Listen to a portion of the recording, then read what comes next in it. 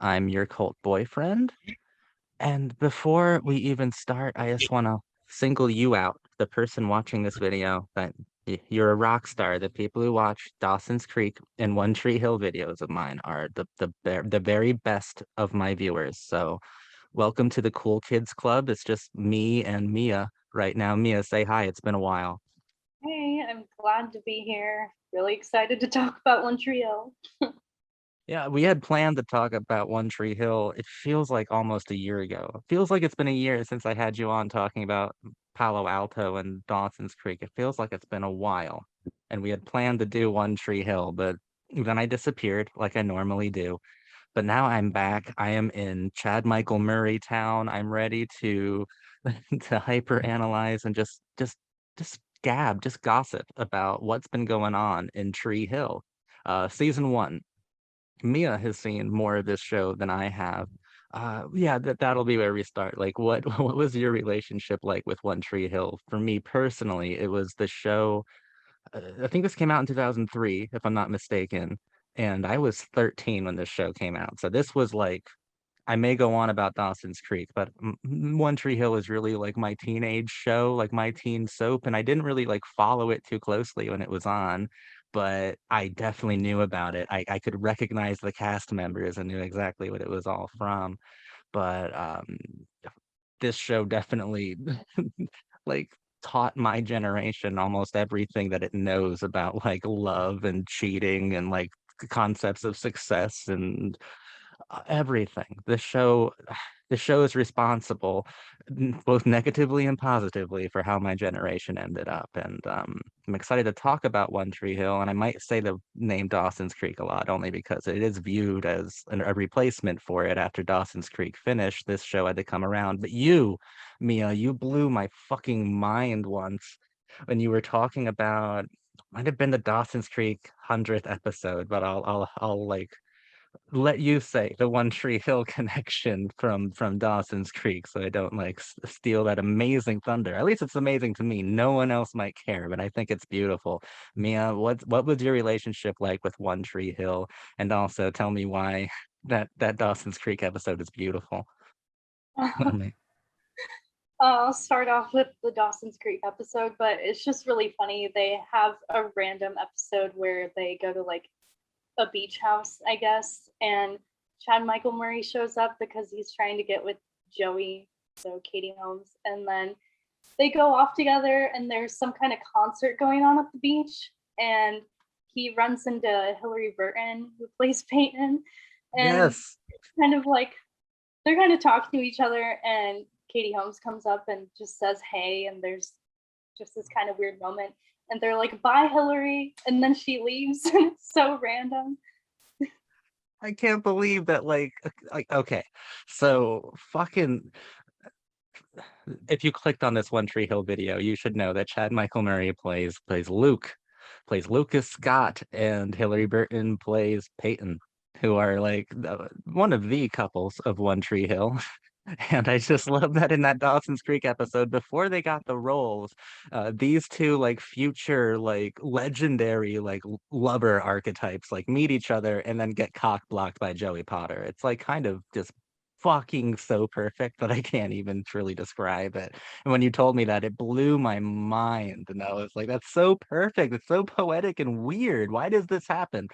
Why does this happen? Now, what was your relationship like with One Tree Hill growing up? Did you watch it growing up? What did you think of it then? What do you think of it now? I didn't watch it growing up. I have no idea what I watched, honestly. I did kind of watch like random movies on TV, but I never really was it on like CW? Is that what it Um, I, I thought it was on like the WB after Dawson's Creek left, but I could be completely wrong. I don't know. yeah, We I should think know this. We don't know on what station it aired on. that channel, like I didn't really know of any of those shows for some reason. Like it's really weird. And then I just randomly found Dawson's Creek, I think, on Netflix when I was like 23, and I'm 28 now. So it wasn't that long ago, but I remember watching it when I was like really depressed and lonely and I just like needed something to come. Mm. So I watched all of Dawson's Creek, and then I happened to watch One Tree Hill, and I didn't know they were like connected by like being in the same town or whatever. Um, I think I went through the same thing. So far as Dawson's Creek goes, I'm gonna be praising One Tree Hill a lot, but as a show, Dawson's Creek is a work of immaculate art, okay? And One Tree Hill doesn't hold a candle to it, but that doesn't mean it's not fascinating. And they're also trying to do two different things. Dawson's Creek is this like beautifully romantic, incredibly sincere postmodern masterpiece from Kevin Williamson. One Tree Hill, it's like it's weird because like you said, it's like it's has like the same sort of aesthetic, the same sort of vibe, but a huge part of it feels like a 180 from Dawson's Creek at the same like we're talking about mentality of characters, especially self-awareness. Like one of the things about Dawson's Creek is that Dawson, Joey, Pacey, and Jen are so cripplingly self-aware and like have these outer monologues about how insecure they are, like as a character in a drama. Like it's really wild, fourth wall challenging stuff. When in One Tree Hill, it's back to like the obliviousness of the spectacle. I think though that like the first two or three episodes of One Tree Hill are like super sophisticated and super moving and lays down this new philosophy that this thing's going for like so thick. Just to be preemptive, I don't know who created One Tree Hill, and I don't intend to find out because unlike Kevin Williamson, the creator of One Tree Hill is a terrible human being who like abused members of the cast, and we will not say his name. We'll just say One Tree Hill United. One Tree Hill, but okay, I don't know where I'm trying to go, and I'm gonna end up with it takes One Tree Hill exactly 2 episodes to quote Ayn Rand and like be on this Atlas Shrugged kick. Like it's such a 180 from Dawson's Creek, but it feels so right, so effortless. I think we should just go through characters probably like we did with Dawson's Creek. And this is only first season. I don't know what happens to these people in further seasons. I do know that the show not only jumps the shark, but just goes fucking wild. But if it's around for 9 years, I don't know how it wouldn't. just gets really ridiculous. And yeah, what I love about season one, especially those first few episodes, is it's super grounded and it feels really real. Like I can look at it and be like, oh, I've had an experience just like that. Feels really real, and it feels uh like somehow I mean, it lays on the Greek tragedy of the whole fucking thing, like, immediately with a tale of 4 brothers, right, from 2 different generations who, like, secretly wanna fuck the other person's, like, love interest, like, who are, like, psychosexually obsessed with each other and literally wanna be the other. Like, it's so crazy that this is in a teen show in 2003. Well, maybe it's not, because I guess, like, the weird, like, like that was when culture started to mythologize itself. We got like 300 and like I don't know, superhero movies are about to be huge. Like the idea of like a new grounded like ancient philosophy within a modern context was interesting, but like holy shit. Let's start with Chad. Let's start with Lucas, who oh my God, okay? It's Pride Month right now, so I can say it. The fucking hottest person on the show is Chad Michael Murray. Wow, dude, like chill, holy shit. But let me not just objectify him, I suppose. Great performance, and it is a bit different from Charlie from Dawson's Creek that we were exposed to. Charlie has way more in common with Brooke, right? Like this one here, this Lucas kid comes from an underprivileged background.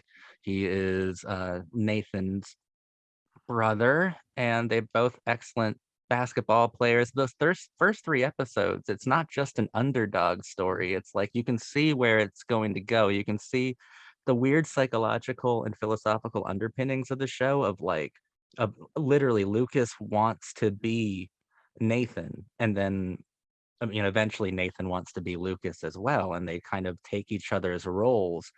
And what's so fascinating about One Tree Hill is that it doesn't go to where you think it's going to go immediately. It's not like Lucas finds out the grass isn't always greener or like Nathan gets humility. Like those things happen, but those things are also fucking like wildly explored, right? Because Lucas becoming like the taking Nathan's role, he also like perverts that role. He's a worse Nathan than Nathan was in a very large way. Like he is it exposes the rebellious qualities within him when given empowerment are like super dangerous in a way. I don't know. I think that Lucas becomes his own worst enemy, right? What do you think of Lucas? I feel like I've been babbling and making half sense, but someone out there right now is going, "Whoa, dude, fucking for real, man." I've been saying this shit for years. Funny thing I was thinking about is, well, because I listened to the podcast, I just kind of like skimmed through it because a lot of it isn't very like interesting. But sometimes there's like fun facts, so I like have some written down. But one of them is that Chad Michael Murray wanted to play Nathan, but Was they didn't. thinking about that. I was thinking like he might have been a perfect Nathan too. Like, Yeah, oh my, yeah. but they didn't want him to. I don't I know. wouldn't want him to either because Nathan is like outwardly unlikable. Like I'm harsh on is it James Lafferty, is that his name? Yeah, Yeah.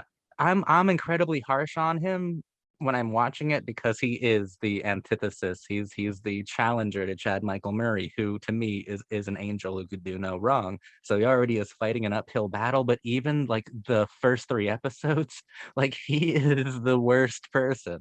He is so terrible, and he's so much worse than Lucas in every single way. I love that, like, I love that Peyton's listening, like even the music cues. She's listening to "Your Boyfriend Sucks" by the Ataris when he comes in and goes, "This music's terrible." Like it's like you had art on the wall. I never noticed. Like every single line is the worst thing you can do.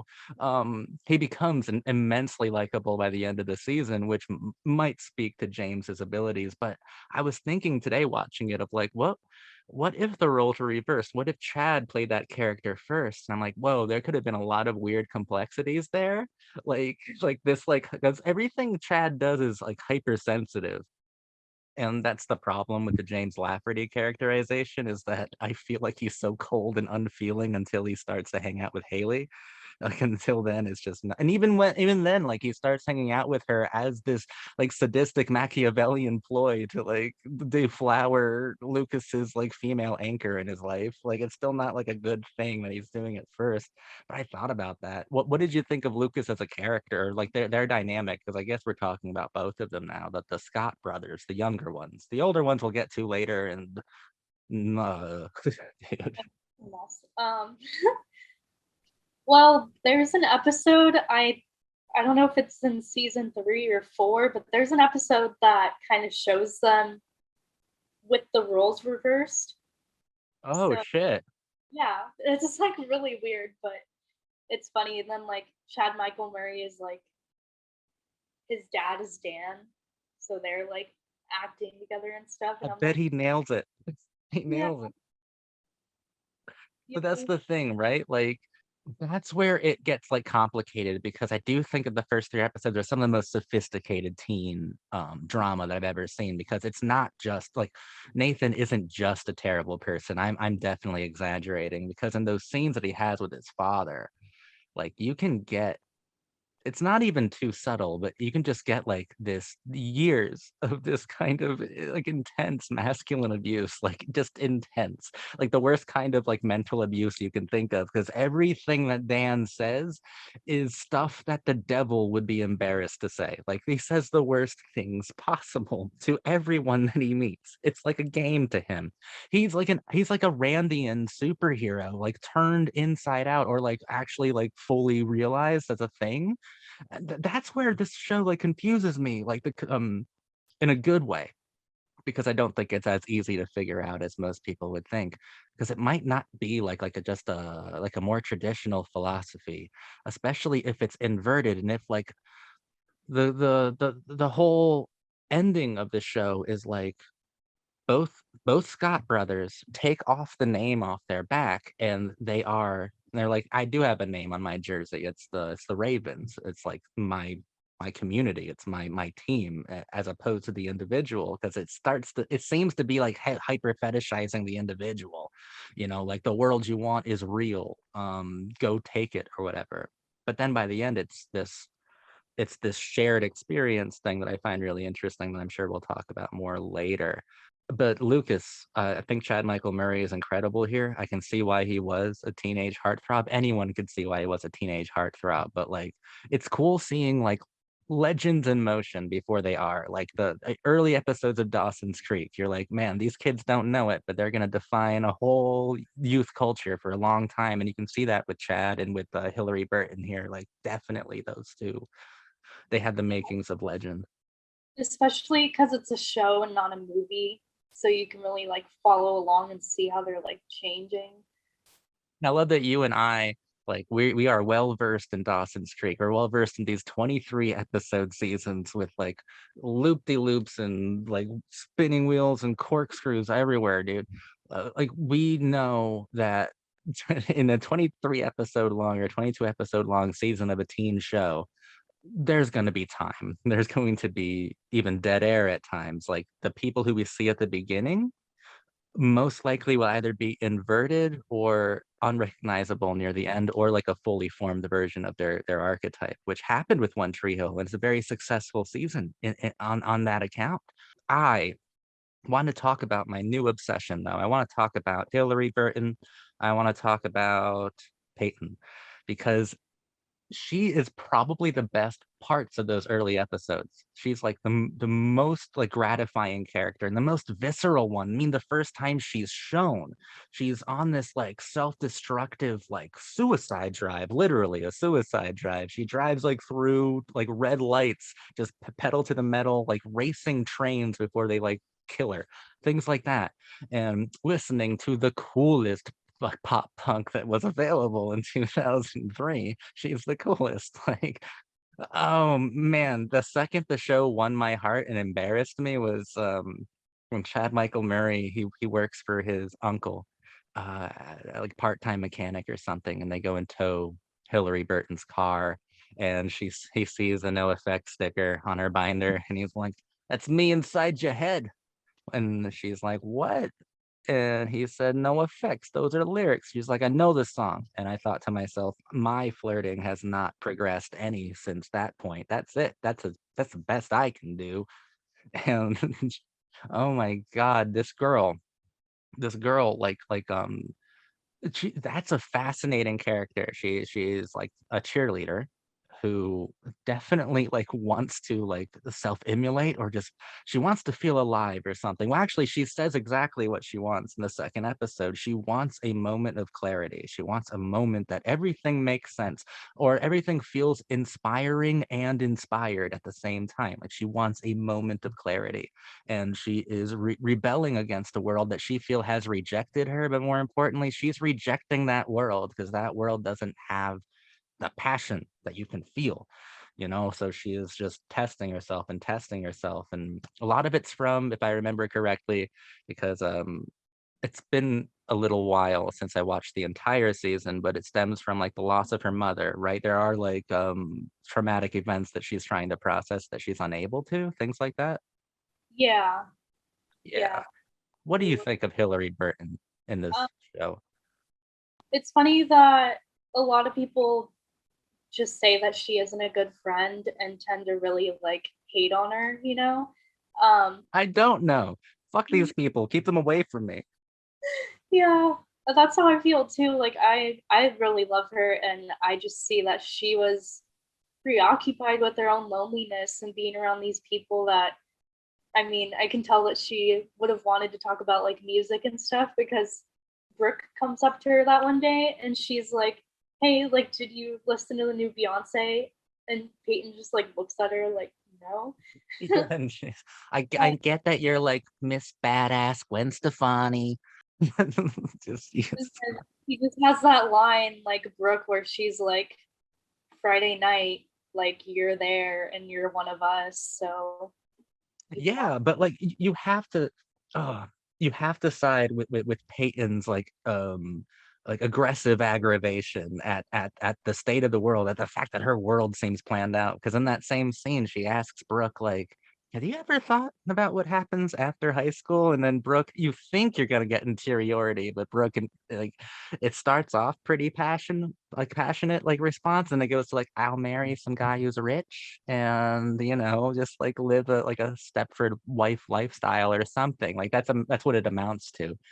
So like Peyton is surrounded by like facile people, by fake people. Of course, it's a 22 episode show, and people like Brooke and like Nathan have much more interiority than they originally seemed to possess. But this show does posit that those outsiders, like Lucas, like Haley, like Mouth, even these people are like full of character, full of personality. That the inner clique, that like the elite group can only dream of, or the elite group does possess it, but part of being like the showcase, like being like the prime example of youth culture, or like of your class, is that you can't actually express yourself truthfully. And then it gets even worse for Peyton because of the art sketchbook, right? And Lucas tries to do like a cool, like friendly, like a kind of grand gesture when he tries to get her to give it up, submit that stuff to, forget the magazine that's in the movie, but submit it to like an alternative kind of magazine that might publish those photos.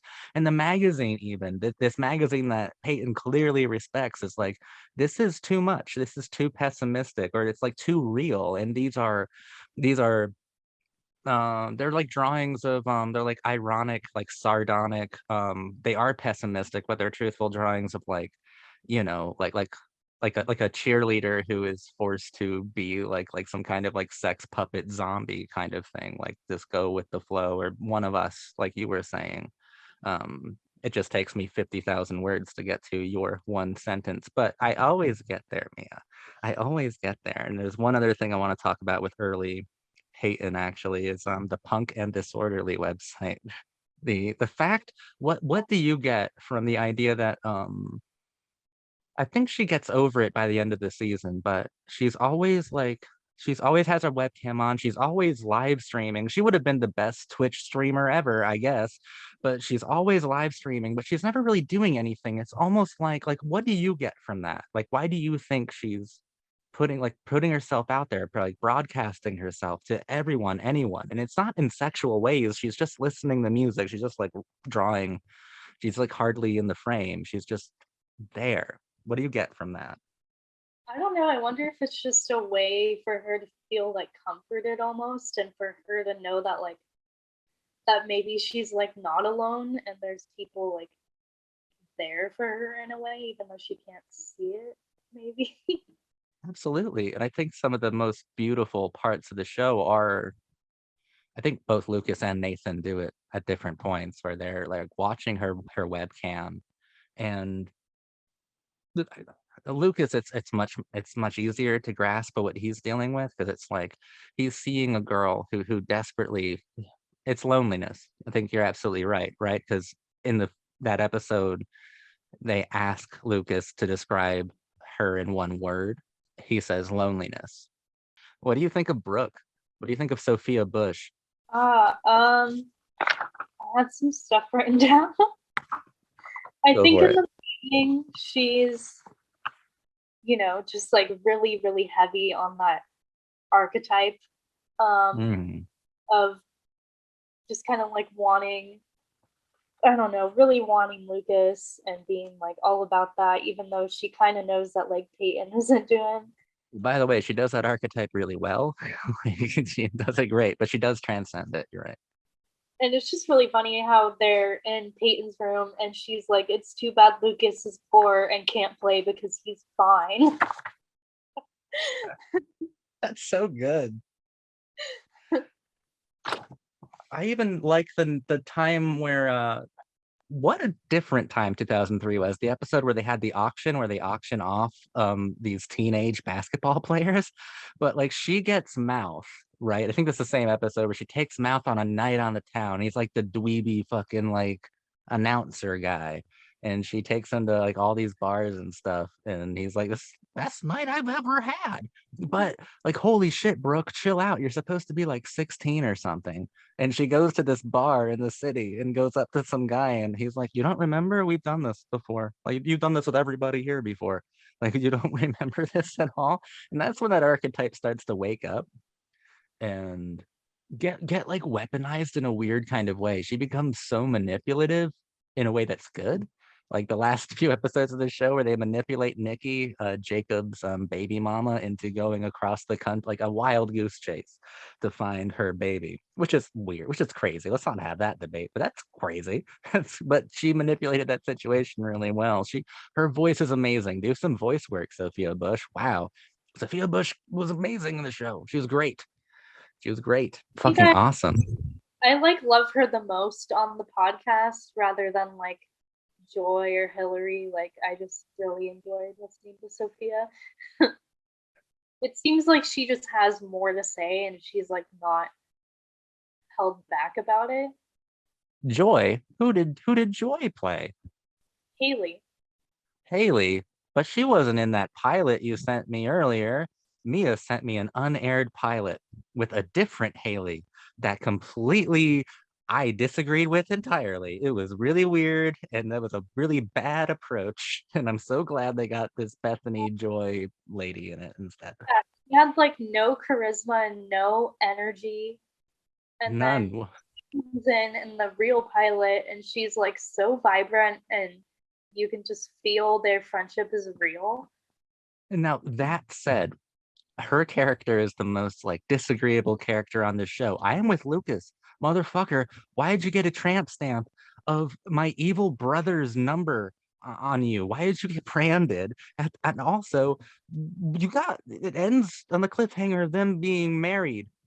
I'm with Lucas like 1,000%. I don't know where season 2 is gonna take me, but Haley is kind of psychotic and incredibly immature and naive and should maybe listen to Lucas about how, hey, my dad and my brother, they're kind of the devil. I know they're all right now, but did you see last week's episode? He fucking tried to murder someone. Uh,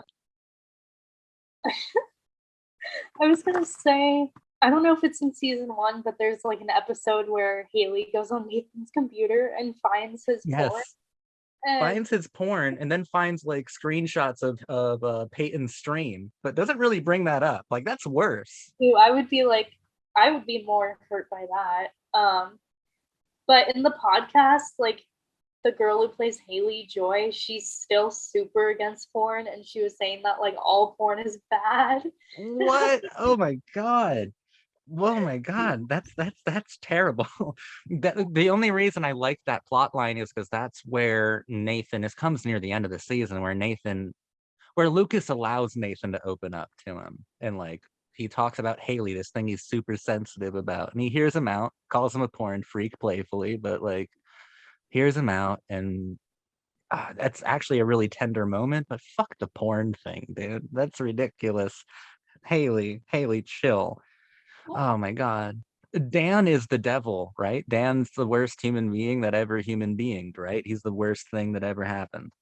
Yeah, I have a story from the podcast actually where he was on it as a guest and he was talking about this time because him and Joy happen to hang out a lot, like they go to dinner or whatever. But they were out one night and this older woman like came up to him as he was walking and she just like attacked him because she saw him as like his character in the show and she was like, "You're such a bad dad," and she took her purse and was hitting him. And he just fucking took it. Like he stood there and he was like, "I'm not gonna do anything, like she's He's gonna like, be this is that." fair. This is right. Yeah. It's brilliant. Oh my God. Okay, his brother though isn't much fucking better. What's the Like uncle's name? Keith, like I Keith. think he expects things for like being there. Like he just Right. expects Lauren to want to like marry him. Oh, it's the weirdest nice guy story I've ever seen is this Keith thing. But when she goes through like the pictures of the prom and it's like her and Dan being happy and then like a teenage Keith's in a corner like this, like how did you never notice that? That's scary. Yeah, that It's just so obvious. And he does almost get Lucas killed in a car accident. That is totally Keith's fault. Like, well, Keith is a fucking fuck up. Lucas's mom is really Moira Kelly, who I know from like the first season of The West Wing, but the character has fucked her up and like forgot she existed and then unceremoniously wrote her out. She's very good here. You find out over the course of the season that she's entirely full of shit, but that doesn't make Dan any better. It just means that Dan once wanted to do something good, like have joint custody of him and like acknowledge his existence. Oh, I But forgot about. holy shit. Yeah, yeah. But his mom is pretty good. I hate this weird incestual thing that like teen shows are like they don't have as many characters as they think. So of course, like his mom has to start going out with like his primary love interest's dad. I'm like, how long is this gonna happen? This is just weird. I don't like this family dynamic now. Go away. This does highlight a toxic trait within me that I fall this show's, like, hypnotic, like, I fall into its beautiful melodramatic routine to the point where when Nikki shows up, I'm like, "Please ruin my life. I love this girl. This is great. This is my" look, I like the wrecking ball characters, like, the characters who come in to, like, demolish, like a situation like, something's going great, Abby Morgan comes in and just knocks it all down. Nikki is no Abby Morgan, though she could have been, had she been handled correctly. But, Jake, this was I do remember kids talking about this at school, the One Tree Hill being the show about the single teen dad. I do remember that being talked about, and it was handled in One Tree Hill as if it was a big deal, like a shocker. Like, you'll never guess why Jake is absent from practice. It's because 'cause he's got a baby. What? Holy shit, dude. When you think of Jake and Nikki, Nikki makes the Jake story good, in my opinion. That scene where Nikki and Chad Michael Murray break into, like, the mall and, like, fuck each other on a carousel, I'm like, "This is cinema. This is what cinema is made for. This is beautiful." And I mean, that is even saying so many interesting things about like the coming of age is a deconstruction of youth, and they're sitting on the symbol of of being an infant, of being a child, doing one of the most irresponsibly adult acts on it. It's great. That's poetry, Mia. I say it's poetry. I'm gonna let you talk now instead of asking questions and then jumping ahead. I know. I think it's like I just think it's hot because they don't really allow that to happen very much. Like even when like Nathan and Haley get married, it's not like they're like having a lot of sex or anything. Fuck if I know. I haven't gotten there yet. I just got to the part where Lucas is like, I'm finally gonna leave Tree Hill. Nothing will beat the final episode where Lucas's mom, where he's telling her he's leaving before he finds out that Nathan and Haley eloped like a bunch of madmen. And his mom's like, there's only one, no, yeah, she does say it. There's only one Tree Hill. And I'm like, oh no. You're not supposed to say that. It's not like on Dawson's Creek they ever went, oh yeah, that's Dawson's Creek. They never said that. They never did that. But this show, yeah, it is a bit more constrained even than Dawson's Creek. Because at this point in Dawson's Creek, fucking they're obsessed with sex. On One Tree Hill, everyone but Haley seems to have already fucked a lot of people. They don't go into it, but it already seems like that's happened. But on Dawson's Creek at this time, like Pacey is fucking like a 45-year-old woman, like nonstop by this time in the show. And Jen is like, oh yeah, I've man, just New York, don't ask me about it. You know, but then when One Tree Hill comes around, it's like these are kids. It's almost like everything feels like it's an act of redemption. Like from the very beginning, it feels like Lucas and Peyton are trying to be redeemed for things that you're not privy to. Like it's almost inherent. Like the showrunner of One Tree Hill almost felt like kids are by design, maybe by default of being like in this world that isn't fair, that is entirely rigged to class and to circumstance. Like like you are constantly trying to redeem your social image, like who you are, like redeem your heroism. So every character, whenever they're doing anything in One Tree Hill, there's so much like meaning attached to it that they don't go for like those hot moments on a carousel too often. And when they do, Chad Michael Murray was like just so mortified about having done that like later on. And uh, Nikki is also painted like she's the fucking devil, mostly because like she fucking had a baby and then abandoned it, which, okay, I understand that's not great. Okay. When you put it like that, it's pretty terrible. There is a puritanical notion to this show in that Jake is such a great guy because he's able to accept the responsibility of having like unprotected young sex or whatever. And Nikki's just a terrible human being for literally acting like a 16-year-old girl.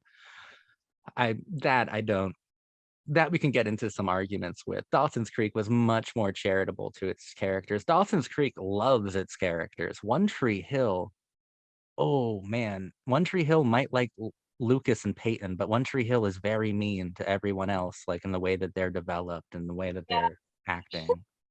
I want to randomly mention Tim and like how they treat Tim and how he's just like painted as such a dumbass. And a funny thing is that he, I was listening to the podcast and he was on it, and he said that he had to choose between either acting in the pilot for One Tree Hill or being in the Dawson's Creek finale, and he chose One Tree Hill.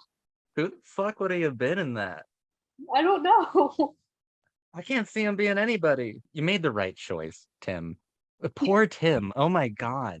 Like that, like, okay, yeah. It's like a absurd comedy. Like Dawson's Creek, Pacey was fucking an older woman. In One Tree Hill, Tim thinks he's about to fuck Dan's wife because Dan's fucking wife bought him at an auction like a psychopath and brought him to her house, and like it's a comedy of errors because by the time Dan opens the door, they're not doing anything sexual, but it looks like she's like blowing him on the fucking carpet. And Tim's like, this is the worst thing that ever happened. And we never go back to that. We never resolve that issue. The adults are more I think that's the point. The adults are more childish than the actual like kids are on this show, because it definitely ends with Dan's wife fucking Keith, which is, That is so weird to me too. I hate it. I hate it too, but it gives me my favorite Dan moment Oh, when when he has a heart attack and like his wife finds him and is like, "We're gonna get you to a hospital," and he like gets enough strength to say, "You better hope I die."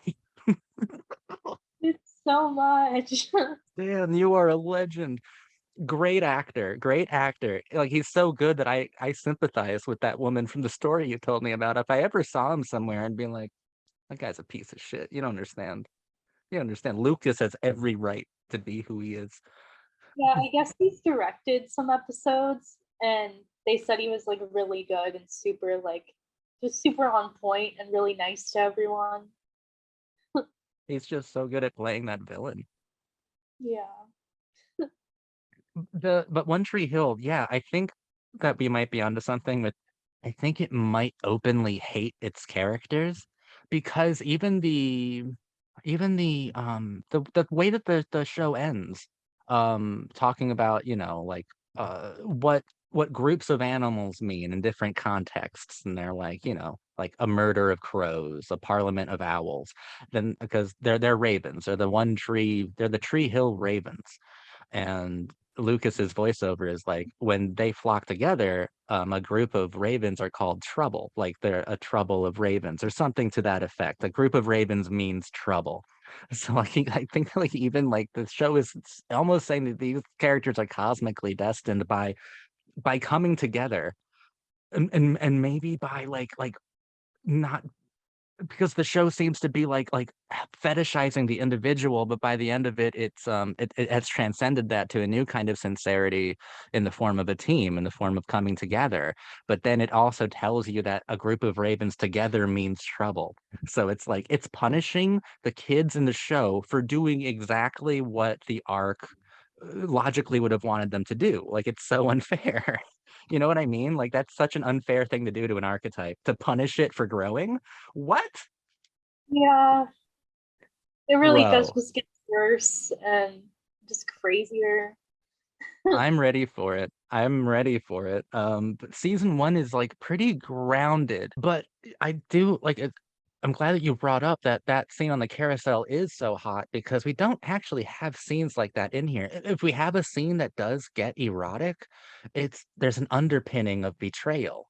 Like when Peyton and Lucas, yeah, I go on. was gonna say the what I think about most is the one where, yeah, Lucas and Brooke first hook up and they're like in the bar, and like that's pretty hot, but that's it's just a really bad thing, and they're like there's so much like shame after it, and I don't know, the way Yeah. everyone reacts to it too and just labels her as a whore really, or a slut. Oh, absolutely. And I was even thinking about when Peyton and Luke go, they get kinda hot and heavy in a hotel room, and then but the underpinning is betrayal because they both think of Brooke and how Lucas is dating Brooke at the time, and how they're completely destroying her by doing it. Like, this show goes out of its way to punish the archetypes for trying to be sincere with each other, and that's wild to me. That is so wild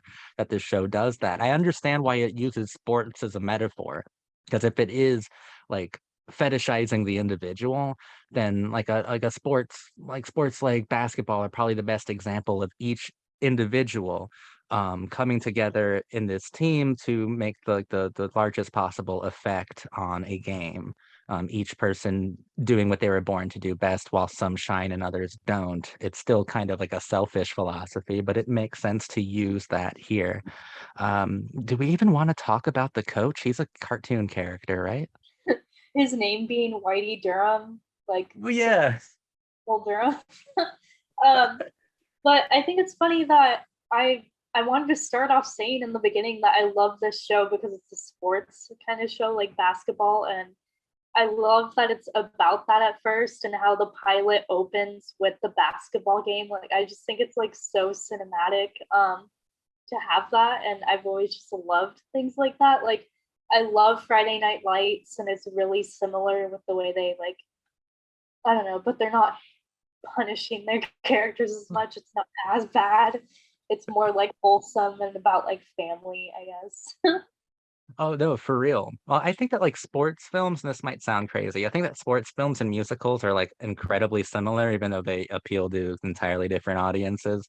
Like, when you want to express an emotion that's kind of difficult or should be amplified, it's you either do that through song and dance, or you do that through some sort of action, like sports. It's, you can call it dancing if you want, but so much of One Tree Hill's pathos is derived and first expressed in sports, like we feel the failure of Lucas's missing shot at the tournament. Like we feel the elation of his winning shot in the first episode, like on the street. Like we feel that in a way that would hit larger than any other kind of expression of it, because Lucas making that shot in that first episode is his first dent into this weird super rich, ultra elite world of Nathan's. His first dent in it, and he goes up to Peyton and is like, "I'll be seeing you around." And yes, he will be. He definitely gets punished for winning that game, though. He gets punished for every good thing he does, everything.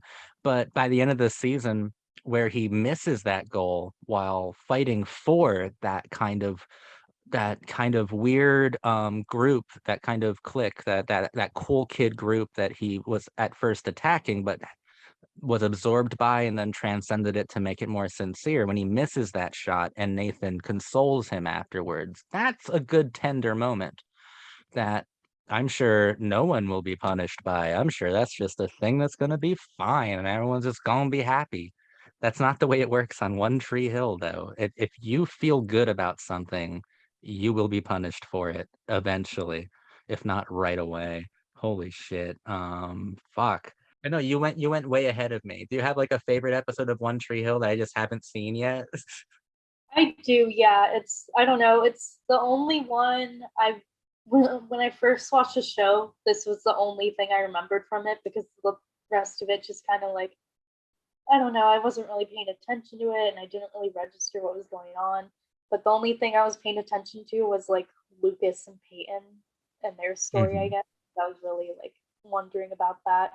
But yeah, I think it's in season 4. There's the like state championship, and they win. Cool. There's just What? even Dan has like a moment of like, I don't know, feeling like awakened almost and like seeing like what's happening because of him. Oh, that's And awesome. there's a moment where Brooke just lets Lucas go to Peyton. And Oh it's just like, shit. yeah, that's what I think about. And then he like goes up to her and they kind of like reenact the first scene in the pilot, or I think it's the second episode where he's like, "Oh, nice legs," and he like, Oh yeah, yeah, yeah, yeah, yeah. Yeah, yeah, that's so good. Oh my God. The chemistry is undeniable between Chad Michael Murray and Hilary Burton. Like it's legendary. It's not as good as Joshua Jackson and Katie Holmes' energy, but it's a different sort of feel. But it's a vibe that is totally there, and I love it. And I just hug that feeling forever. This show was definitely made like watching it is blowing my mind because it's like all of these tokens of my adolescence. The second episode is called The Places You Have Come to Fear the Most. She's on a suicide drive to like Hands Down by Dashboard Confessional. Like every like signifier, every cultural marker that the show is placing down, like it just hits me like a baseball bat of like, wow, I remember when this shit like defined my entire existence, this song, this everything. I think that might be why I like Peyton so much, because she reminds me of getting into music when like one song could like just define something huge about you for a week or two, like that the kind of way thing, like looking for an identity. the way that she's driving in the car and you can just tell that she's so happy to listen to her music is so nice. Um, Honestly, yeah. yeah, I really love that about her. And it's funny that in the pilot that I sent you, the unaired one, they have a different song playing where Hands Down would have been. They have like a Foo Fighters song or something, and it just doesn't feel good. Disgusting. Disgusting. I'm so happy that Hands Down is there instead. Oh my God, it's perfect. It's perfect. Like, you want to know what 2003 felt like? Watch the first episode of One Tree Hill. That's what it felt like. That's what it felt like to be there in that moment. I was so into like Dashboard Confessional, and I would have been so into Peyton because I was definitely making people CDs and giving it to them, and they wouldn't listen to them, and it would just kind of upset me. And it's like the same thing that she would do. Exactly. I feel the same way. And dude, okay, the fact that Lucas can quote Linoleum by No Effects to her, like I would have fucked him right there on the spot. I'd be like, bro, let's do this. You got me. That's my one weakness, bro. My God, Peyton. Well, the thing about Peyton that's so cool is that, like, more than me just thinking that she's hot, but she is. She's a beautiful girl. But she, to me, is like the most relatable character in this season. If not, I haven't seen the whole show, but maybe the whole show as well.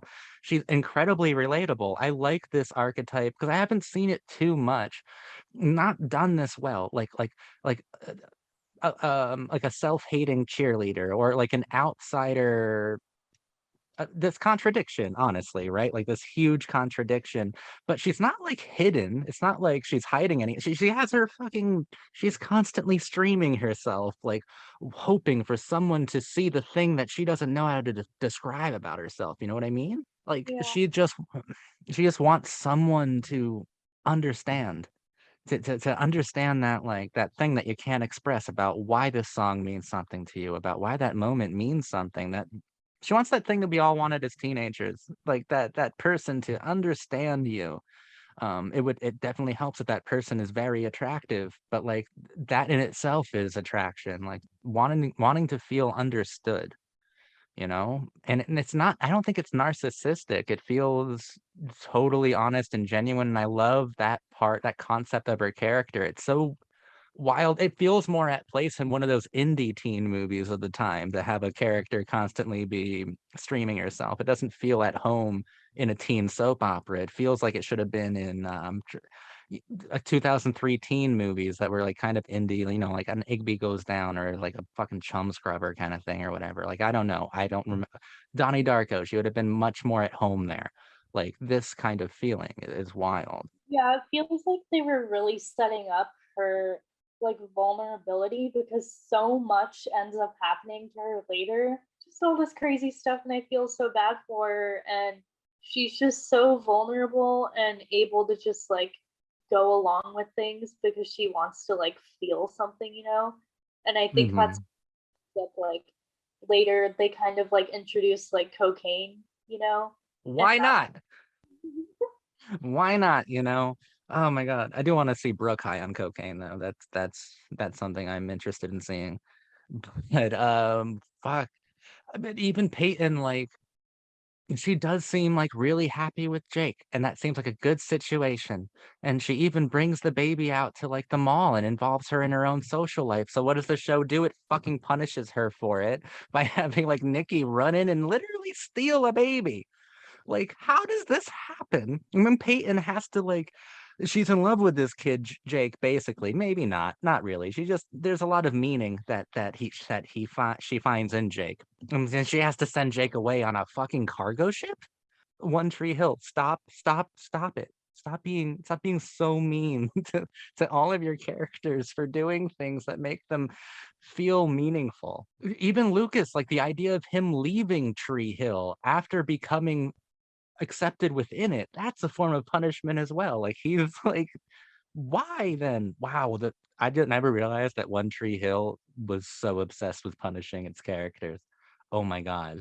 I'm scared, but I'm so excited to check out the other seasons because I've seen clips and I've heard stories from high school. so many like And crashes and like deaths and like pregnancy and drugs and just everything. Jesus Christ. Like I like on Dawson's Creek, like those things were spoken about in an ironic way of like, well, at least we're not doing this. and, and like Dawson's Creek reminded me of how much the characters just fucking talked on Dawson's Creek. Like they just talked and didn't actually do a whole fuck of a lot. On One Tree Hill, they go through 5 seasons worth of Dawson's Creek content in like 10 episodes. Like they just like rush through it without taking time to think about it. And Kevin Williamson never punished his characters. He rewarded them. Pacey and Joey, you wanted to break the narrative, you get rewarded. You guys are awesome and wonderful. In fact, you'll end up together because we fucking love you. One Tree Hill, I don't know if any character will be alive by season 9, honestly. And I didn't even see any of them die this season. I just have a feeling like this is a show where someone's going to get shot to death. Like, I know it. I know it. That's just going to happen. You don't have to tell me who. I just know that someone's going to get shot to death because, of course, One Tree Hill. Yeah. But I do really love it. And it does take me back. And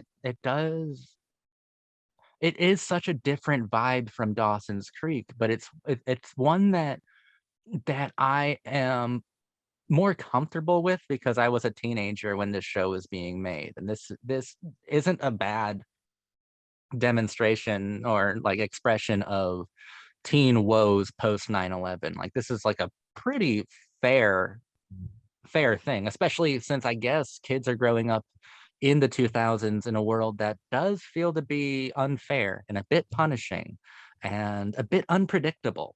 You know, Dawson's Creek in the 90s, that was looking back on it, it looks like before Columbine, like it was all just like, oh shit, let's just philosophize and like figure out things about our lives and like be fucking be fucking philosophers, all of us. Whereas One Tree Hill is like, let's just figure out reasons not to die and work from there. And that's why One Tree Hill, I think, is so radical to me. It's a radical kind of teen show. What else would you like to talk about? I was thinking about how they're so much more focused on school rather than Mm. Dawson. Like, there's not as many scenes in Creek, like going to the school and everything. The only time on the creek where we do get school is when it wants to remind you that Pacey is a fucking loser. That's the only time we get school shit. If Pacey's fucking the teacher or he's flunking his classes, he's effing something up in there. And that's the only time we see school on the creek, really. And this one, school feels fucking weird too, because like even it takes exactly 2 episodes for a fist fight to break out in the middle of a Shakespeare lecture or something, right? Like it takes no time. We do see school. But these characters have way more of a social life than the Dawson's Creek characters do. Like, my mind is blown by the idea that Brooke spends her nights in like limos, going to fancy bars in the city and fucking like rich men. Like, you're 16, lady. I know they're always out and like doing things. Like they're never really at home. If they are, they're in like Peyton's room. Yeah, and apparently being on the varsity teen basketball team is akin to being like a rap superstar, like for the parties that they go to and shit. But doesn't it take like maybe 6 episodes for Peyton to almost get like she gets drugged and almost assaulted, right? Like that happens very quickly. Like once again, it's punishment. It's punishment. Like she goes out and has fun and finds a guy who's interested in the same music as she is, but he's a fucking awful person who drugs her. How dare you? One Tree Hill, why did you punish her like this? Why? That's another thing. The same thing we were talking about, like her wanting to be connected to someone. Mhm. It's her. And then she gets punished for even seeming to want that connection. It's weird. It's wild. Poor Peyton. Poor everyone eventually, but this season was really uh, look, Nathan wasn't treated much better though. But that was more of an uphill battle because he started off as a piece of shit and got much more likable. It depends, I guess, how you feel about looking up porn as a 16-year-old kid. Like, who cares? Oh my God. That's like the worst thing he does near the end of the series. Maybe I do like that auction episode because I think of a lot of good characterization in it because Peyton gets Nathan and they have a really good discussion in a pool where you get a lot of good characterization and maybe hints at a future tenderness and sensitivity. And then you get Haley and Lucas being friends on a rooftop throwing water balloons at each other. Some of them are filled with milk. I didn't know that people did that. They acted like that was normal. But you get a lot of sensitivity there. Who's your favorite character and least favorite character? And then who's your favorite like relationship dynamic? Because I think that Lucas and Peyton are mine, but I do like Lucas and Haley a lot in season one when they're able to actually be friends. Yeah, I like that too. I guess Lucas and Peyton would be my favorite, but I also love watching Brooke. Like, I don't know, she's just so beautiful to look at too. I like watching her do anything. Yeah, yeah, I'm with you on that. When Um, she like episode 4 or 5 where she like takes all the painkillers or something. Oops, all gone. I'm like, this is adorable. This is adorable. She's gonna overdose and die, but it's adorable. I was thinking about other characters. I don't know. I guess I don't like Mouth very much.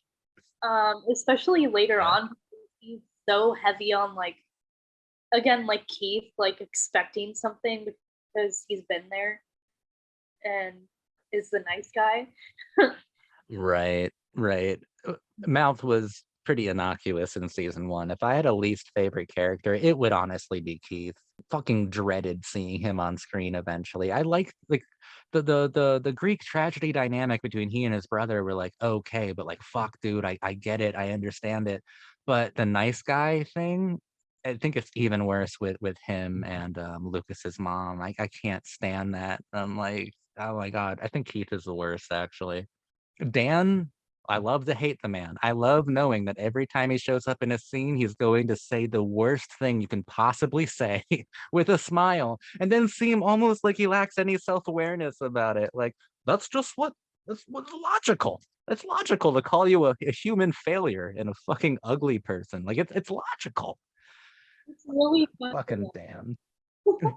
I'm pretty indifferent about Jake. Like at first he's all right, but then later on I'm just like really bored of him. You read a lot, right, Luke? Here, read Atlas Shrugged. I'd be like, get away from me, you psychotic human being. I don't know. Why are you giving me Ayn Rand, you fucking nutcase? Go away from me. Nikki was way cooler than he was. I will say that completely. I don't think Jake was interesting until Nikki showed up. Wait. Okay, this show went the extra mile, and I almost forgot. Imagine if Dawson's Creek had Paula Cole show up at open mic night at the fucking like the Creek restaurant that Joey waitresses at to sing I Don't Want to Wait. This show brought Josh fucking Groban. to the coffee shop to sing the show's theme.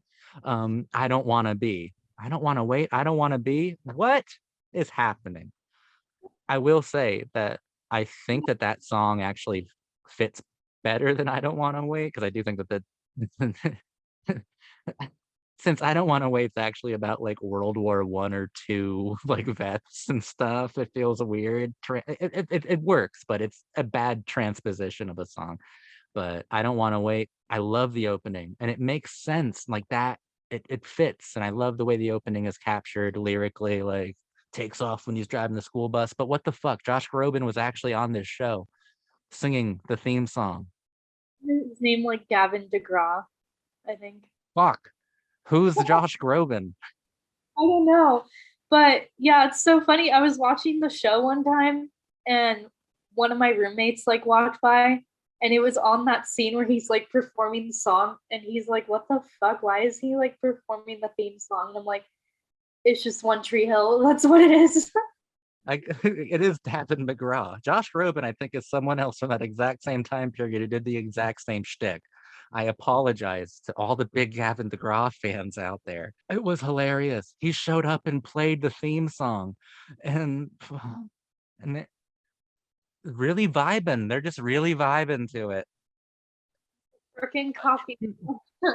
It's not even a postmodern gesture. It's just a thing they did. Like it wasn't trying to say anything self-referential. It was just get Gavin DeGraw on the show. I guess Joy does a lot of music herself. So she goes to see him and then they like play music together. Something. Okay. Okay then. Okay, if Peyton actually liked the music that her character's supposed to like she would not give a fuck. If I almost called him Josh Groban again. If Gavin DeGraw was there singing his like sweet little soulful, easy listening melodies, she'd be a bright eyes girl through and through. I know it. Eventually, it would happen. Do you have any closing statements on this first season of One Tree Hill? I might drag you back for another discussion whenever I finish the season 2. It won't be in a year from now. It'll be sooner, hopefully. Yeah, I'd have to like refresh on it. I think I remember season 2 being kind of like underrated and not talked There we about. go. We'll fucking find some good stuff to talk about there. Maybe they I know exactly what they'll do. It's gonna get more everything. And okay, I'm ready. I'm ready for it. It is a fascinating show, and much like Dawson's Creek, I don't think people give it the credit that it's due or the attention that it needs because there's a lot to talk about within One Tree Hill. And unlike something like Dawson's Creek, One Tree Hill makes a lot of mistakes. And it's through that kind of criticism that you can maybe come to even like a larger understanding of what coming of age cinema and television could really express in its totality. Like Kevin Williamson was a genius, so Dawson's Creek is in another category. But One Tree Hill, that seems to sometimes, even in season 1, it feels like the writers are just fucking throwing shit at a wall and be like, oh, that would be funny. That would be good. Yeah, I know we didn't originally intend for that, but just do it. Just do it now. It doesn't like there's a blueprint, but the blueprint was scribbled by a sociopath, is what One Tree Hill feels like. But I really do love it because it is super tender and sensitive, though. Peyton and Lucas forever. Honestly, I do love them. I do love them. They kind of symbolize a lot for I think my generation. Honestly, Mia, thank you so much for being here. It's been a pleasure as always. And yeah, I think that's where we're going to end it. Thank you for watching, everyone. And I think I'll see you next time.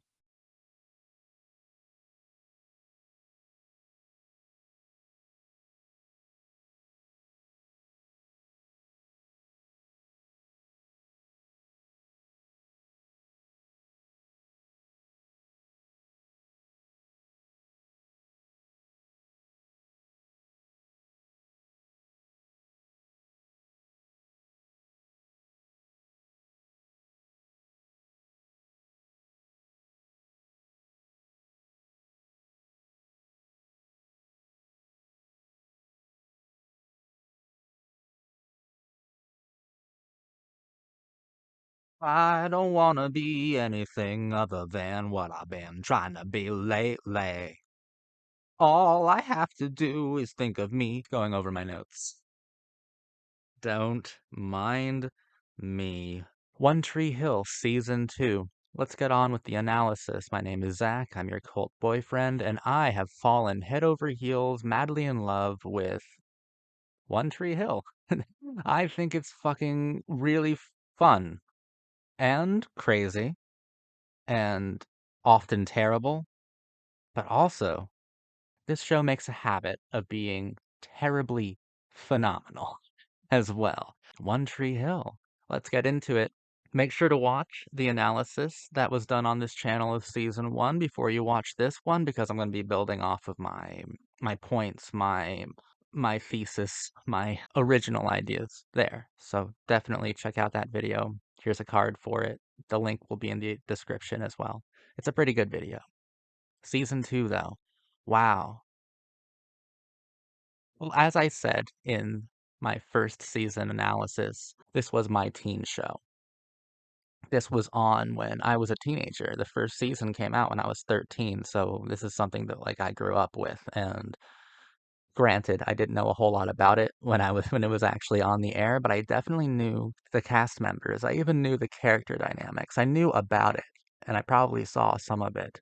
I definitely dated girls who watched it, but watching it now as a Jesus, fuck me, I'm old. A 32-year-old, beautiful young chiseled Roman god of a man, I am noticing so many things about how this show truly informed my generation.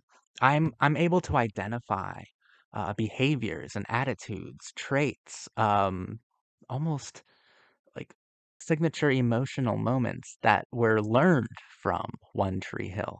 Like I can definitely see in my life people who really connected with Brooke and took part of her personality and the way she would behave, the little gestures that she would do, and incorporated that entirely into their lived experience. I definitely know people who thought they were Nathan, like, and specifically thought they were Nathan Scott, not just an archetype. In actuality, these are people in my generation who learned how to behave and how to process things like grief, heartbreak, and success from One Tree Hill, and that's really fascinating to me, to be honest. I'm watching it, I'm going, "Oh my god, that's her. That's that girl. That's her. This is where she got that from, huh?" Or I even see like, "Oh, so he was going through that, and he was using this mode of physical and emotional expression that he learned from this show. If only I had watched this show then, I would have been able to understand the emotional markers and signifiers that they were trying to express to me. But while I definitely knew of One Tree Hill and knew exactly the dynamic of characters on it for the most part, I didn't actually watch it. I was too cool being like a punky little goth wannabe. I mean, sorry, I was busy being the coolest fucking guy in the whole school. You know me. You know how I do. Your cult boyfriend has never had a loser day in his life. Take that, you dorks. Season 2. There's a lot. There's a lot. It did get more and more and more excessive, more absurd. Um, in a lot of ways, though, it got better. Honestly, I'm gonna start with what I thought was the strongest dynamic, the strongest ongoing plot line of season 2, which is Lucas and Dan, the father and the prodigal son. In the first season, I established that One Tree Hill has a morbid obsession with punishing its characters, for punishing these archetypes for logically following through with an arc, with what they are supposed to do. One Tree Hill, the writers and the showrunner would punish the characters for actually trying to grow. And it felt almost like a bad joke. Every time someone did something that made them happy, they would be punished for it in some nearly cosmically destined way, and these characters all seem to act as though they're being redeemed, as if everything that they do is an act of redemption, and already with teenagers, everything is life or it's death anyway. And when you get these, I mean, every time that Lucas or Peyton speaks, it's like they're trying to be redeemed in the eyes of a god who is completely absent from the storytelling mechanics, and it's really fascinating. But Lucas versus Dan, Lucas versus the devil, two completely opposed philosophies and psychologies battling each other, taking each other down, a knockdown, drag out, fucking brawl of emotion. It's beautiful because the plot line starts off quite tenderly with Dan recovering from the heart attack that he experienced and had suffered at the end of the first season, and Lucas is there to help Dan, there to help him and try to get him back on his feet. There are sincere outreaches. There are sincere attempts between these two to form a relationship. There's a great deal of loss that can be communicated through that kind of emotional outpouring that ends up becoming very confrontational. And of course, throughout the course of the season, you know that Dan is a guy who believes that revenge the dish not only best served cold, but possibly frozen. It's a long con. He's getting his revenge on Keith and Deb, on his brother for sleeping with his wife. He's trying to get revenge on both of them and destroy them completely and totally in the most Machiavellian, twisted, devilish, and satanic ways possible, to be clear. And Lucas finds out about that. And Lucas takes it upon himself to figure out a way to take down the devil once and for all.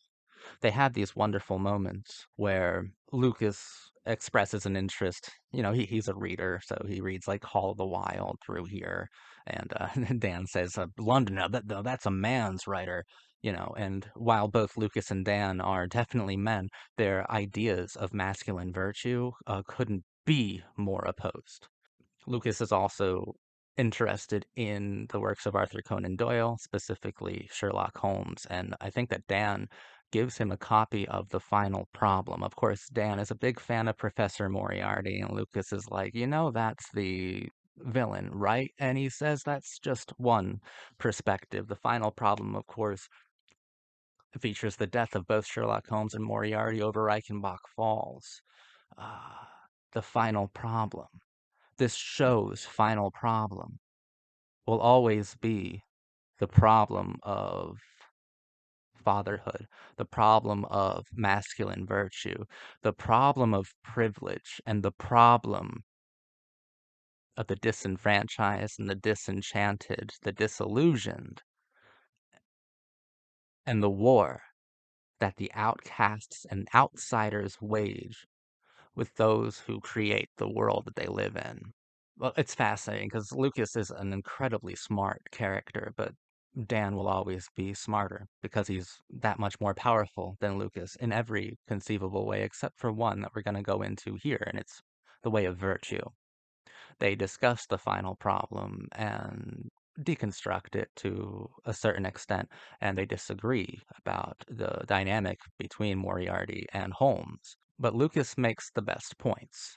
Lucas says he sacrificed himself to bring down the bad guy. That's the point Arthur Conan Doyle was trying to make. Let's extrapolate that. Let's transpose Lucas's reading of Sherlock Holmes onto his character's arc in season 2. Lucas and his endless addiction to self-sacrifice. Lucas is he's addicted to self-sacrifice. It's possibly even an obsession to him. But that endless addiction to self-sacrifice has been weaponized by the second season, as if the preceding punishment was all a warm-up for the showdown that will lead to a moment of clarity, a showdown between himself and his father.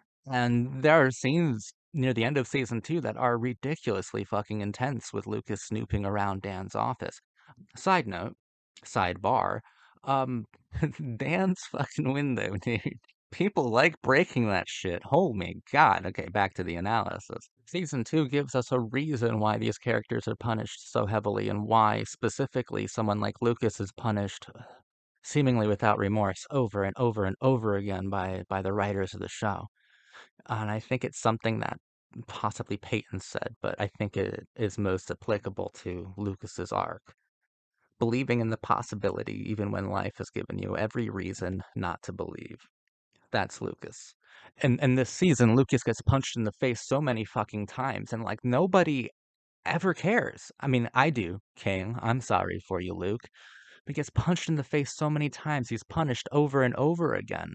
His first love interest is gay. Her brother beats him up. Sucker punches him to death. Nathan punches him in the face in jail for simply trying to be a virtuous brother.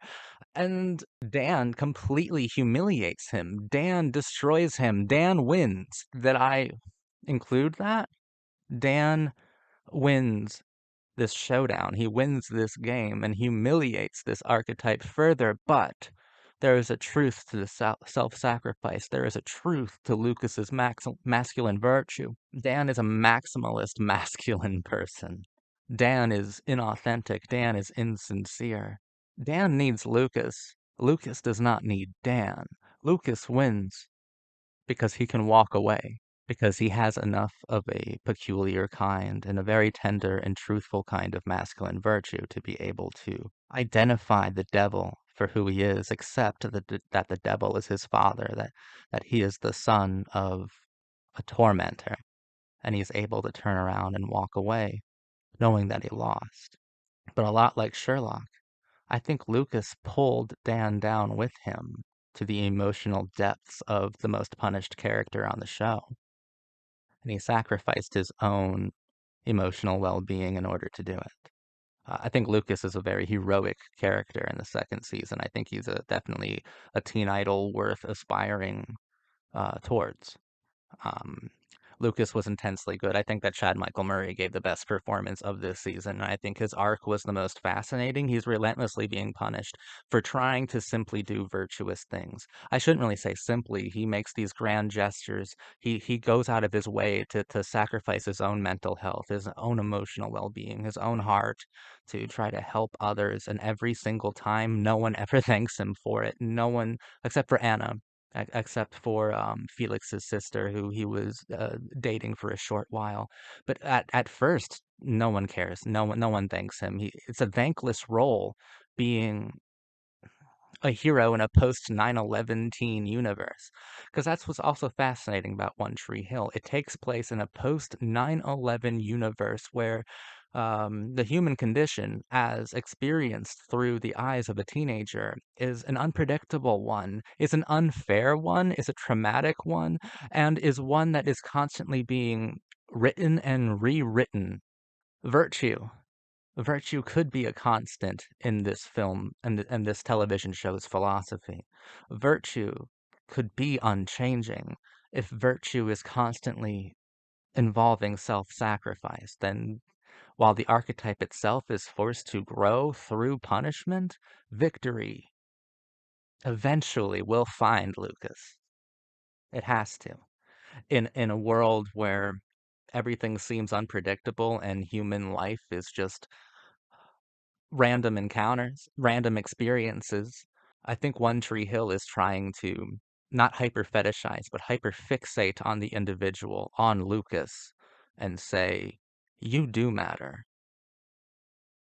What you do on this earth in Tree Hill matters.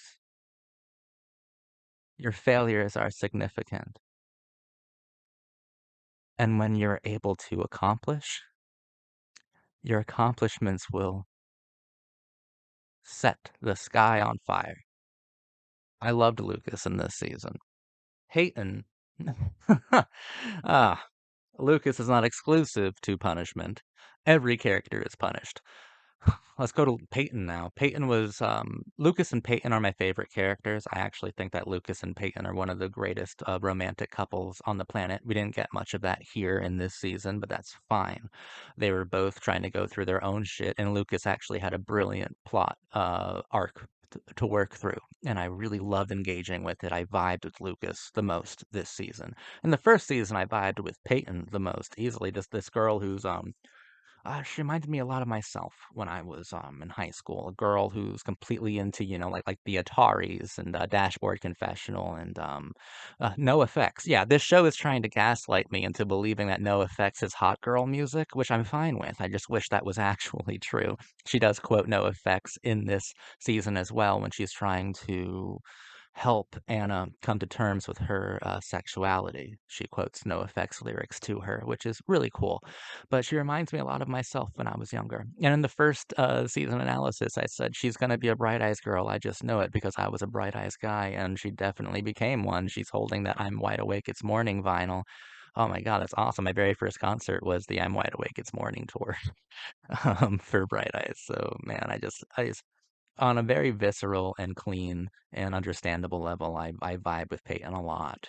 But One Tree Hill doesn't understand what cocaine is, right? Like, for some reason, it must be a deliberate misunderstanding of what cocaine is or does because it starts off with Peyton developing a drug problem, and we never even get to see her have fun with the drug itself. We just they treat cocaine like it's the most addictive substance on the planet, as if it's heroin or crack or something, and she just loses her mind. But there's a really brilliant moment where I feel like, man, maybe season two is a little bit better than season one because there are these moments of,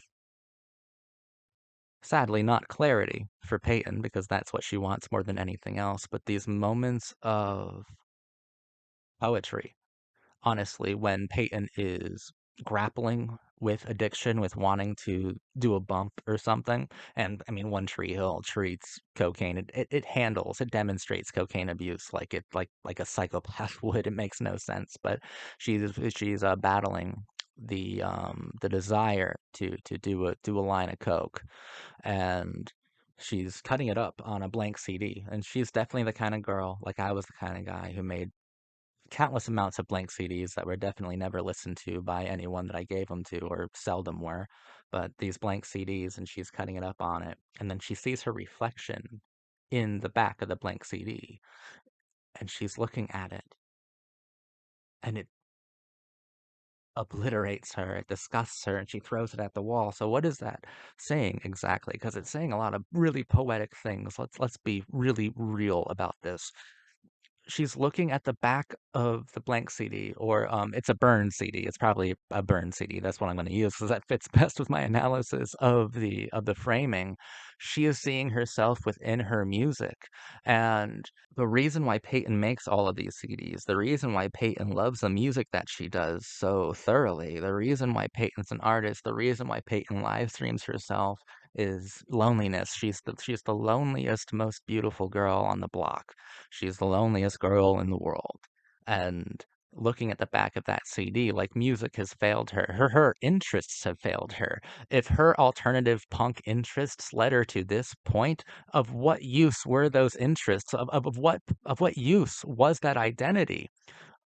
It wasn't. If it led you to this point, then the very things that you thought would save you, the very songs you thought defined you, the very subculture that you wanted to be accepted by has defamed you, has rejected you.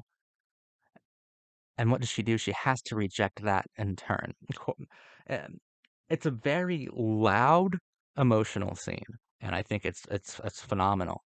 And she's looking for herself in songs. She's looking for herself in outsider groups, and the saddest thing is when she finds it, right? Because the show itself ends with like a George Bernard Shaw quote of like the worst thing that can happen to the heart is it getting broken or it getting what it wants, something like that.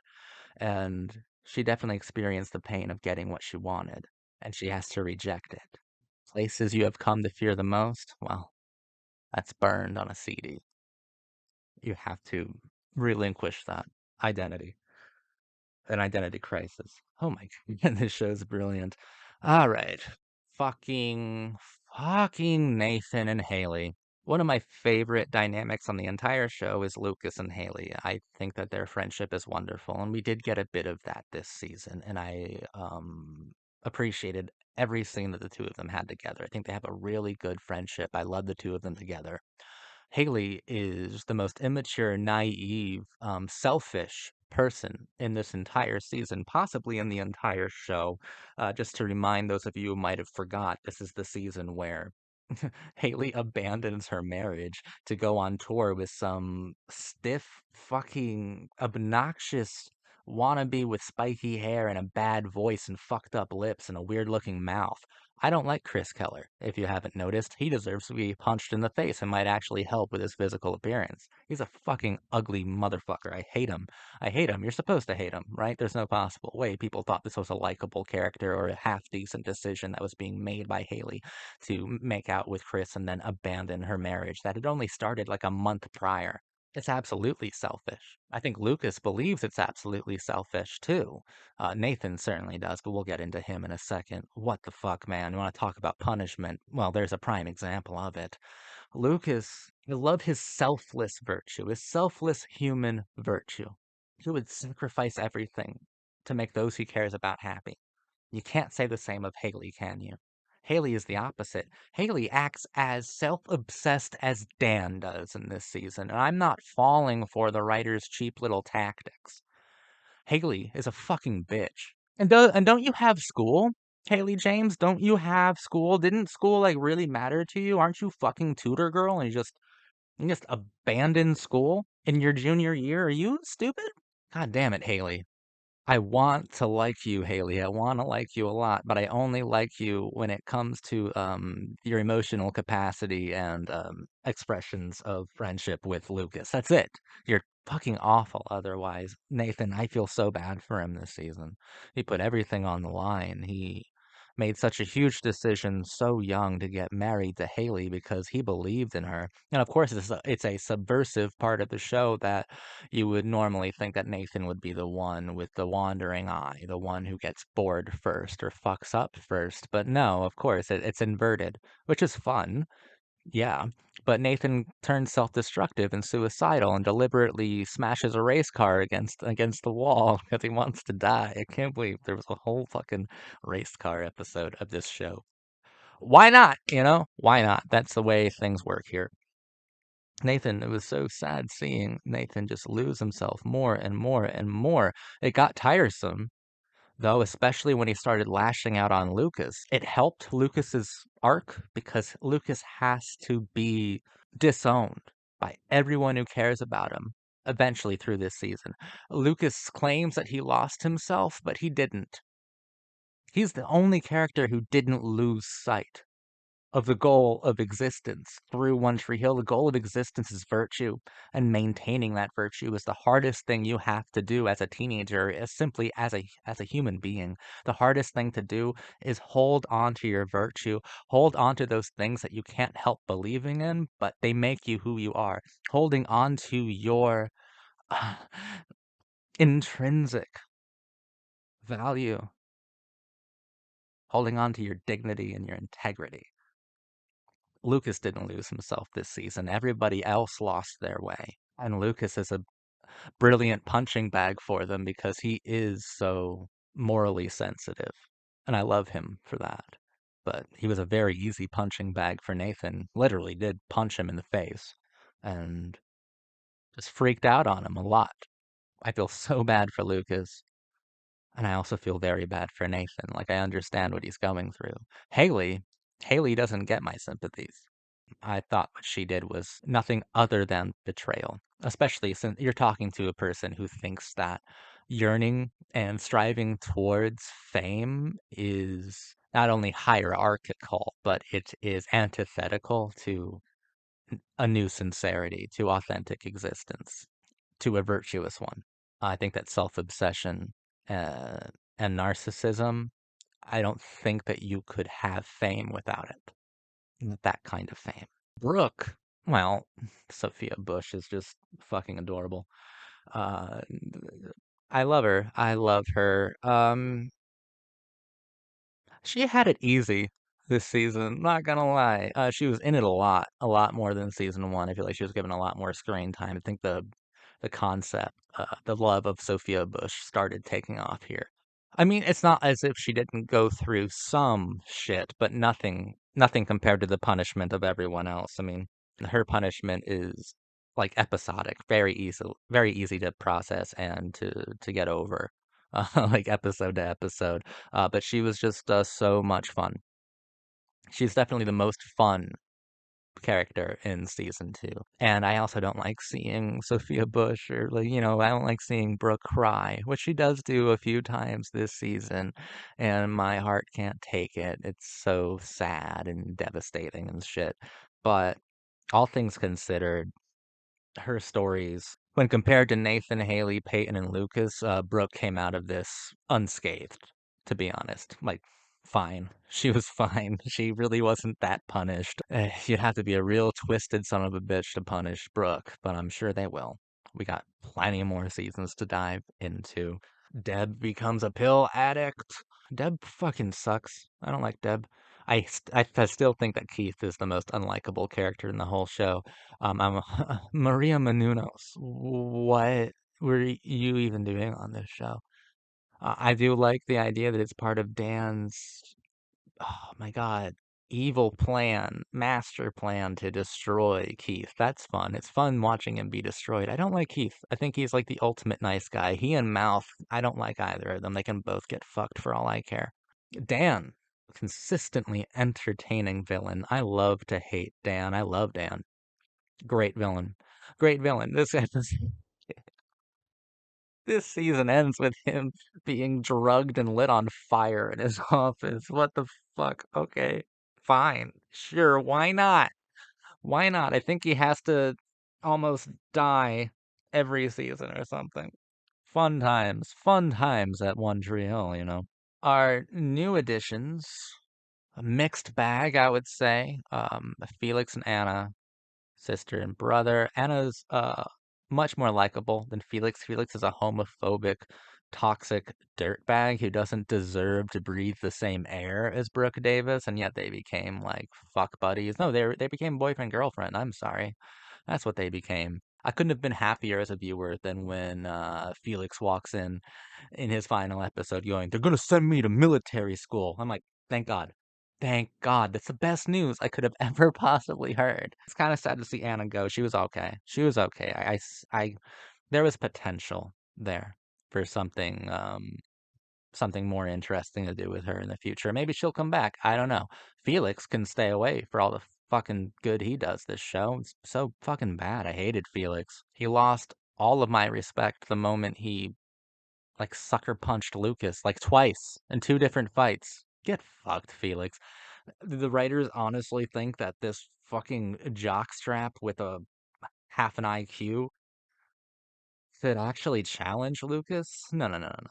No, fuck off, Felix. Fuck off, writers, for even thinking that that was a valid avenue to explore. It wasn't. Felix, fuck off. Terrible actor, too. Season 2, it does put things into perspective from season 1.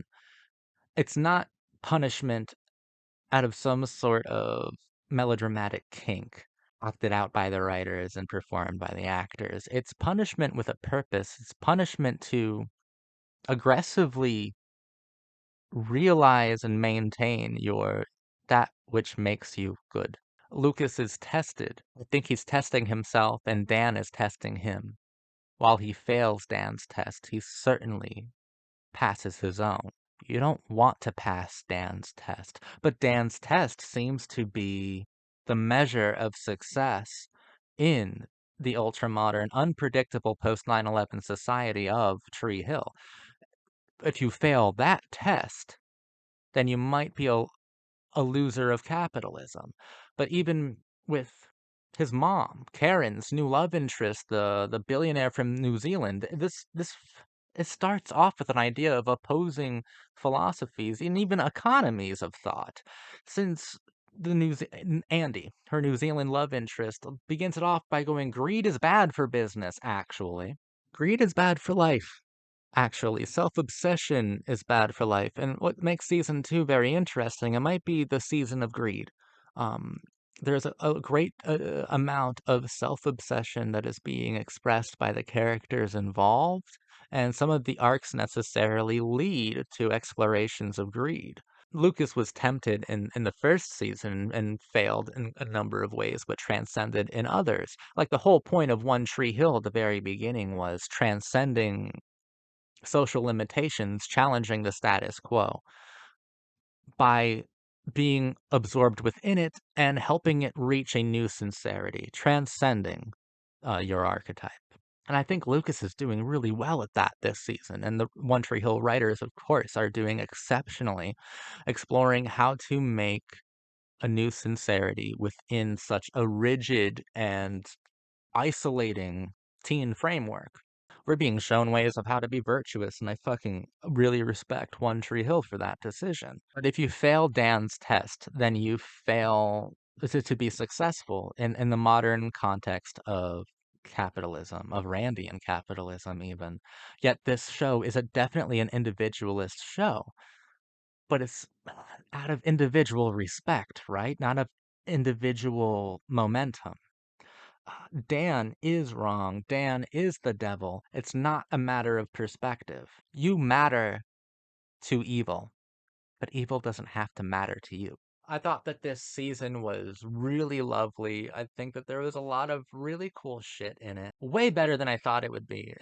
I guess I went into it thinking, it's gonna be even more amplified, even more wild and crazy than season one was. And it was, so I was already mentally prepared for it, but I wasn't prepared for it to get as sensitive as it was. It's a very hypersensitive show, and the sensitivities that were punished by season 2, it made sense and it didn't feel like a mean-spirited thing that the writers were doing. There was a language to the punishment of One Tree Hill season 2, and there was a heroism that I found within that. Lucas being torn down every single episode, even at the end where you think he's going to have a feeling of heroism. It's bittersweet because he does lose the battle with Dan, but he loses it in a way that he's able to desert that war altogether, because that war only helps to define your enemy. War only helps to humanize your enemy. War is unnecessary when your enemy is fighting for something that is invalid, something that is insincere. Lucas does not need to fight insincere battles anymore with his father. This is a show, as Brooke says at the very last episode, about phantom feelings. Like you can reach for a limb that isn't there anymore because it has been lost. Feelings that aren't there anymore, they still ache and they still tremble, and you still reach for them. You still try to soothe them every so often. And those feelings, those phantom ones, can also still be hurt. But the ghost of who you were, is always with you. Those phantom feelings, that's who you are.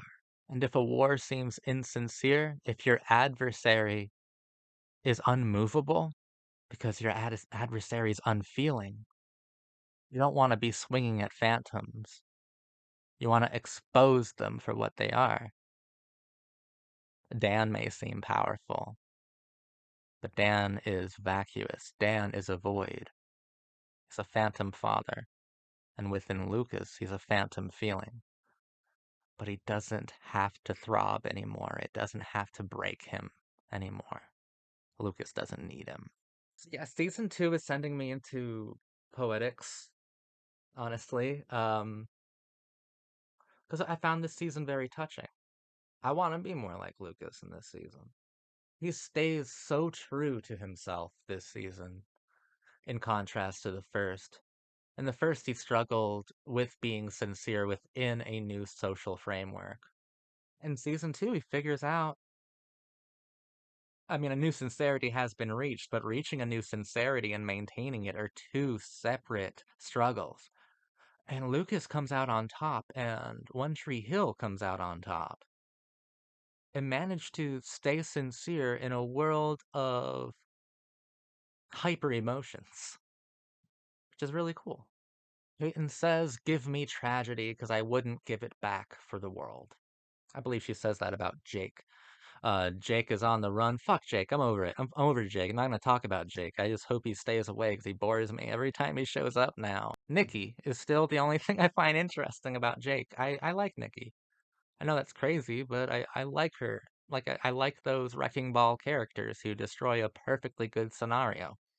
Nikki's cool. Jake is boring. Fuck them both. Peyton, better start making out with Lucas soon, because I am losing my patience. You guys belong together. Peyton and Lucas forever.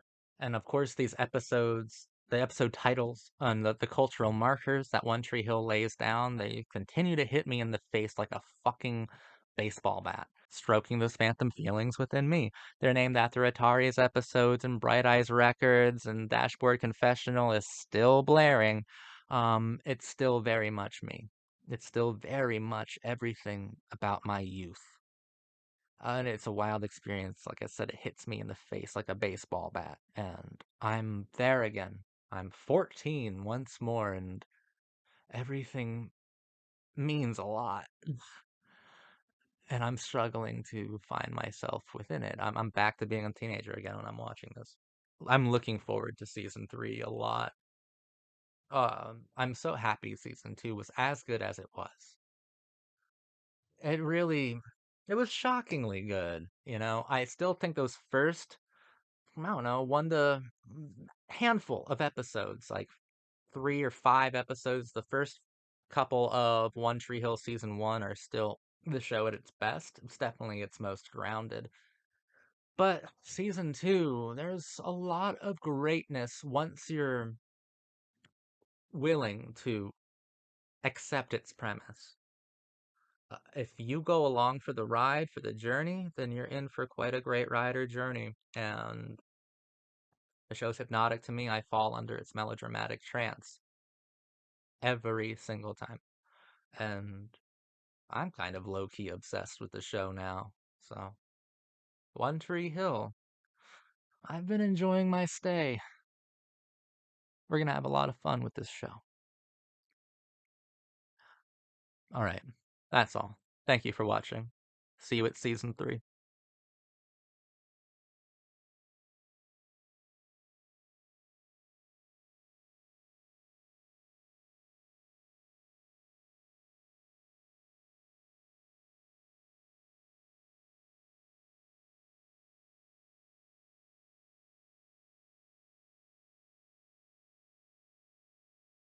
Oh my god.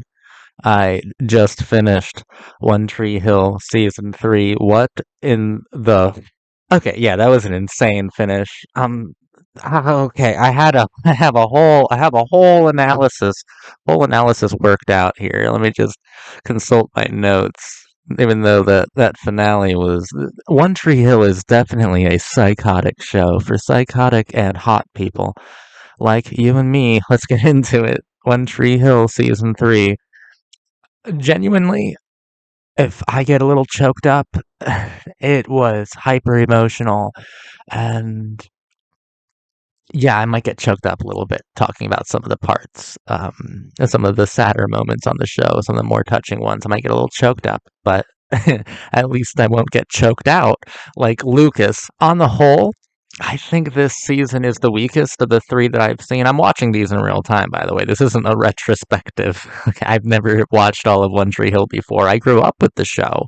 It was like a cultural marker from my youth. I was a teenager when the show was on, but I didn't like watch it religiously. But I knew about it, and I knew who like Chad Michael Murray was and Hillary Burton. Like I knew who they were and who their characters were in the show, but I never watched it. So making up for lost times, and I'm really really enjoying myself. Season 3 was really good, but my god, it got really fucking out of hand really, really fast. But season 3 is the one that made me cry like 3 or 4 times. Okay, so while I might like season 2 more, I was definitely hit by season 3 really hard. So, yeah. Lucas, he says this quote. I think it's an Aldous Huxley quote from Brave New World, I think. The mockery made him an outsider, and feeling an outsider made him behave like one. So let's start with our reading of Lucas, who is quickly becoming my favorite character.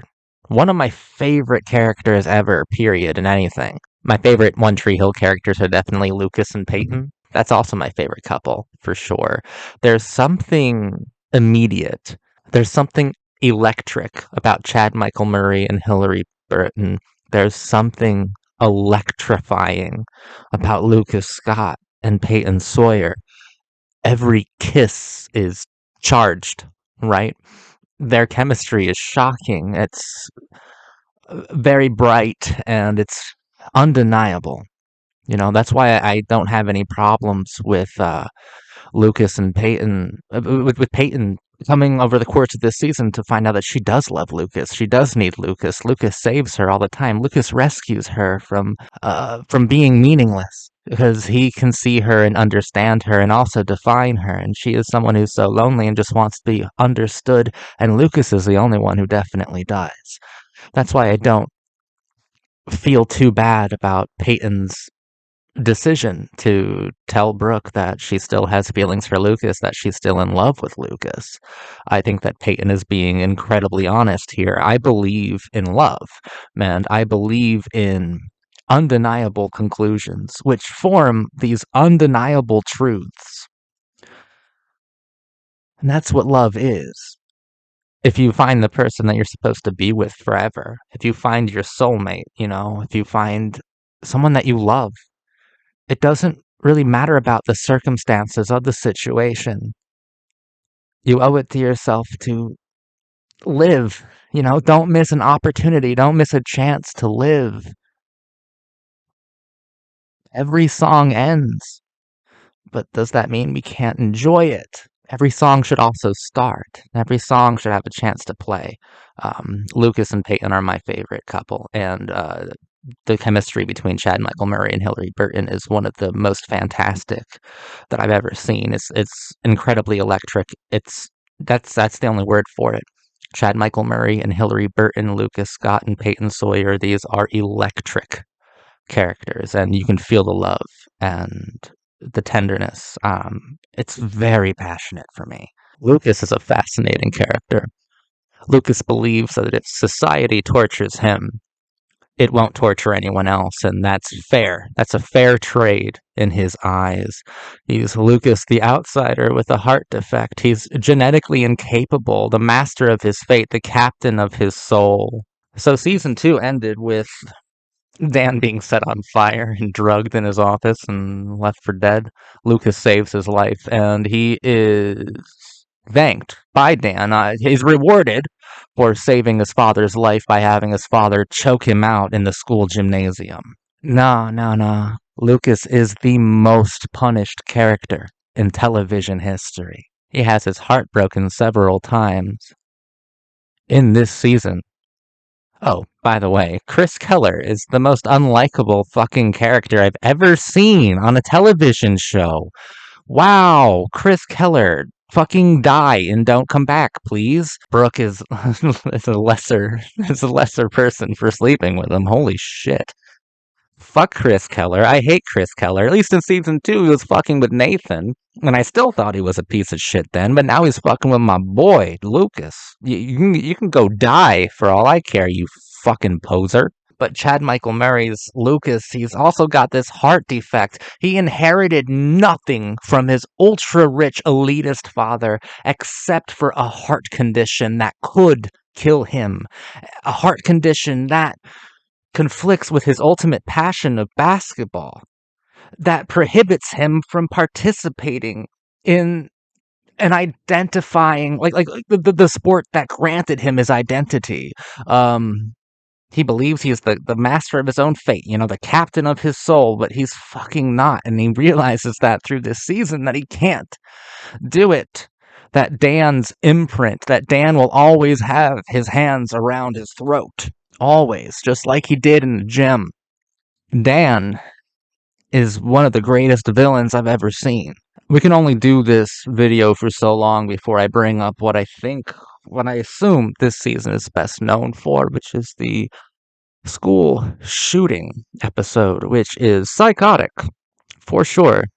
Jimmy Edwards, I think his name is, fat, phony, stupid dork, decided to, I don't know, violently reject the class social stratification of of Tree Hill High or whatever. Fuck him, he sucks. But what amazed me most about that episode is there's two moments that make it valid because I don't think it sincerely tackles the mass shooting or school shooting epidemic. I don't think it sincerely tackles it, not at all. And if you do, then you need to fucking wake up because it's just a psychotic episode with some truly psychotic things about it. But one of them's brilliant. A moment that's beautiful is a moment between Lucas and Peyton in the library where she says, "You're always rescuing me." And that moment is so electric. It is full of passion and it's full of desperation that only makes sense to young people in love. And it transported me back to like scenarios of being like 15 to 17 years old and feeling like it's all or nothing, putting everything on the line. I want you, that sort of thing. I thought that was a really genuine treatment of the desperation of young love, and the electric chemistry between those two is undeniable, and I love it. But what shocked me the most about the school shooting episode is that by the end of the episode where Keith confronts the shooter, the active shooter, and the shooter, he kills himself, and Dan finds Keith. You know what happens. Dan shoots Keith, makes it look like the school shooter did it. Dan kills his own brother because Dan thinks that Keith is the one who lit him on fire when it was actually his wife, Deb. If you've watched the other videos, I don't like Keith, but doesn't mean I wanted him to be murdered. It's no great loss to me. I do like how his death affects each member of the One Tree Hill ensemble. I think that's an interesting look.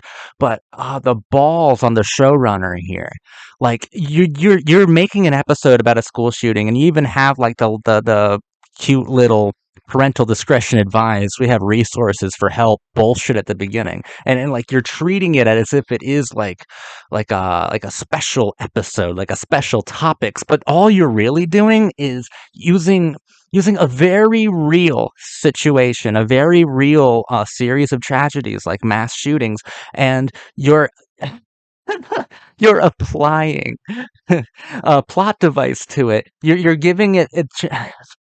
I can't even say it. It's kind of genius, but it's mostly psychotic.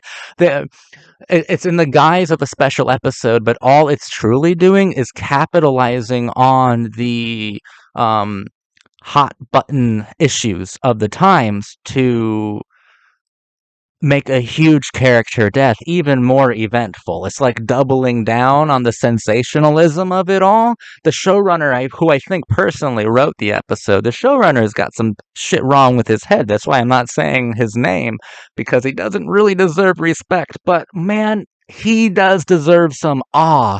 I was astounded that he used a school shooting, like a very like a school shooting plot, in order to wrap up this Greek tragedy between two brothers. He used it's a fucking Trojan horse, man. It pretend One Tree Hill in that episode is pretending to say something large about the anxiety of young people and the alienation of outcasts, of teenage outcasts, and how they can be weaponized and shit like that. It pretends to be talking about that, but all it's really doing is leading towards a moment where the showrunner can kill off a major character with as many eyes on it as possible, and it kind of builds off of the like inherent built-in intrinsic tragedy of school shootings to do it. And I'm like, this is one of the most brilliant character deaths I've ever seen. It's one of the most psychotic ones I've ever seen. It's one of the most like selfish things I've ever seen a writer do, but my god, it works. It fucking works. Oh my god. It does lead to one of my cries. Yeah, I had several cries during the season. It's fucking hypersensitive. It's a hyper emotional show. One of my cries was not the fact that Keith was dead, but when Lucas and the street crew pull up to Jimmy's funeral, and Lucas and the outcast group that we first saw Lucas with at the beginning of the entire show. They console Jimmy's mother who is standing alone. I started to cry because it made part of the like political language of the show come into like full exposure for me. And the idea that Dan used that weaponized outcast as an excuse to exact petty revenge. Which is definitely something that happens politically. Political power moves are always being played at the sites of mass shootings. So it's wild, right? Because much like the writers are using that, I should say writer, the showrunner is using that as an excuse to have a controversial death on his show. The character in it, Dan, is hijacking that event to exact, like I said, petty revenge, and I think it's I think that's pretty complicated. I don't think that it says anything cohesive or substantial about what makes school shooters, what makes alienated people violent. I don't think it says anything interesting about that, but it does say a lot of interesting things about structure, about plot, and about politics with that episode. And I guess that's the most important episode this season. It feels like most of it is leading towards that episode, and then it's the trauma afterwards that kind of pulls people apart and brings others closer together. Another time that I cried was okay, let's talk about Brooke really quick. Brooke was challenged in this show by a new character called Rachel, who I kind of liked. My problem with Rachel was that I do like those wrecking ball archetypes, you know, those Abby Morgans, those Nickies, those characters who come in and try to mess up a perfectly good scenario. You know, there's a house of cards. This character comes in and just blows on it because it's funny and watches all the pieces fall. Rachel was like that. Rachel was also pretty hot, so it was fun looking at her as well. But Rachel feels like she was 8 different characters consolidated into one rather clumsily. You know, this wasn't all supposed to be the same fucking person doing all of these things. There's no way I believe that. Because I mean, it's such a contradictory character. Um, but she is the challenger to Brooke. Brooke does go through some stuff this season. She does cry a lot more than she did in the previous season. But still, compared to like Lucas and Peyton, not a whole lot of punishment. But I did cry when Brooke is given basically, you know, like she has to choose between what she wants to stay in New York and exhibit some of her designs at a fashion show or to come back to Tree Hill for a cheerleading competition. And she chooses to go back to the cheerleading competition. Of course, this was all some sort of manipulative ruse set up by Rachel to out Brooke as the captain of the cheerleaders because Rachel wanted that position. But the part that made me cry is at the competition, several of the cheerleaders like fuck up. They mess up, and it's like a big deal for like half a second. And then Brooke does her Sophia Bush puts on that perfect smile and it like starts doing the robot up there, and then there's this real genuine feeling of elation and liberation and youthfulness, and that all the other cheerleaders like start to like just be natural too and just have fun and be 17, be fucking kids. And it's this whole shared experience. It's an accomplishment on the show. It's a moment where a fuck up doesn't lead to punishment. It's a moment where the characters aren't punished, and even the male basketball players that get on the stage, the opposing teams and cheerleaders share the stage as well. It's like a moment of accomplishment from a show that is hyper fixated on punishing its archetypes. That's a moment where everyone, without prejudice, is championed and they're allowed to dance and be kids, even if it's just for 90 seconds, a brief musical montage, a brief dance. And I love it. And it made me cry because I'm not used to accomplishments with no strings attached like that moment was. Yeah, this show is hyper obsessed with punishing its characters. And it does punish all of them, but it's really devoted to punishing Lucas and Peyton the most. Um, no competition at all. Peyton meets her biological mother, played by Cheryl Lee of Twin Peaks, a television show that is terrible and awful. So I'm very glad she was able to be in One Tree Hill, an actually great show. And Cheryl Lee was wonderful. It was very heartbreaking seeing her die while listening to The Replacements' Here Comes a Regular, a song that already makes me choke up a little bit because Westerberg was so touching when he was in his prime. And also, that character had shared that listening to that song at a Replacements show was the moment she felt most alive. And it's the song she's listening to when she's about to die. And Peyton is just punished over and over again, except for when she gets to date Pete Wentz. There's like no consequence that comes from dating Pete Wentz. Yes, Pete Wentz is a fucking love interest on this show. Pete Wentz as Pete Wentz from Fall Out Boy, or as Peyton's dad calls him, "Get out of town, boy," because dad is the fucking based. But Ugh, she has to fuck around with Jake and Savannah, and I'm so happy that that she finally realized she loved Lucas. Now we can stop fucking around, and every scene could be electrifying. Every scene could be on fire with the kind of passion that only Lucas and Peyton could convey. I can't wait for season 4. Honestly, it might destroy me, but I'm ready for it. I don't ever want to see Jake again. I was over it fucking long ago. I don't want to see that guy again. Fuck off. Fuck off and die. I don't like Jake. Peyton. I love Peyton. I love her to death. There's that episode where she spends most of it, maybe even all of it, just talking to the goth of Christmas past, as she calls it, like the darker part of herself, the dark angel, who convinces her to reach out to Ellie, her biological mother. It's a fascinating kind of subject there. But Lucas, no character is punished more than Lucas Scott. And I'll get into that in a moment. I do have to talk about Nathan and Haley. This is their redemption season. The fucking finale really fucks with my analysis because it's about it really is a redemption arc for Nathan and Haley. They grow to love each other again. They get remarried, and it is pretty sweet and it's pretty loving. And Haley is not only asking for forgiveness from Nathan, but she's asking for forgiveness from people like myself or like Peyton on the show, who really did hate her for what she did in season 2 with Chris Keller and abandoning her marriage to go on tour. I thought that was very immature, very naive, and very selfish. And in this season, she got my forgiveness. She won my heart again. My favorite dynamic on the entire show, apart from Chad Michael Murray and Hilary Burton's romantic one, is the friendship between Lucas and Haley.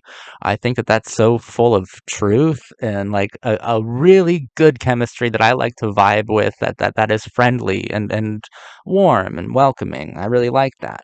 And I completely forgave Haley for what she did in the previous season, and I actually believed it to be an organic sort of remorse and change, demonstrated by Bethany Joy. And I really liked it. Of course, in the last episode, they get married and then immediate punishment. His fucking uncle drives off the side of the road with Rachel in the car in a limo, and they're like drowning to death. And now Nathan's trying to save them, like drowning to death. Like I said, I don't know what happens, but it's not a dream wedding, though. Not at all. It's not particularly ideal. But speaking of ideal, the idealized forms this season, as opposed to the first two, have so many dreams in them. Like the cold opens are these dreams. They're mostly nightmares. It's the idealized form of a post 9/11 America that is just, oh my god, invaded on by all sides by gun violence and fucking like masculine virtue and war and famine and fucked up everythings of 9/11 and terrorism, right? Like it's a world. I know this because I grew up in this decade as a teenager. I must have been like 15 when this season was on. Everything was unpredictable. Everything felt unfair, and life felt random. It didn't feel moral. It felt random. If something good happened to you or if something bad happened to you, it was luck. It was just a randomizer. There was no God. There was just something crazy happening at all times. Or if there was something, no one could clearly define it. Because as you see on One Tree Hill, faith is also being lost. While there is some sort of nostalgic mournfulness that certain characters look back at, or they view families who pray before dinner as something that is, what am I trying to say? As something that is admirable. They don't necessarily think it is effective. Not really. Not when these characters get punished for everything, and life and death it just seems so fucking random. Everything is so unpredictable. You don't feel safe. You're not safe at school, as demonstrated by the school shooting episode of One Tree Hill. You're not safe in society because it is fixed and rigged so that certain men like Dan Scott could accumulate all of the wealth and power that he possibly can and abuse all others less fortunate than him. You are not safe in a global sense because 9/11 put terrorism under a magnifying glass. Your options are limited. Love is limited due to class stratification. Can you transcend these roles? You can if you're Lucas. If you're Lucas, you can try to transcend it, to find a new sincerity. You can try to be absorbed by the status quo and start to truly affect that status quo by interacting with certain components in ways that are sensitive and truthful, that inspire those components to act more sensitive and truthful to others. But what happens to Lucas over and over again is that he gets punished for every single thing that he does, good or bad. If I were Lucas, I would be a complete nihilist. But the fact that Lucas isn't makes him one of the greatest heroes in TV.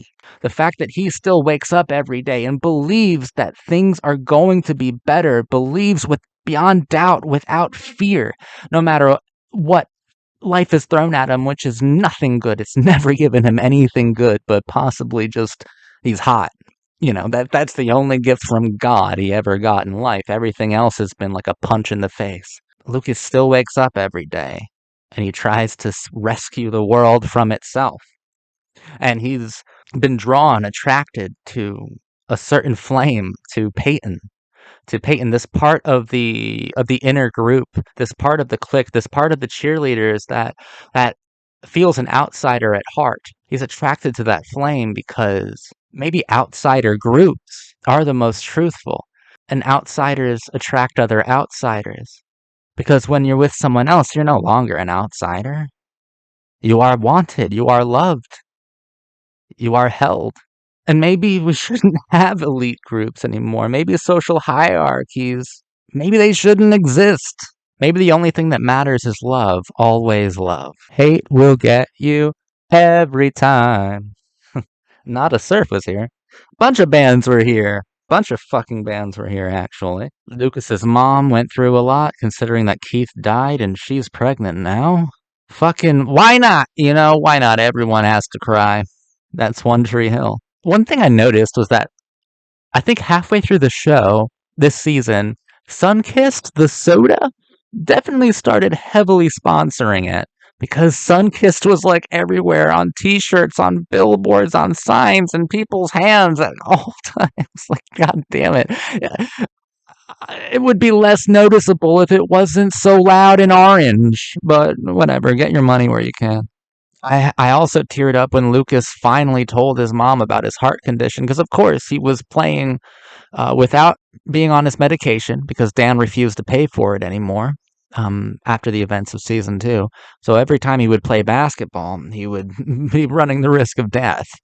But he'd rather die than live inauthentically, or to have something. He wants to be in control of his life, but maybe maturity, coming of age, is learning that it's really scary because you don't want to feel helpless, but sometimes the world makes you spiral, and that makes Lucas spiral all the time. I love the kid. I love the character so much, but I cried when he finally told his mom that he had it. And dude, like, oh my god, the Moira Kelly and Chad Michael Murray acting against each other in that scene was like so fucking intense. Like, he's like, oh man, dude. He's like, I'm scared, dude. I can't. Uh, he didn't say I'm scared, dude. He was pretty eloquent, but like hyper emotional about it. And it's very unexpected when Lucas yells because he is a character who is pretty. He's a brooding kind of character. He's a bit softer. He's extremely sensitive, but when he yells, it's something you're not really used to, and it cuts. It's a cutting thing, and that scene made me cry. And then I think the last cry from me, yeah, dude, it doesn't play fair. Okay, One Tree Hill does not play fair with its melodrama. It made me cry quite a few times. The last time, and I think the most effective and also like meaningful time it made me cry was when Peyton was realizing that she has always loved Lucas. It's always been Lucas. And she has this miniature, like Lucas highlight reel in the form of a flashback.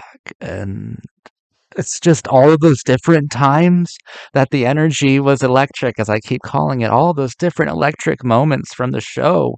And seeing those all compiled together, one after the other, was too much for my heart to take. I was like, oh my God, this is perfect. This is fucking magic.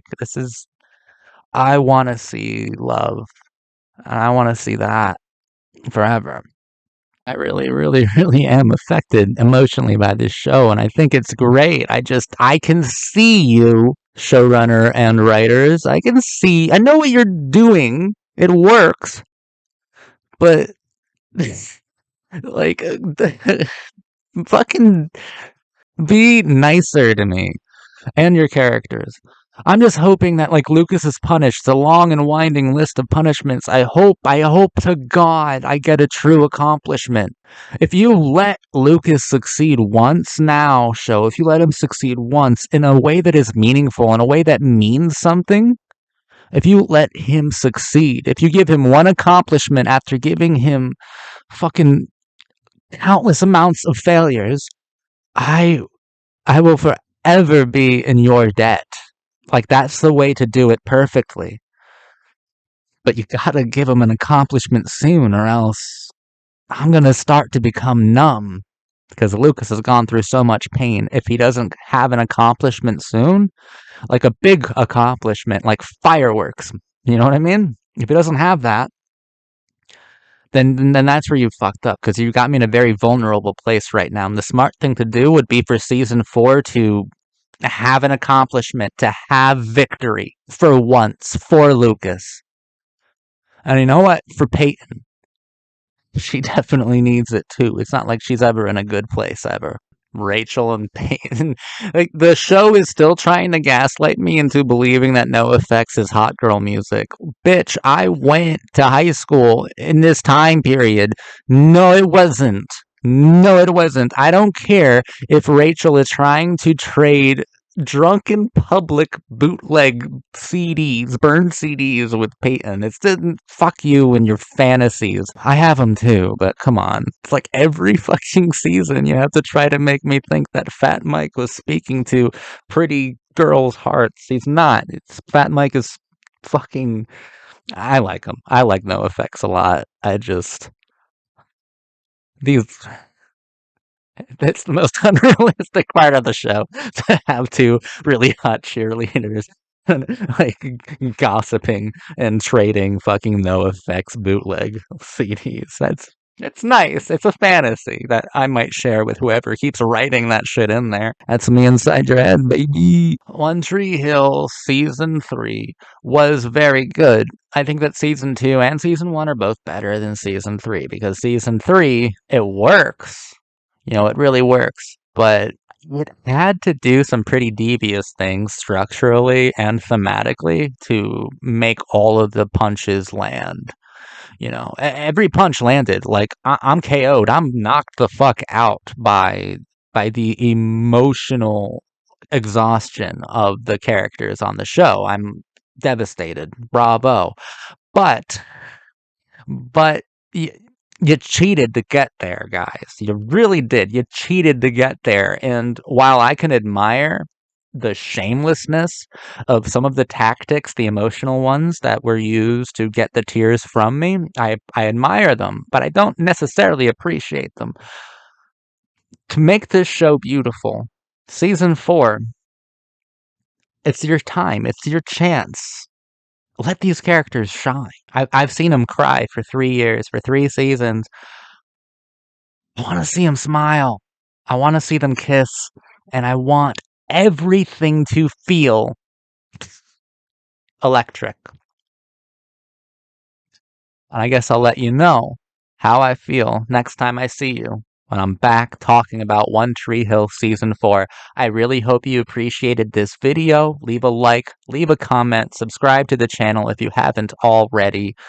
This has been my One Tree Hill Season 3 analysis. Thank you so much for watching, and I am spent. That's it. I'm out. I have a lot of fun doing these videos. See you guys at Season 4.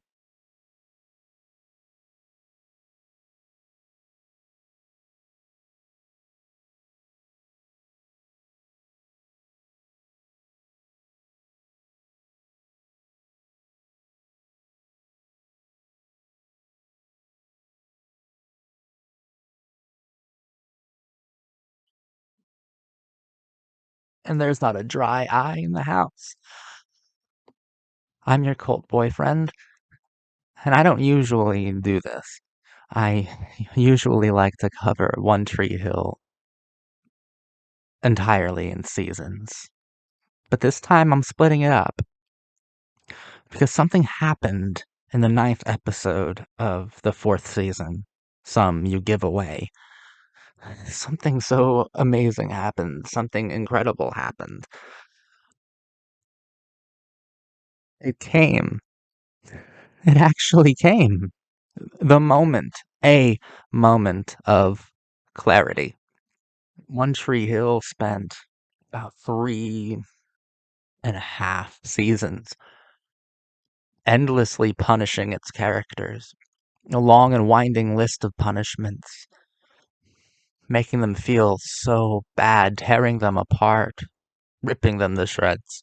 In my season 3 analysis video, I said, you've got me in a very vulnerable position, especially with Lucas and Peyton. You have me in a very vulnerable position because if you don't give them a victory soon, I don't know how I'm going to be able to continue. My God, it gave me a victory. The Ravens won the state championship in the 9th episode. Lucas figured out that the person he wants by his side when his dreams come true was Peyton. Nice hands, nice legs, I'll be seeing ya. Doesn't mean anything if you can't make the shot. Lucas and Peyton have both been punished, immeasurably so. Lucas is the most punished character in TV history. And all of those punishments, everything that happened to him throughout the course of his life was leading to that moment. And if you can't make the shot, then it doesn't mean anything. It's like all of the terrible experiences of his life was leading up to one moment of victory. And it is but a moment because that episode is flanked, surrounded by punishment, surrounded by tragedy, surrounded by cliffhangers and episodic guilt and betrayal. But that moment of clarity may only last a few minutes, but it made me cry so deeply, so happily that these kids were able to experience such a true victory after being put through so much torment and so much hell. They were allowed, they were able, they weren't allowed. It's not like it was like a permission to them. It's not like the writers gave them permission to feel good. They took it. The world they wanted, they took. And what does victory mean on One Tree Hill? Victory means clarity. Victory means you can see things clearly. Victory means that everything is both inspiring and inspired simultaneously. It means that everything makes sense. It means that you don't feel alone. It means that you feel held, that you are held in the palm of destiny. You are there, and Peyton, for once, is looking around and everything feels so alive and right and clear. And Lucas can see clearly that it was always Peyton.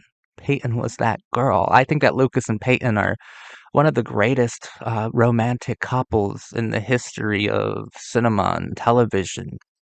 The chemistry between Chad Michael Murray and Hilary Burton is fucking electric. It's electrifying to see them kiss. But my God, the shock waves it sent through my heart when that moment of clarity revealed to Lucas, I'll be seeing ya, that it was always her. The fact that Brooke gets over her selfishness, gets over her self-absorption, and is able to see clearly as well into Lucas and say, it's her, and that's fine. And it is fine in that moment, in that one moment. The penalties are non-issues. Because in that moment, there's clarity. In that moment, there's victory. I couldn't believe it happened just like this. And it's one of the most beautiful things I've ever seen, man. It's so fucking good.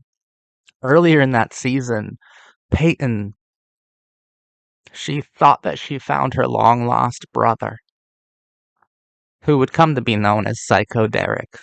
So that should tell you what this guy was really like. This guy was an obsessive stalker. He took so many photographs of her. He would pay hookers, prostitutes, sex workers to wear Peyton's dead mother's leather jacket and a wig so that they looked like Peyton while he physically and sexually abused them. He was a monster. And he was watching her on her streams. He was terrorizing her.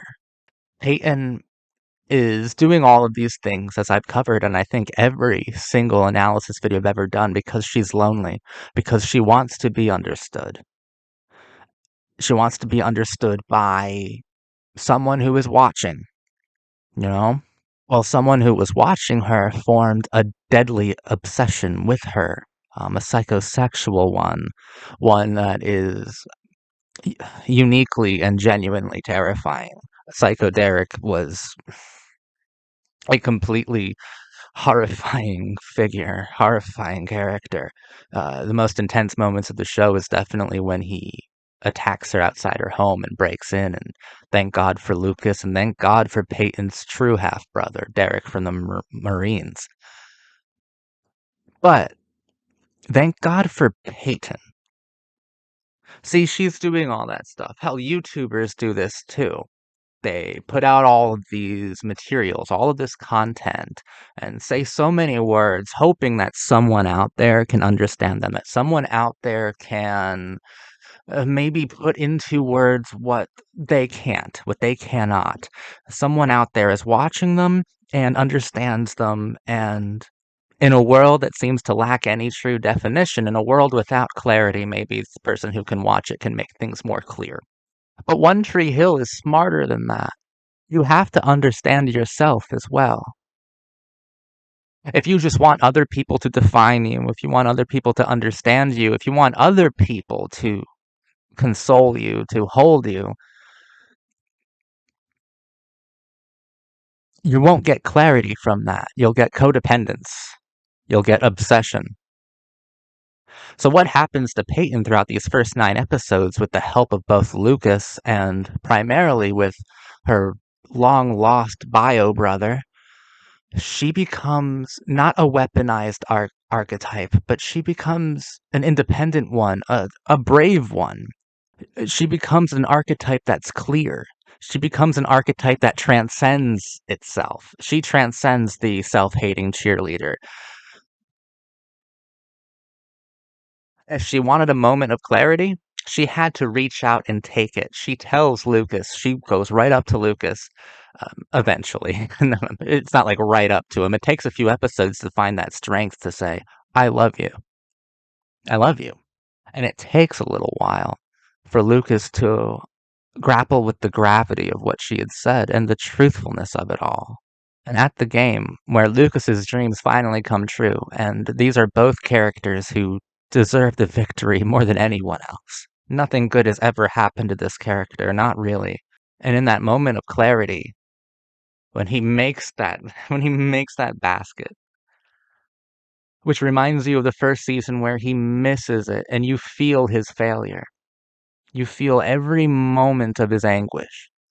Well, the same can absolutely be said of his accomplishments, of his victories.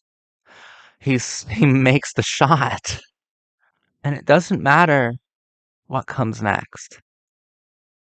He wouldn't have been able to kiss Peyton so meaningfully within that moment of clarity had he not been punished for so many seasons. And Peyton wouldn't have been able to smile so authentically in her moment of clarity unless she gave clarity its moment. Clarity exists, it's the moments that don't. And moments of clarity, they take a special kind of preparation. Clarity exists. You have to work for it. You have to work for it for that moment. You have to make the moment of clarity come because clarity is there, accomplishment is there, success is there, love is there. It's the moments that are so rare and hard to pin down because they're moments, because they're transitory, because they're impermanent. They are ever shifting and changing. The scenery is always growing older, and time is always going by. It's the moment that's hard to pin down. Love exists. Love is real. Love can be yours. The world you want can be yours. It's the moment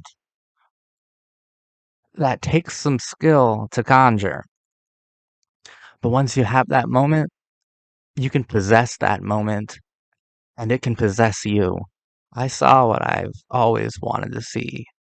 A perfect love story between two characters who mean so much to me and who went through so much pain. And the catharsis of seeing Lucas and Peyton finally kiss in that moment of celebration, of clarity, it's inspiring to me. I want that. It doesn't mean anything if I can't make the shot. Other characters during this season, we had, well, I didn't finish the season. This happened in episode 9. I'll be back to talk about what happens in the future. And this episode ended in One Tree Hill signature fashion of holy shit, holy fuck, everyone's in the hospital. But there's even a poetry to the idea that Lucas had a heart attack. His heart stopped beating because his arc has completed, like successfully completed. This would be the point. Winning that state championship. That would be the point where a normal structure, a normal teen melodrama, a normal teen love story would finish, would end. And that's the end game. That's the end goal of Lucas's character and of Peyton's. They finally came together and they finally love each other and they declared that they love each other and they kissed to seal the deal of fate. And it made me cry because it was so beautiful, so perfect, and so entirely consuming and electric, and I felt tingles all over my body. It was wild, shocks. It was shockingly romantic and perfect and hot. But of course, his heart had to stop beating because his arc finished. I know he is not dead. I know he's going to come back. But symbolically, a large part of the One Tree Hill mythos has actually come full circle. An arc was accomplished, a love was captured forever. So of course Lucas has to die and be reborn, because that's the way that teen TV is. And it's not a bad thing at all. Teen TV has to adapt fast. But what One Tree Hill did was it gave us a moment of clarity, a moment of accomplishment, a moment of pure love. And we were able to take it all in, to really live in that moment, to be there, to experience it with the characters that we've grown to love and adore. And we were allowed to do that in the ninth episode. And it ends, like I said, in a bonkers fashion. But some of it made sense. Like Lucas's heart, symbolically, that makes a lot of sense because his arc came full circle from the pilot. And it's like, you did it. You were absorbed within that team, within the Ravens, and you were able to transcend social limitations and really truly affect the status quo in an emotional way that matters. And you were also able to help others within that kind of stratified social sphere, that elitist one. And even from the River Court, you brought certain unforgettable people like Skills and Mouth into the fold, which is truly affecting the status quo for sure. The idea of hierarchy seems to matter less, but most importantly, Lucas helped transcend his own archetype and those of the other characters on the show. He helped One Tree Hill reach a new sincerity, and he brought the Ravens a state championship, a trophy. And he was able to tell Peyton that he loved her and hold her in his arms, and she loved him too, and everything made sense. And that's the completion of Lucas's arc. One Tree Hill is now going to have to start another one for him. All of Lucas's punishments paid off in one scene of pure joy and love and kissing.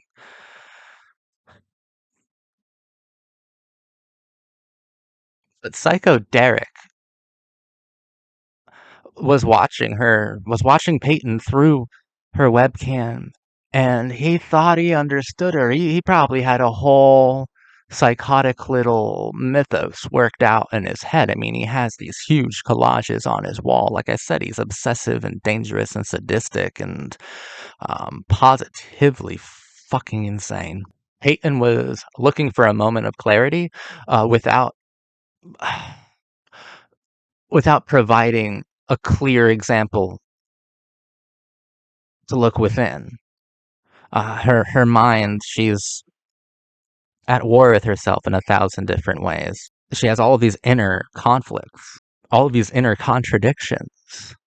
And it was in the first 9 episodes of the fourth season that she was able to reconcile so many of them, to call a ceasefire on all the different parts of her heart that seem at war with her soul.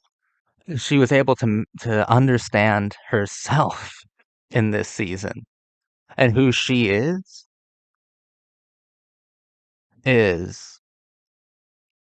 an electric consequence of who she loves. And I love Lucas and Peyton so much for that. I think that vanquishing Psycho Derek was Peyton's last test before her moment of clarity, and she's so brave, and she's so strong and capable and incredible and beautiful. She passed One Tree Hill's final sadistic exam with flying colors. Brooke is okay this season so far. Her best moments are in episode 9, where she's telling Peyton that like boys can be so weird, and telling Lucas to go for it because it's so obvious that in this moment of clarity even she can see it, and it's okay, and she's good with that. She's fine. Her relationship with the teacher and her friendship with Rachel, she's kind of like, she is a vapid character. We there's there's interiority to Brooke, but there might not be as much depth as I'd prefer. Maybe she'll get more deep soon, but these first like 3.5 seasons, not not a whole lot there, to be honest, especially when I can wax poetic so effortlessly and for such a long time about Lucas and Peyton and even Dan. Dan, okay, Dan.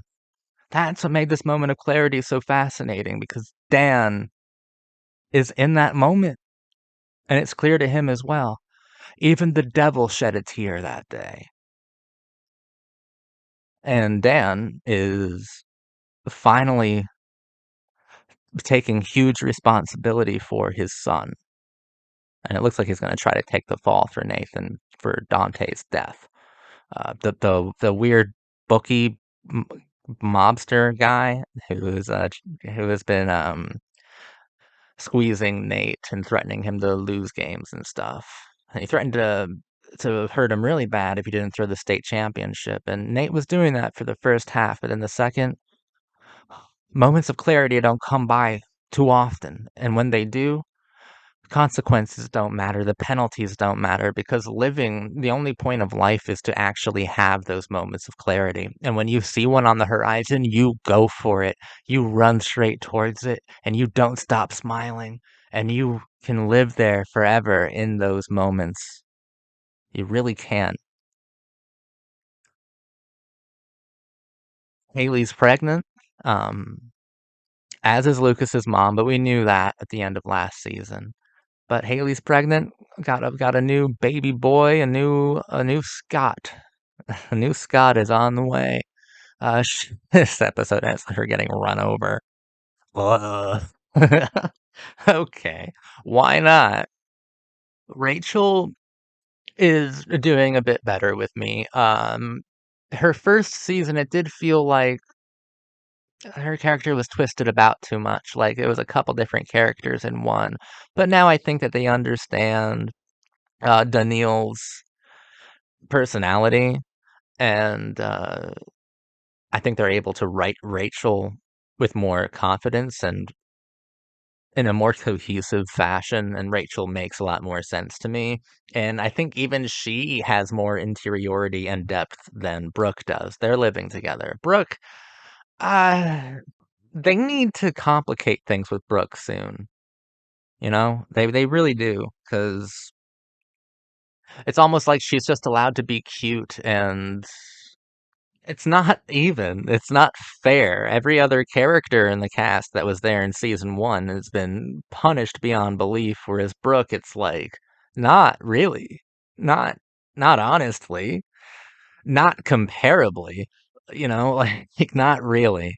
So I actually do hope they step up their game with Brooke, because Sophia Bush definitely has the acting talent, and the writers certainly have the capacity for cruelty. And I never thought I'd say this, but I want Brooke to get to this moment of clarity here, because it matters so much for Lucas and Peyton because of what they've been through, because of all the horrors that they've witnessed and experienced on the show. It wouldn't be the same for Brooke if Brooke was at the center of Lucas's affection and occupied the center of that moment of clarity, because Brooke hasn't actually been through that much. I want a moment of clarity for Brooke, but I know in order to get there, we need to have a long and winding list of failures and punishments, and it doesn't seem like they want to give Brooke those things. And I don't know why, but I hope that changes. This has been a rather incredible season so far. So far, it is my favorite season, without a doubt, because what they did in episode 9 is so masterful that I can hardly put it into words accurately because it's so fucking beautiful and it hits me so hard. And Lucas and Peyton, I said that if they got that moment, they would electrify the screen. I just didn't think that they would electrify my world, my lived in one. I want to go out and find that girl that feels charged, to find that girl that shocks me. I want to find my electric moment too. You know what? Maybe One Tree Hill is a masterpiece. Maybe.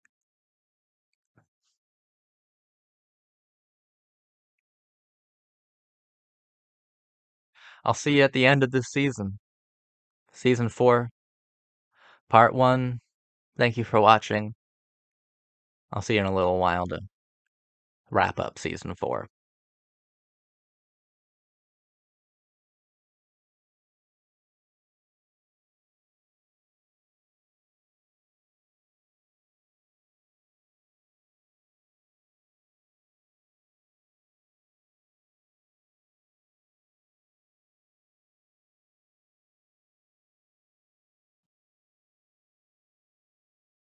I'm your cult boyfriend.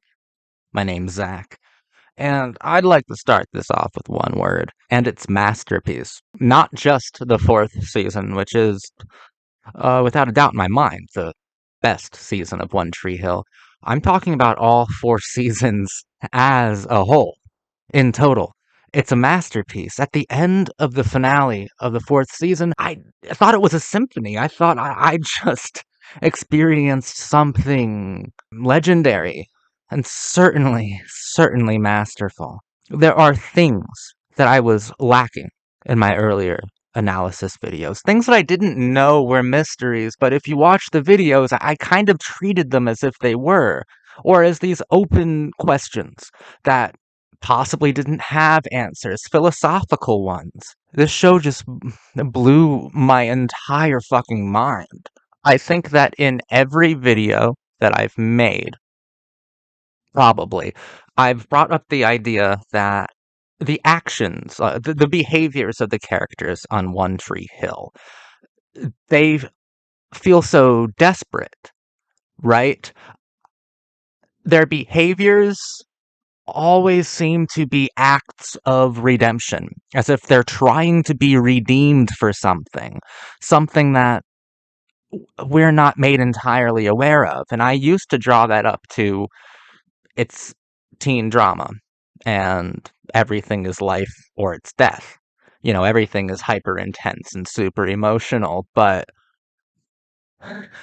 starting with episode 10 of season 4, I got my answer as clearly as I possibly could.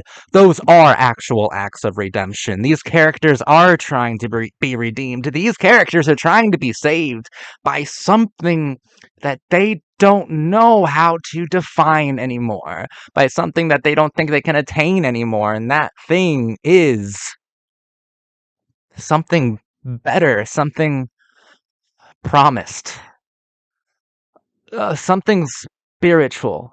You can call it faith or belief. You can call it whatever you want.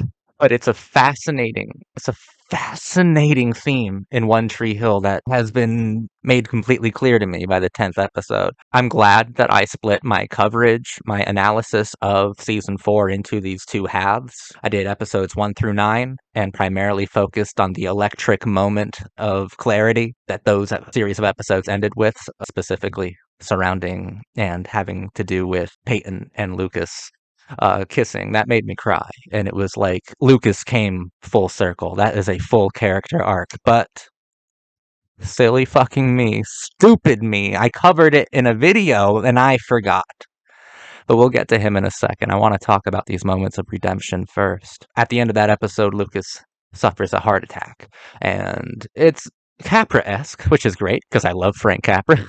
And the ghost of Uncle Keith comes by and shows him what people would be like without him.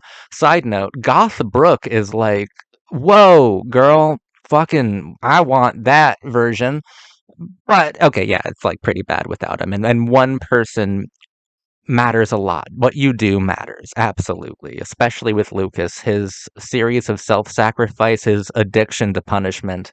It's for a reason and it's for a purpose. But yes, there are penalties and there are costs to his selfless virtue. But it's a virtue I find heroic ultimately. But once again, we'll focus on Lucas in just a few minutes because it's also in episode 10 where those moments of redemption are given a spiritual beat and an actual lyrical rhythm. It's given a very exact hyper-specific melody from the showrunner himself. Now, I have said I'm not going to say his name out of respect for the cast members who he abused while he was there. One Tree Hill is a singularly impassioned and psychotic show. And I do think that the person who ran it, it's no wonder that he was a disturbed individual, because this is a very ultimately psychotic way of exploring some of the most hyper intense dimensions of the human experience of teenagers in America. I would have a hard time imagining the showrunner being a completely healthy individual. This is not justifying anything he's doing. I'm just saying it makes it he's difficult to ignore when he insists upon himself so much so that he inserts himself into the drama directly. He's in the 10th episode as the record store owner, and I recognized him immediately. He is Max, the record store owner, and being me, I really want to engage with this material wholeheartedly in every which way that I can. So when I see the showrunner appear, you know, as narcissistic as it may seem, I'm hoping there's a more postmodern quality to that modality, right?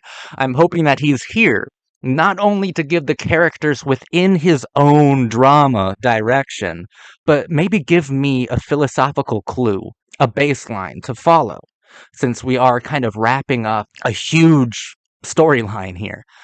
So I paid attention to what he was saying, and what he did of most value was recommend that Peyton listen to a very specific song by a band called La Rocca, I think, Non-Believer. And it is played in the episode, and, I found it on Spotify or something, and I put that shit on repeat. And I was like, I gotta engage with this openly. I want to know exactly what this means. It's pretty easy to pick up what the song means. It's like, essentially, heaven should be real because of the pain that we suffer. Like humankind, the human experience is so hopeless that we deserve hope. Hope Hoping is in and of itself like a heavenly reality. The song itself is kind of saying, I can't believe in God, in faith, in the ultra modern age, in the postmodern age. I know I can't believe in God. I know God is dead. I know we have killed him. But I can't find that warmth. I can't find that comfort elsewhere. Those symbols, the idea of God, the promise of reward after a life of complete despair, those were vital to existence. All of this self-sacrifice, all of this dread, all of this heartbreak, all of this betrayal. If all I experience is hopelessness, then why hope if I know it'll never get better? If hope itself is heavenly reward. And listening to the songs, do you take the non-believers because I'm a non-believer? And I put it on repeat, and I went driving, and I went driving for a while. I went driving into the city, and I stopped by some bars, and I met with a few friends, and I did that thing that's called, like, having a lived experience. I went and, like, drank with friends. I went and talked with girls, and I went and tried to find that spark, those electric moments I was talking about, because nothing is by chance. What I'm figuring out. Everything that I've said about One Tree Hill is deliberate by the showrunner.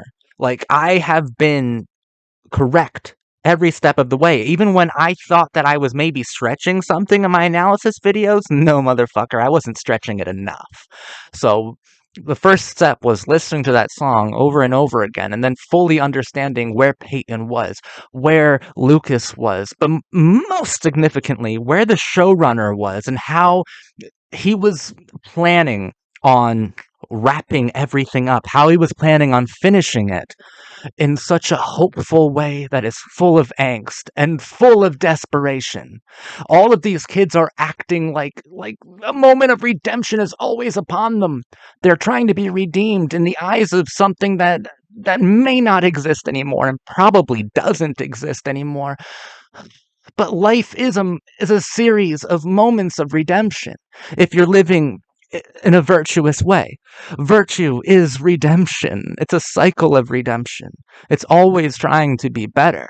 These kids are constantly acting like they're trying to be redeemed because they don't know how to behave in like the first teen culture where even pop culture itself recognizes the death of the concept of God.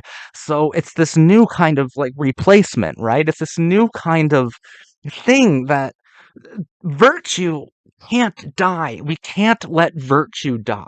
Even if this is like a vaguely Christian kind of concept, I believe that all American pop culture is vaguely Christian simply by context or, setting, geography, right? It doesn't have to be a strictly Christian reading. I'm not reading it as strictly Christian at all. I'm reading it as strictly virtue. You have to hope that people like Lucas and Peyton, who've been punished their entire lives, get some sort of moment of clarity, which they did receive. But punishment can't be eternal. There has to be some sort of spring renewal, right? And likewise, evil men like Dan Scott, retribution, justice, a divine punishment, if I could be so brazen as to use that word. Divine justice must find that man. And that brings us to Lucas Scott. I was right. Like I'm always right about One Tree Hill, but I'm figuring out that the showrunner and the writers are constantly barely one step ahead of my reading of the show. They're barely ahead of me because I'm like right there, like right before it happens. I just can't see it exactly when it's happening. In my last video, I was like, this makes perfect sense because Lucas completed his arc. Peyton completed her arc. It's a perfect moment of clarity, a moment of hope for this constantly punished couple. For this romantic pairing. It was a beautiful, complete full circle of a wonderfully thought out and captured arc, you know? But I covered it in an earlier analysis video. That's why this show is beautiful as a 4-season thing. Like, I haven't seen further seasons yet. I can only speak of the first 4. And it would be impossible for any other seasons to be as great as these put together. I covered this shit in the second season when Dan hands Luke the final problem, the Sherlock Holmes versus Professor Moriarty tale. The final problem, Zach. Lucas took on the devil in that season, and Lucas lost. He failed. And I said in that video, the final problem will always be Dan Scott. The final problem will always be masculine virtue or fatherhood. The final problem will always be how Lucas can deal with Dan Scott. And I honestly didn't think he ever would be able to unless he deserted it, unless he said he was done fighting insincere battles. But oh no. Oh no. Lucas Scott finally vanquished evil here. I'm shocked, honestly. But I'm still so surprised that I forgot. I forgot. Lucas can't finish yet. The final problem is Dan Scott. So after episode 9, when Keith shows up in that dream, that's when he starts it. That's when he's like, think back to when I died, Luke. Think back to it. Jimmy wouldn't have killed me. Think, Luke. And Luke spends the rest of that season like Sherlock Holmes and a very depressed and very fucking hot. My God, he was pretty as hell in this season, dude. Regardless, he figured out bit by bit, piece by piece, puzzle piece by puzzle piece, that Dan Scott killed his uncle. And once again, the game was afoot, and Lucas had one more shot to take down the devil. Victory is fully eclipsed and realized through Nathan, which is honestly through Deb. Deb, a character who I don't think I've said anything kind about up until this point. She believes Lucas. She believes him. And I was so impressed with her for that because she was so unavailable psychologically and emotionally this season due to her addiction and self-destructive personality. She had the clarity of mind to know that Lucas was telling her the truth. And she told that to Nathan, who confronted his father about it. And victory is truly eclipsed through Nathan pitifully hoping that his father is decent and like pleading with his father. And then Dan has to confess. The favorite son disowned the spectacular father in spectacular fashion. That's how you beat the devil. You reveal the devil's soul, that he has one, and that it's unbearable to him. You torture him with virtue and self sacrifice. And this is how Lucas Scott finally defeated the devil. I didn't see any of it coming, but it made so much sense. This show solved the final problem. It solved the problem that Sherlock Holmes couldn't solve. And that in this one, the good guy got to walk away. And in a show that's so obsessed with punishing its main characters, it let Lucas win. Totally win. Lucas became a true hero, a true postmodern brat to end all other ones. Lucas Scott, welcome to my personal Hall of Fame. I mean, let's go to Peyton pretty directly. Actually, let me eat a few of my words from the last video. Let me talk about Brooke first. Because in the last video, I expressed a little bit of frustration. I was like, guys, I get that Sophia Bush is really cute, but you can't just, there's no true juxtaposition here. If you're going to frame it as a contest of misery, One Tree Hill writers, and I'm going to treat it as such at times.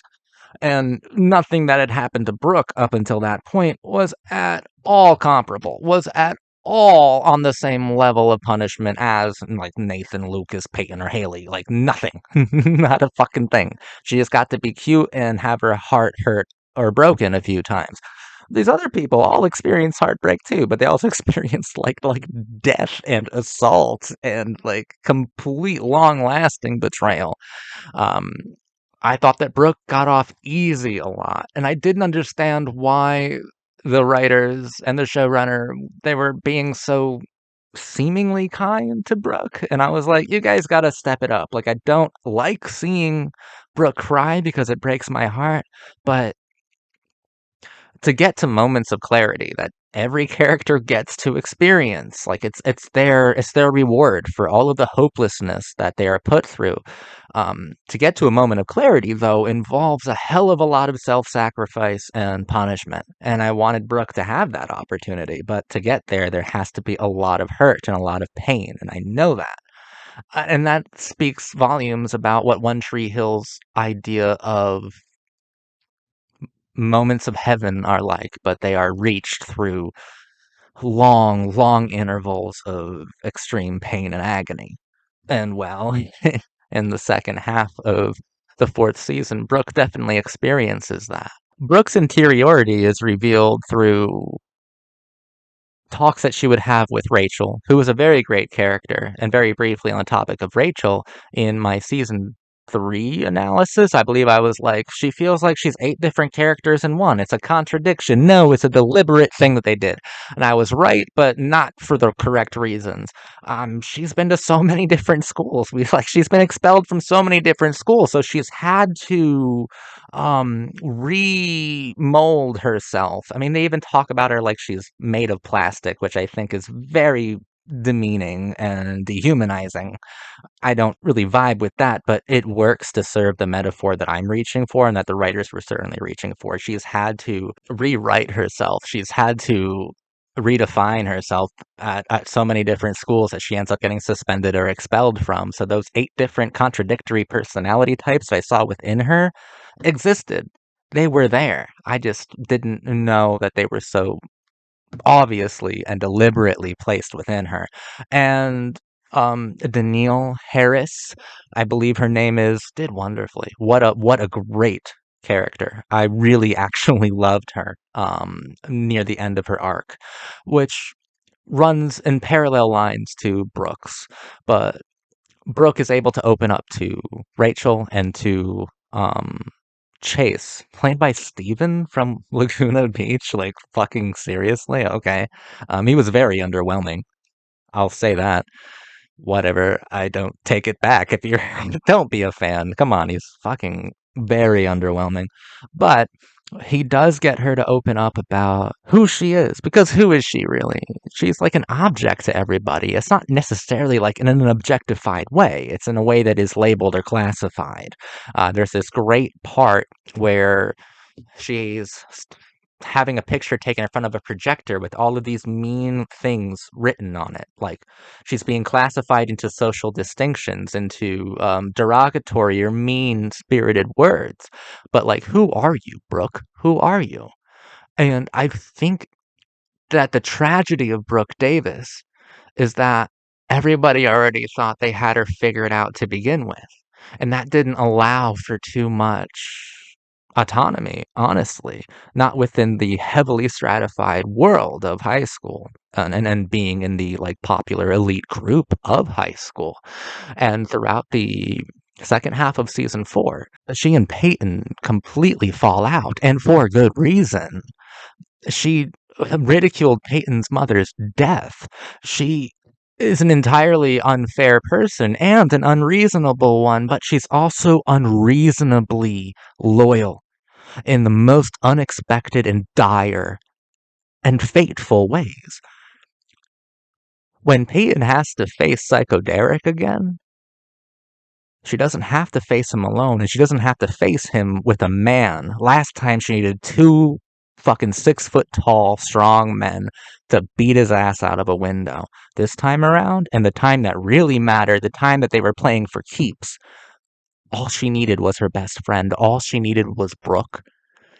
And Brooke, I never expected such courage and heroism from her to feel so natural. And that's when it shook me and went, you've classified her too. You've just thought she was the party girl. You didn't think she had this in her, but it felt genuine. It didn't feel like a contrived moment within the show. It felt completely intense, and it felt truthful. I believed that in that moment Brooke would have died for Peyton, and that opened up an entire world of complexity of Brooke Davis that I had not considered before, and I am embarrassed to admit that. Honestly, very embarrassed to admit it. But I also feel like the writers were keeping that in their back pocket, and they shocked me when they finally laid down a full house for Brooke Davis, a royal flush. Like, and from there, she just gets more and more fleshed out to where she's the one breaking down at the graduation party. And you see even more inside of her. Like, why did I think she had it so much better? Because she did. She had high school figured out. She had the social politics understood. But she doesn't have the real world at all. She doesn't know what to expect, and she's terrified. Brooke Davis doesn't like to be exposed. Who does like to be exposed? Imagine being at a party and they're looking through like highlight reels and home movies, and then you see yourself having sex on it. That's a whole other can of worms with Nathan. Ethically, we don't have to go down that road. I think it was very wrong of him, especially since Brooke was clearly a lot more intoxicated than he was. But whatever. I guess. I'm just gonna go along with the show here. But Nathan had it so much easier than Brooke did there. Brooke was exposed, whereas Nathan was highlighted in a large way to me. And that's when all of those kind of like micro punishments of Brooke came into full effect, full exposure. And I realized that those sorts of things had been happening to Brooke since the first season. It's just that she internalizes all of it. She internalizes all of that pain and can force a smile so naturally that I can't even spot the fakery of it. Brooke Davis ended up being a completely complicated and sophisticated character, just as complicated and sophisticated as Lucas, as Peyton, as Nathan, and as Haley. And yeah, I'm embarrassed for ever doubting her sophistication. What an amazing archetype that definitely transcended her limitations. Amazing, amazing performance by Sophia Bush this season. It's wonderful seeing Peyton and Lucas enjoy these moments of electricity.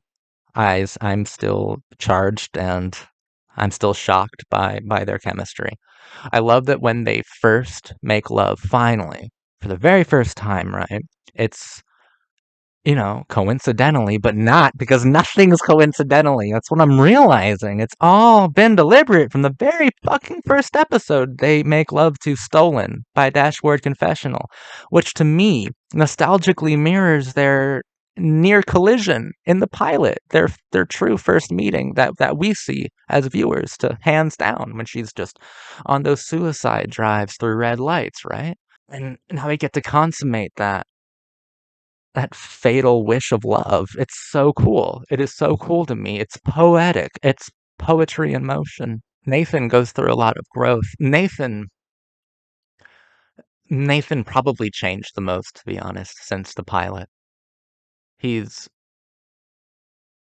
almost entirely different in a way of growth, in a way that because of Lucas affecting the status quo so directly and over again, like so consistently, Nathan was able to reach a new sincerity that can equal Luke's. And Haley, I think, finally feels comfortable within her own skin, within her role, within her future. She doesn't feel awkward anymore or rebellious. She feels wanted, and I think she feels like she's part of a family because something that I always downplayed, and I think the show downplays it to a certain extent, is that her parents are like transitory. Like they're almost nomadic, it feels like. Part of me feels like Haley has this fear of never being able to pin anything down. Like Milan Kundera's Unbearable Lightness of Being. In that book, he also talks about like that weight is equally as unbearable, being weighed down by your lover and all those sorts of things. And I think she was raised by parents who were very liberal and yeah, very like experiential, like experimental and existential, follow your heart. We're taking this RV and we're going to disappear for a few months or something. And so, in retrospect, her going on tour with Chris Keller in the second season, something I found so disagreeable at first, makes a bit more sense when I consider how I'm guessing she was raised. That she was raised by parents who kind of gave her the idea that love is this thing of air, this thing that you're supposed to be constantly chasing. And I think she learns throughout this season that the unbearable weight of love is maybe the grandest of all. And Nathan really, really loves her, and she really, really loves him. And their baby's adorable. And so is Karen. Karen having the last word, spitting on the glass in the jail cell of Dan Scott. Fucking beautiful. Payback can be so fucking delicious. Some of our other characters, a bit more minor ones. Mouth. I'm sick of this nice guy bullshit, dude. He assaults Brooke at the very last episode and forces a kiss on her, and it's treated like a great moment. No, motherfucker, that's nice guy creepy sexual assault bullshit. I actually thought Shelly of the Clean Teens was well, I thought she was really hot, but I also thought that she was really intense. Like, the actor was very intense, and the character had a lot of dark edges to her as well. And I feel like it was a huge disservice to her to limit her to being some sort of plot device for Mouth's virginity. Like, oh, God, there were so many things you can do with that, so many ways to make that better. And God, we can even talk about like Brooks' honest interest in the philosophy of the Clean Teens. That's almost like, do you take the non-believers because I'm a non-believer again? That's like almost there. I mean, she's definitely not a virgin, but she wants the same kind of affection and love that they have, and she's sick of throwing herself away, giving herself to anybody who gives her a second glance. She wants something meaningful, which is what attracts her to Steven in the first place. Or Chase. I keep calling him by his like real Laguna Beach name, but do you take the non-believers? Because I'm a non-believer. Skills has at least one interesting bit that I thought was pretty touching when he and Haley are on the roof of the school, and he's like, "You see that factory over there? If I don't get into college my dad's got a job waiting for me. And I know what I'm gonna do for the rest of my life, like what every other person in my family's ever done. The future has been written, and there is no such thing as controlling your destiny. But he gets into college, and it's wonderful. It's also heartbreaking when Nathan is going there. But it does show you like the postmodern strengths of this show, like how far the spectrum has really extended, and the status quo has been completely dismantled and rearranged so that Skills is going to play basketball at college and Nathan is going to do manual labor, seemingly. I mean, his wife and Whitey help him out, help him to get out of there, but like I've been there where Nathan was, and like coming home filthy and having to get that look of like you feel defeated already, but when the person you love looks at you with defeat in their eyes,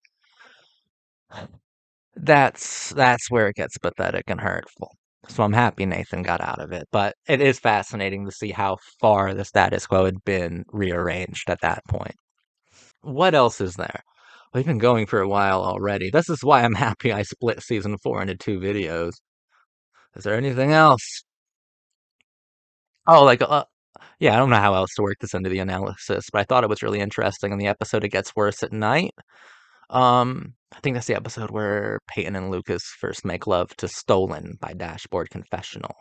Um, there's this cool like montage moment at the prom that they go to, where the characters realize that they are nothing like ordinary teens, except by way of simple and awkward and true heartbreak. That happens everywhere. So when Mouth says like, you ever had your heart broken? They all agree, but we see all these other archetypes go up there, and it's really funny. It's a moment of self-awareness, and I'm like, you guys know what you're doing.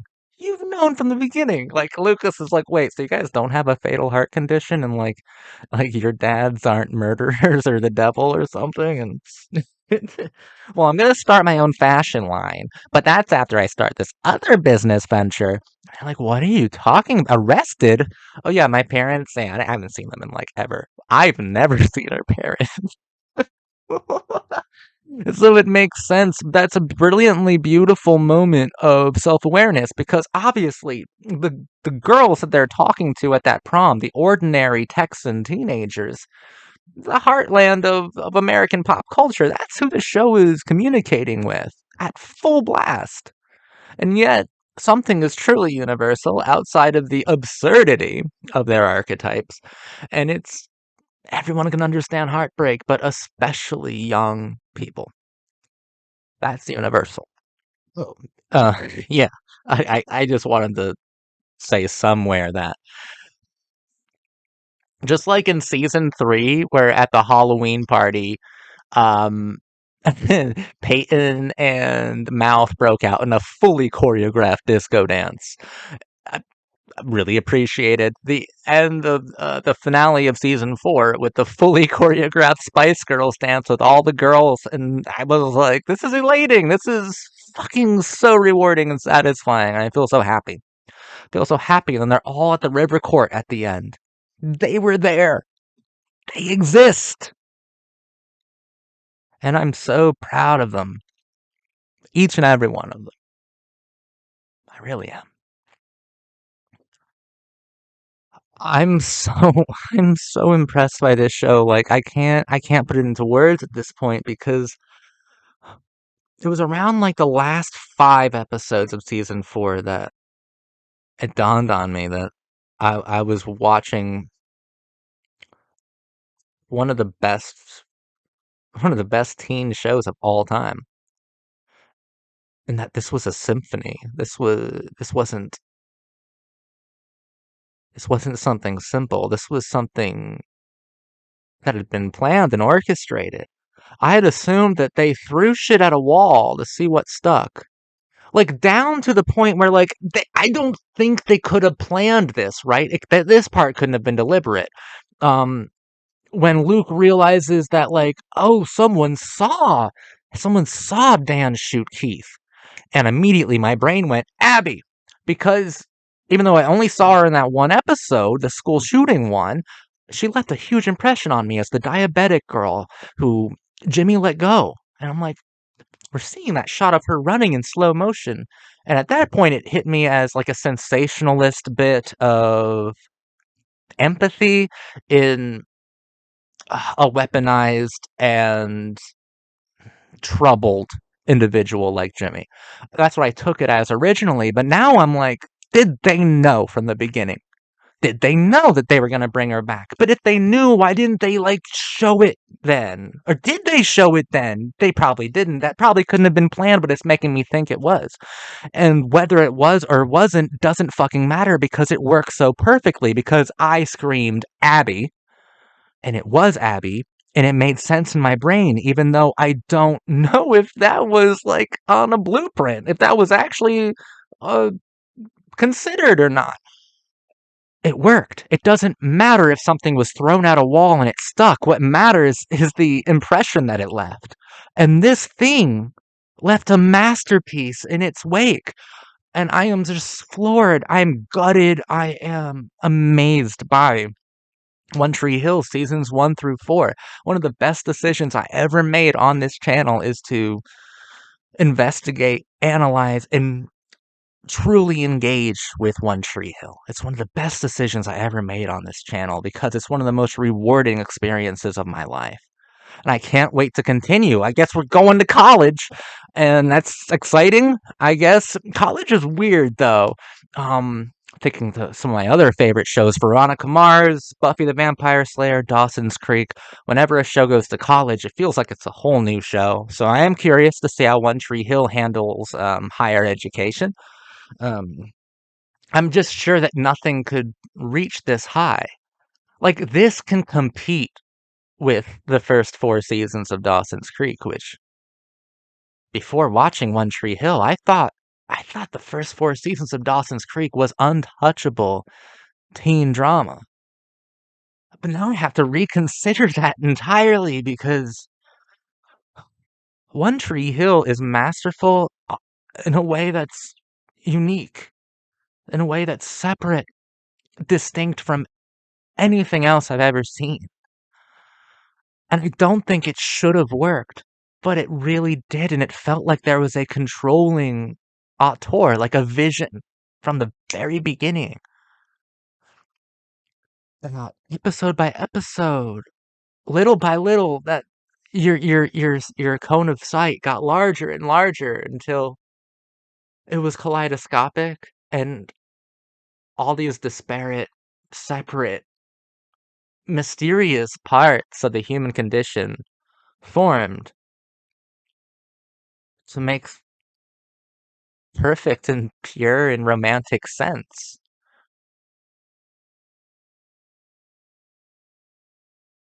Life is about acts of redemption.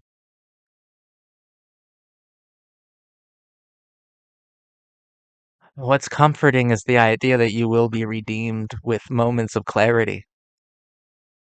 Every punishment that you endure, just know that it's for a reason. You don't have to think it's part of God's plan, because I'm a non-believer. But I believe that we also deserve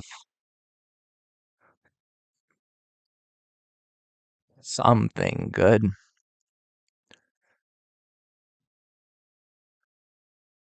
And I also think we can achieve it. I think it's attainable. The world that I'm talking about is real, and we can all take it.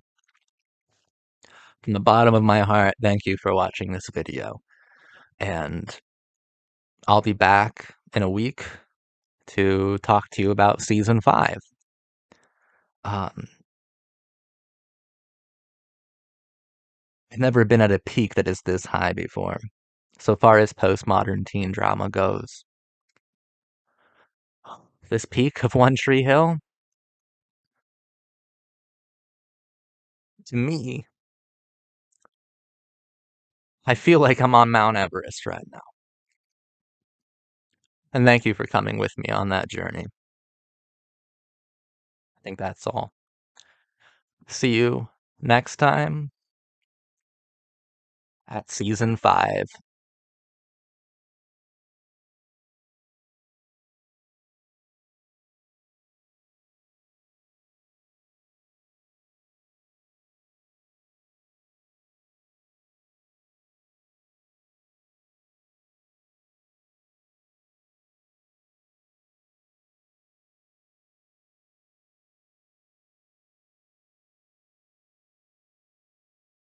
And I can't wait to continue. I guess we're going to college, and that's exciting.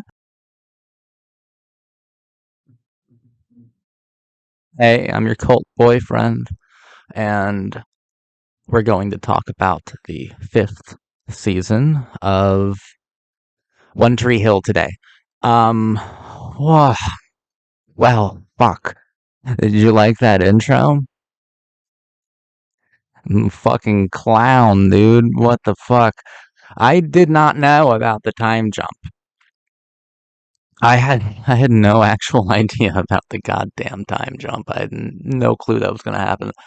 Um, I thought we were gonna get some college stuff, some higher education. I had no idea we were gonna jump like to a pretty specific time, like 4 years, months, and days. Like what? Oh, wow. Wow. And like they were setting up these things at the end of season 4 that did the showrunner know? There must have been alternatives, right? I wish I could see because they must have had like several different ideas on where to go from season 4 because I think seasons 1 through 4 of One Tree Hill when considered as a whole, like all together, I think it's masterful. I think it's such a brilliant piece of teen drama that words can't really accurately describe how much I love those first 4 seasons when taken as a whole thing, a whole work of art. It's a masterpiece, honestly. And it was also pretty final. It tied up a lot of loose ends, and it felt like a beautiful novel. It felt almost complete. So I'm sure that continuing the show, there must have been several different avenues that the showrunner and the writers considered, and this must have just been one because at the end of season 4, it definitely felt like we were going to college. Didn't make me think for a second that we weren't. And I guess it was a pretty big deal when they did this in real time. Like, even when the first episode hit and we were in the future, I was like, oh, is this like some sort of weird thing for the intro? Also, I miss the I miss the theme song for sure. But that's besides the point.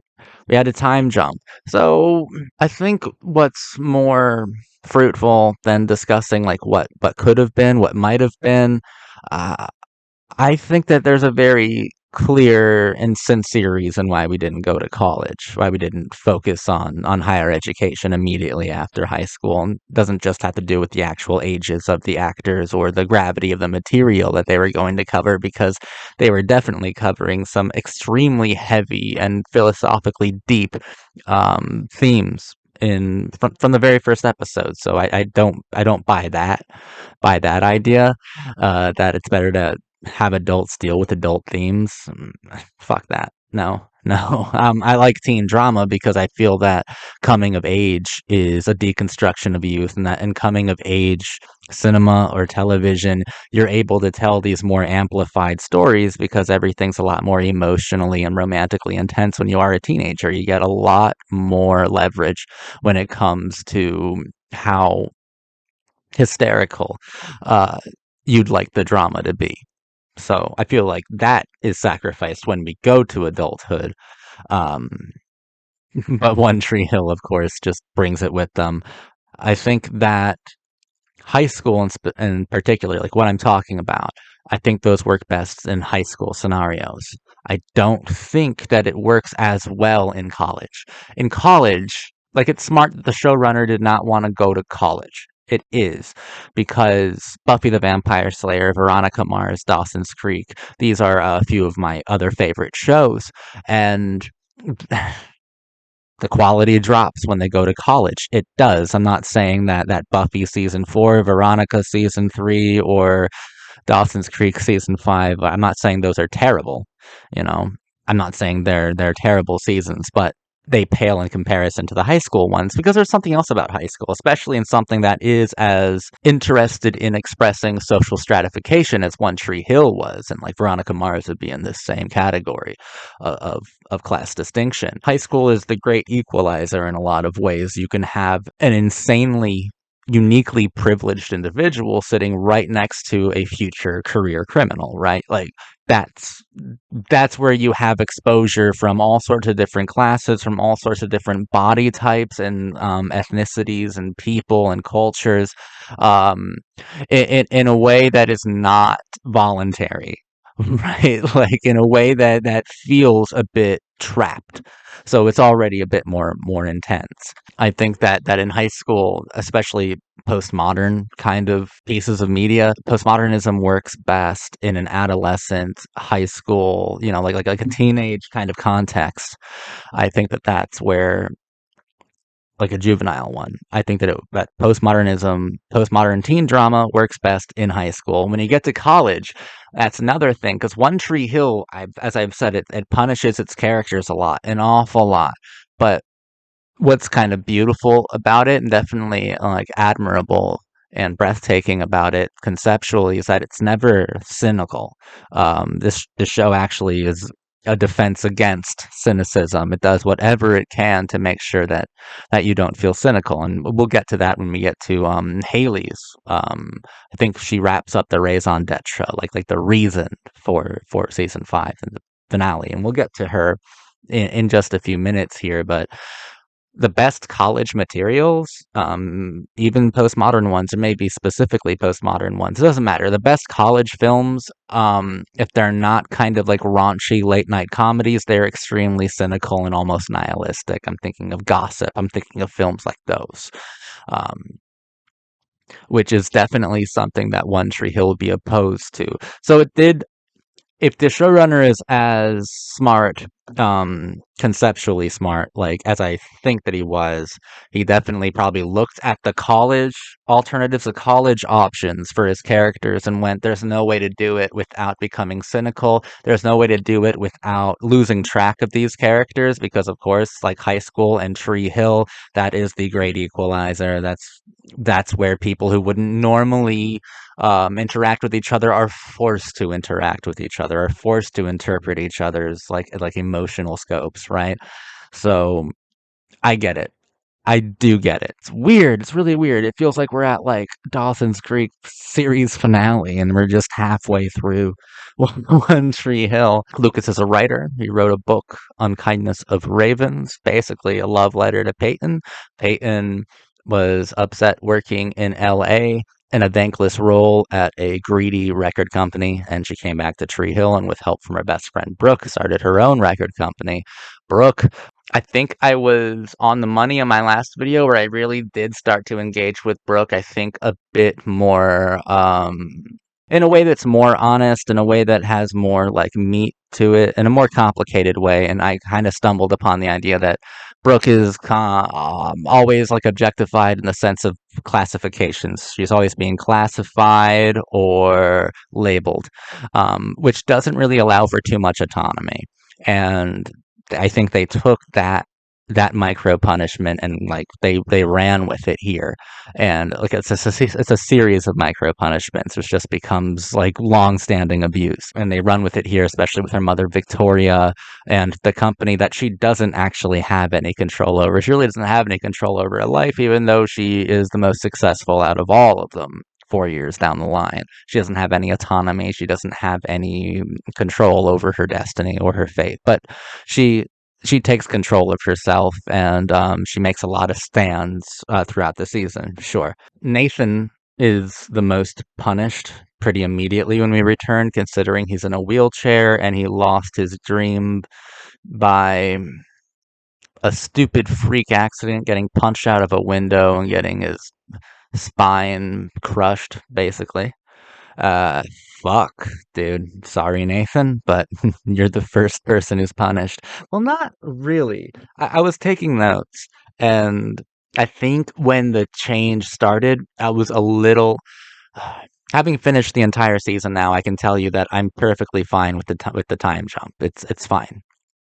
They were able to do some pretty interesting things once I understood what those things actually were. Because like my very first notes were like, the show stopped punishing its characters, dot dot dot. Because I'm so fucking dramatic, even when I'm just talking to myself and only myself, apparently.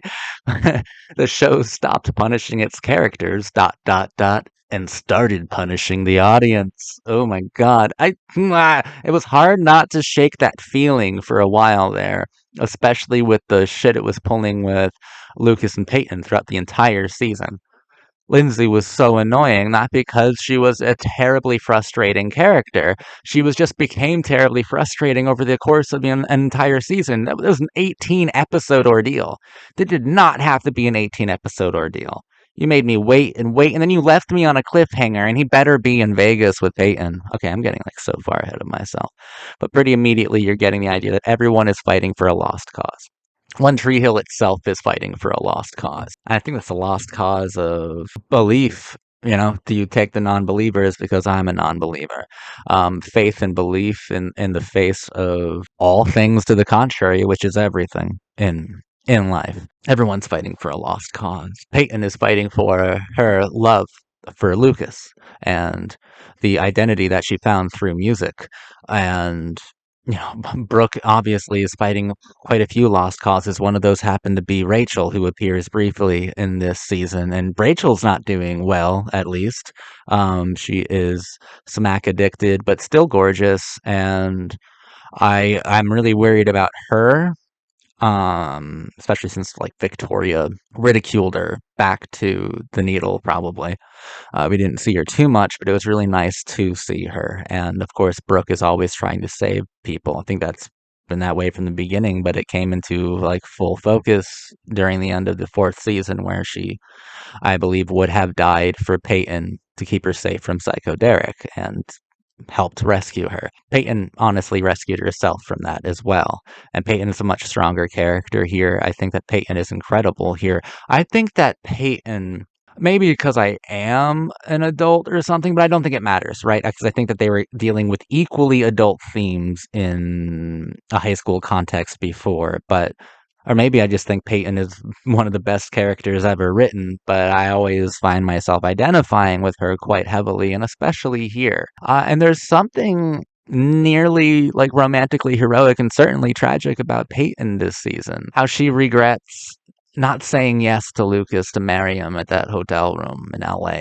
How she picks up a copy of his book, how she purchases An Unkindness of Ravens every time she sees it, and she knows she made a mistake, and she knows that they were meant to be, and she will do whatever is within her power, whatever is reasonable, and some unreasonable things as well, to make Lucas accept that. Not admit it, because it's written all over his face. In fact, he writes it in new books, you know, talking about a comet, but as Lindsay interprets and analyzes quite well, the Comet is the kind of car that Peyton drives, and the return of the Comet is the return of Peyton.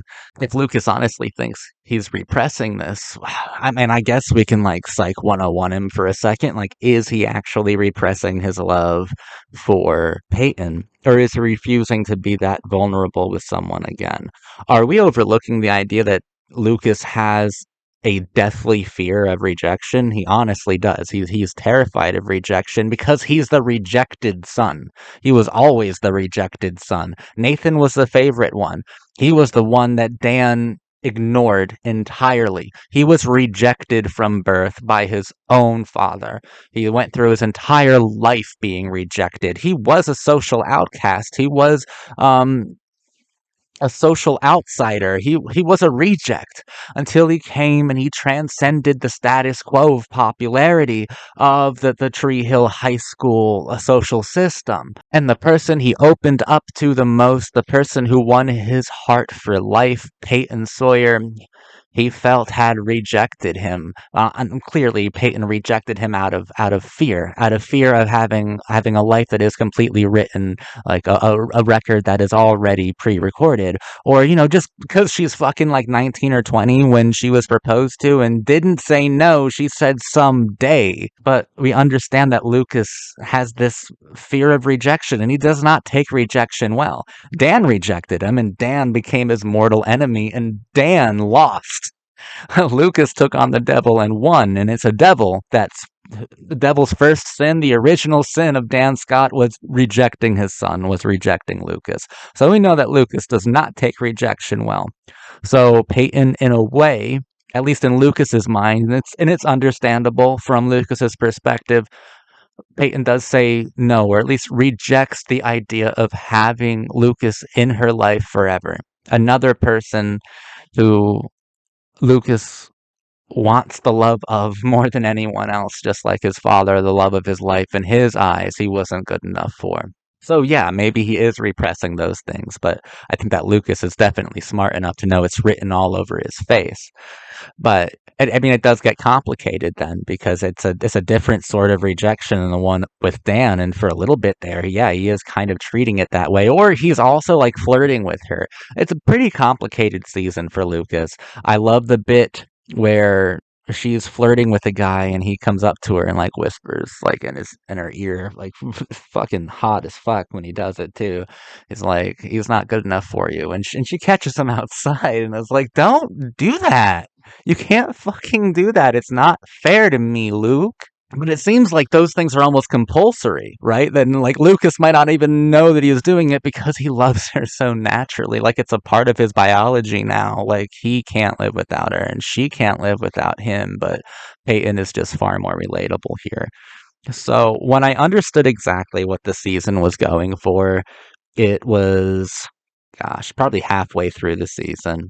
It was after the 100th episode, right? Which is the botched wedding, where Lucas is rejected again by by Lindsay. He also doesn't take that too well now, does he? But he never truly gave her his heart, so it's different.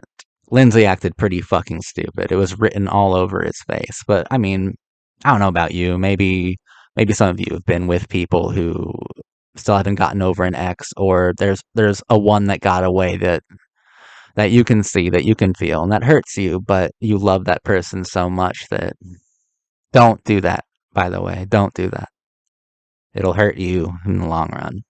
But the scene directly after that runaway failed marriage thing, which was a pretty good episode, I guess.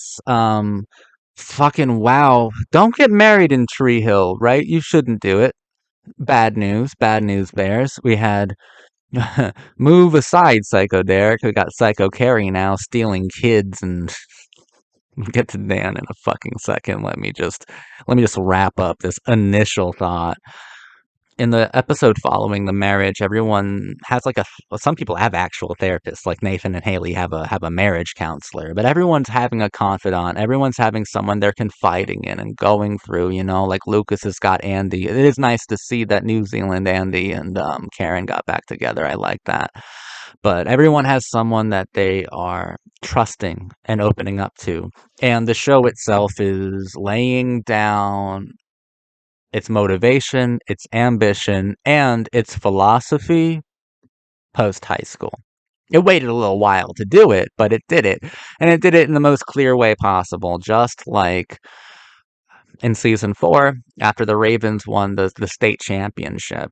The showrunner himself showed up to give the show its own melodic philosophical center in the idea of, do you take the non-believers? Because I'm a non-believer. When he played the record store owner named Max, he reappears here for Peyton. And if you want to engage with the show properly, you have to listen and pay attention to when the showrunner, as narcissistic as it may be, inserts himself into the drama in order to actually direct the characters involved. And the showrunner clearly cares about Peyton the most, as he's her therapist for the 13th episode.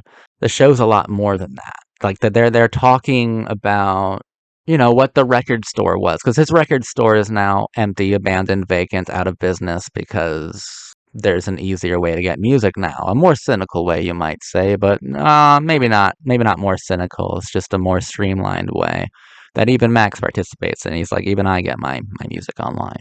But he's like, I think the record store was more than that. And just take everything that Max is saying and apply it to the show. Apply it directly to the show.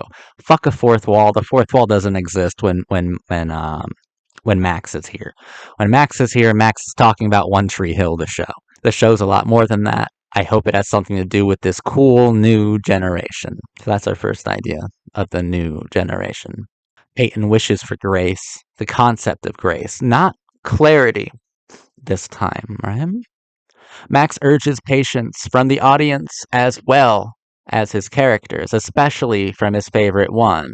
Peyton and Lucas and Brooke have changed the lives of young people, and maybe that's what it's all about. As Max says that, Peyton, you changed Mia's life and you changed it for the better, and maybe that's what everything's about, right?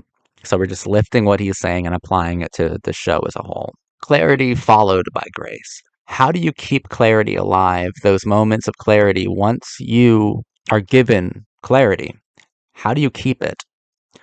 Through grace and with patience. I also did what Max said. You know, when the showrunner shows up, gives me advice, I take it so that I can properly understand his creation. I went for a drive on the freeway, blasting my favorite songs, or at least the songs that I'm vibing with the most lately, is blasting it, trying to figure something out, and I ended up in a better place thanks to that advice. I made a wish and placed it in my heart. And this isn't the first time we're brought up with this idea of grace and the idea that it's about the new generation. It's about making a less cynical lived experience for the new kids on the block, for the new ones, the new believers. When I think it's it's a young girl in high school who lives at Peyton's old house and is really interested in Peyton and Lucas's love story because of some of the markings left by Peyton in her room. I am not someone you want to live vicariously through. Lucas Scott didn't think so. And besides, no one's going to write about my life. And I love Peyton. I really do. I even love bitchy Peyton in that library episode when they're all locked inside. She's hilarious. And fuck you, Lindsay. Get bullied, bitch. I love Peyton to death. Um, that's when we get like a Magnolia moment, right? Like everyone, like, because we leave the library and it shows, you know, like Mouth sitting there thinking about Jimmy Edwards. Get over it, dude. But they're all just singing songs, the same song. It's like the Magnolia Wise Up Amy Man moment, which I mean, I guess I appreciated. But still, I'm not gonna talk about Mouth much. Mouth is literally the worst character. God, I don't even want to talk about his arc because it actually like angers me because it's just so bad. It's just so bad. It's just so fucking poor. Which sucks because Millicent is goddess caliber Bay, and once again, another interesting and unique actor, quite like Shelley from the previous season, is being diminished and limited to a series of plot devices for Mouth. The character who requires the least amount of fucking care. Just get rid of Mouth. I don't like Mouth. Nothing good. Nothing good ever came from Mouth. And that's Mouth. That's our time with Mouth. Millicent, though, love her. I'd like to see more of her. That failed proposal from Lucas is really cool. Because Peyton knows that it's done. Not because Lucas is gone, but because he left the mix CD that she made for him untouched. That's what truly breaks her heart because that's how Peyton truly communicates her feelings. And Lucas leaving that mix CD there, that is telling her that he's no longer interested in her feelings. Shit, it's breaking my heart just analyzing this analyzing that moment. They have really like symbolic arguments and they're like literal metaphors, literal symbolism, right? Because I get another argument and it peaks with Peyton throwing copies of Lucas's own book at him because as I've covered, she bought so many copies. She's literally throwing Lucas's words in his face. It was a really loud symbolic moment, but fuck, it was so cool. That was beautifully done. And anyone can pick up on it. This is extremely accessible stuff, and it's poetry at times. I went by this pretty quickly when I was talking about Brooke, but when it was revealed that Victoria was Brooke's mom, I went audibly. I was like, whoa! Shit, man! Oh my god, I was right on the money with the tragedy of autonomy, but finally saw her mom after fucking almost 100 episodes. On the topic of Victoria, that's a decent enough segue into Dan. Because another one of my notes from earlier is that Dan's constant presence in seasons 1 through 4 was integral, so vital to the show. With his prolonged absences in 5, the show is negatively impacted by the loss of a consistent villain. Victoria Davis is no substitute for Dan Scott. And I do think that's what they were trying to do with Victoria earlier. No substitute for Dan Scott. When Dan comes back, I'm like, my God, I missed you, buddy. I don't give a fuck. I don't give a fuck how convoluted the idea is that you only spent 5 years in jail for murdering your brother during a school shooting. Don't care because he needed to come back. Lucas vanquished the devil. He did it. He defeated and destroyed evil. 1 through 4 will always exist. 1 through 4 will always have a beginning, middle, and an end. We're starting something new here with some new goals, some new ambitions, and guess what? You might no longer be the target audience. I mean, you're the target audience, but you're not who the show is trying to change the most. You're who the show's speaking to, but now it's trying to inspire you to not only seek those moments of clarity within your own life, but to lead by example to others with grace, with like a refinement of movements, a refinement of emotion, to live gracefully and with patience, and maybe help this next generation not have to struggle so intensely with ideas of love and fatherhood and belonging. It's a different sort of aims and goals, and we need to bring back our villain. We need someone who is dark and troubled and conflicted and evil. We need Dan Scott. Dan Scott is so necessary. And he's one of my favorite characters on the show because of how shamelessly the writers use him and how good Paul Johansson is at portraying that role. I know that when he shows up, you know, you got a really good chance of him doing some twisted maniacal shit, some really just creepy and weird shit. I love watching Dan, always entertaining, always just completely gripping and like captivating to watch, as a captivating villain, one of my favorite villains of all time. I love in this show, like he spends the last episode considering smothering an old dying man to death. Oh wait, then he doesn't, and he feels like it's a reward, and he gets to run the fuck over, and the beeper goes off saying that his heart's ready. Oh my god, One Tree Hill, we back to every season ending with maybe Dan's dead. He had a heart attack, he got lit on fire, and now he got run over. Great to have you back, Dan. Welcome back to Tree Hill. I honestly missed you though. You never realized how much I loved your company until you were gone for 10 episodes. But Lucas had to win. That was Lucas's victory, and nothing can take that away from him. But the show would suffer without him. And that's why we need him back. That's why we need him back, because there's more you can do with his archetype and his symbol. And it doesn't take away from anything that came from the Lucas versus Dan heartbeat. That's the heartbeat. It's not the heartbeat. It's I mean, maybe that's a good through line. I mean, the heartbeat of the first 4 seasons is Lucas and Peyton forever, but maybe the heart attack, maybe the thing that's threatening the beating, maybe the staccato rhythm. Yes, it's the thing that constantly upsets the beating of the heart. We need that. We need Dan Scott, is all I'm saying. And I'm glad that he's still around, and he can't be dead, because I think that the writers saw that without Dan Scott for about 10 episodes in this season, that the show is unworkable without him. If it's just like last time and I said I can't wait for college and they skip college, if Dan's dead, then that's one of the dumbest decisions that this show could have possibly made. I have enough faith in these guys to think that they would know not to kill fucking Dan, and they would also know that we've had patience You've had patience, showrunner. You said to have patience. Well, we fucking exercised some, didn't we? Lucas better have married Peyton in Vegas. Don't twist my arm for another series of Lindsay or Brooke fuck all episodes. Please, fuck off. Don't do that. Don't do that. Don't do that. Don't do that. When I actually give you patience, don't punish me for it, or else my initial reaction is correct. But I'm giving you the benefit of the doubt because I trust you, because you gave us such a masterful first 4 seasons that I trust that you know what you're doing. I did like seeing Tim in that library episode I was talking about. I really liked him. Really cool, really funny character. I love that he and Bevan, I think, have a kid named Nathan. If I'm piecing that together correctly, I loved him.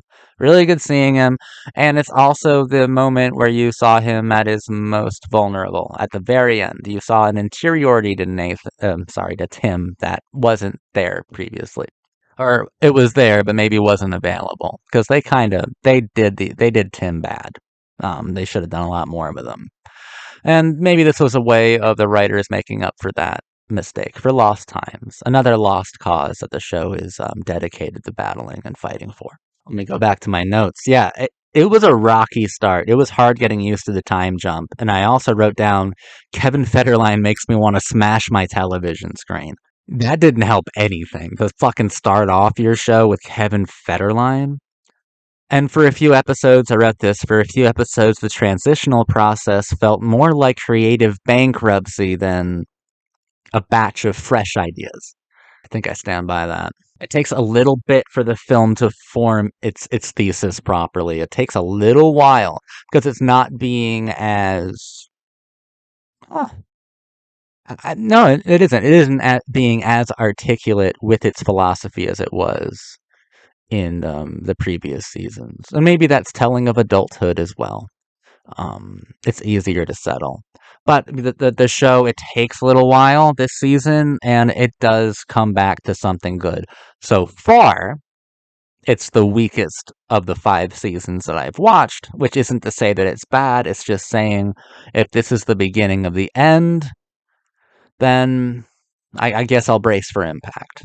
Haley, I thought, was delightful this season. I thought Haley's character. Well, no, Haley. Let's not downplay Lucas or Peyton. Peyton was probably my favorite person this season. She had the best moments and she had the best bits of characterization. And Lucas was battling with his complex, his fear of rejection. But Haley also benefited greatly from this time jump. I think that, and also Bethany Joy's performance was on fucking point this season. It was really, really good. And her character, Haley, there was a lot there. I actually was able to feel that character so much, and it was so fun. It was so good. And I like that she was given that philosophical pulpit, the philosophical microphone to actually determine the show's philosophy in its final episodes.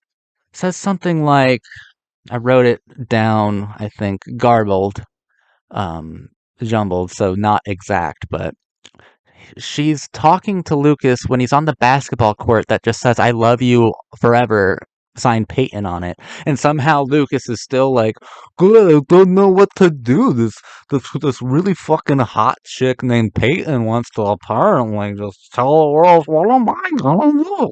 God, it must be really hard being Lucas sometimes. I think it's the first bitchy thing I've ever said about Lucas. So well, take notes. Take note of that.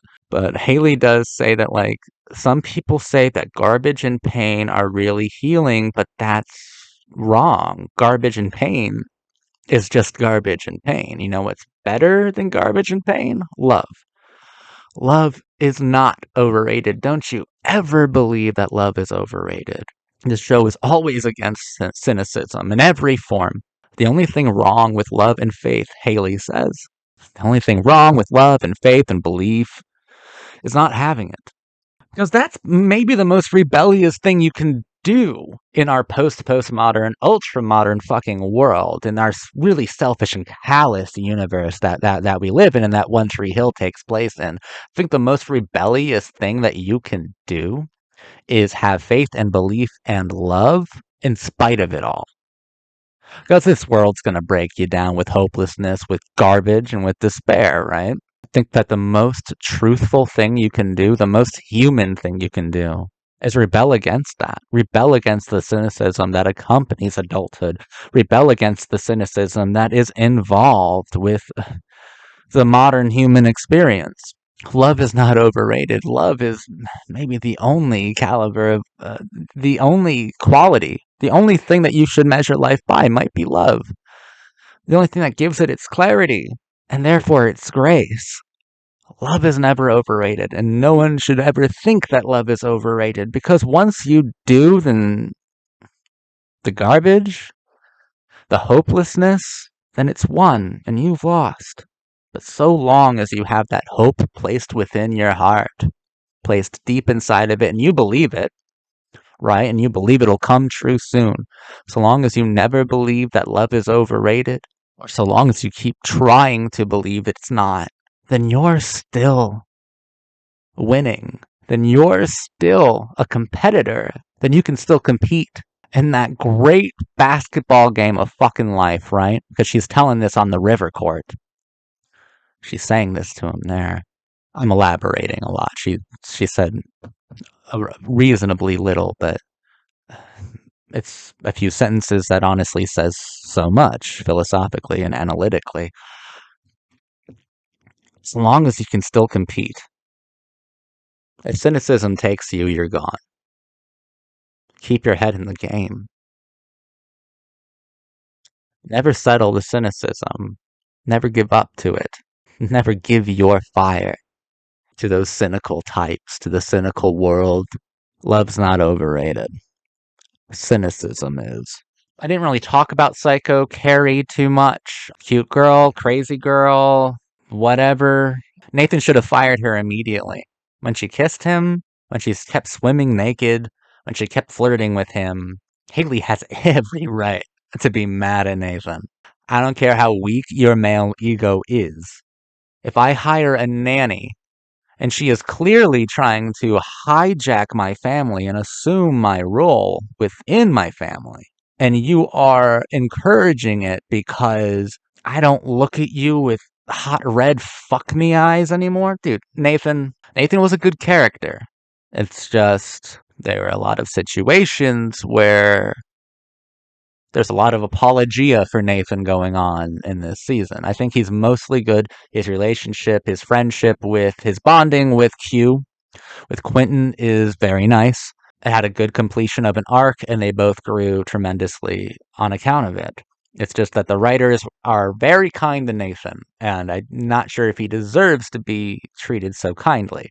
He doesn't deserve to be assaulted or anything like that, or deserve to be in pain or despair, but Haley deserves respect and appreciation, especially since she was doing all of it at the beginning when Nathan gave up and became a drunk. She not only deserves respect and admiration, she deserves, like, adoration. She should be Nathan's hero. And who gives a fuck if the hot nanny is showing you her ass and kissing you? That's reason to fire her, you ungrateful, weird prick with a bad ego problem. Maybe I'll change the topic because I keep trying to say nice things about Nathan, and that one component of the season, it does irk me. It does upset me. I actually liked Haley a lot this season. I'm not used to defending her. And it's new for me, so forgive me. The whole liking Haley thing and defending her, it's new. It's a new concept. Skills, I guess, is comic relief, and he's fucking Deb. Why not? Cool. I don't care. I don't care at all about that. The guy from Magic Mike or whatever, the himbo dude, the bartender Owen was in it. Okay. Don't care either. Brooke. You know what? Let's focus on the good stuff. The good stuff is Peyton and Lucas, and the good stuff is Dan, and the good stuff is Haley. And that's a significant amount of good shit. Lucas has to stop being so afraid of rejection. Lucas, I mean, he has a desperate reaction to it, to the idea of rejection, because being rejection makes desperate people. That's how you make desperate people, by rejecting them. And if he was rejected by birth and constantly reminded of his arbitrary failings, of his unnecessary ones, then yeah, you're gonna create a man who, no matter how successful or attractive he is, will always feel like there's something intrinsic, something almost biological, something inherent about him, about his very soul that isn't worthy, that isn't worth accepting or saying yes to. And I totally get that. It's just, if anyone can help you get over that, Lucas, it's Peyton. Because if you give yourself to Peyton now, she will never let you go. She'll never reject you again. She couldn't take it. If you give yourself to her now, Lucas, then she'll gladly accept you forever. Hey, but I think that's all I'm going to talk about right now. It was fun talking about season 5 with you. I'll be back in a week to discuss season 6. I already know ahead of time that this is, and unless I'm wrong, but this is Hilary Burton and Chad Michael Murray's last season, season 6. So, whew, it's gonna be hard. It's gonna be a hard one, but I've been having such a great time. And leave a comment, subscribe to my channel. Yeah, thank you for coming with me on this journey, and we'll continue it in a week.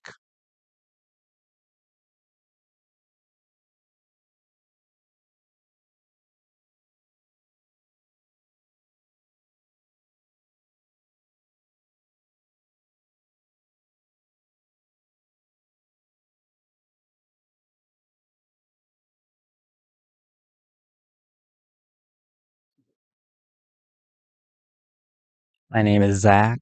I'm your cult boyfriend. And today we're talking about season 6 of One Tree Hill. I cried in episode 5 when I saw Samantha, a new character played by Ashley Rickard, whatever. The girl from Awkward.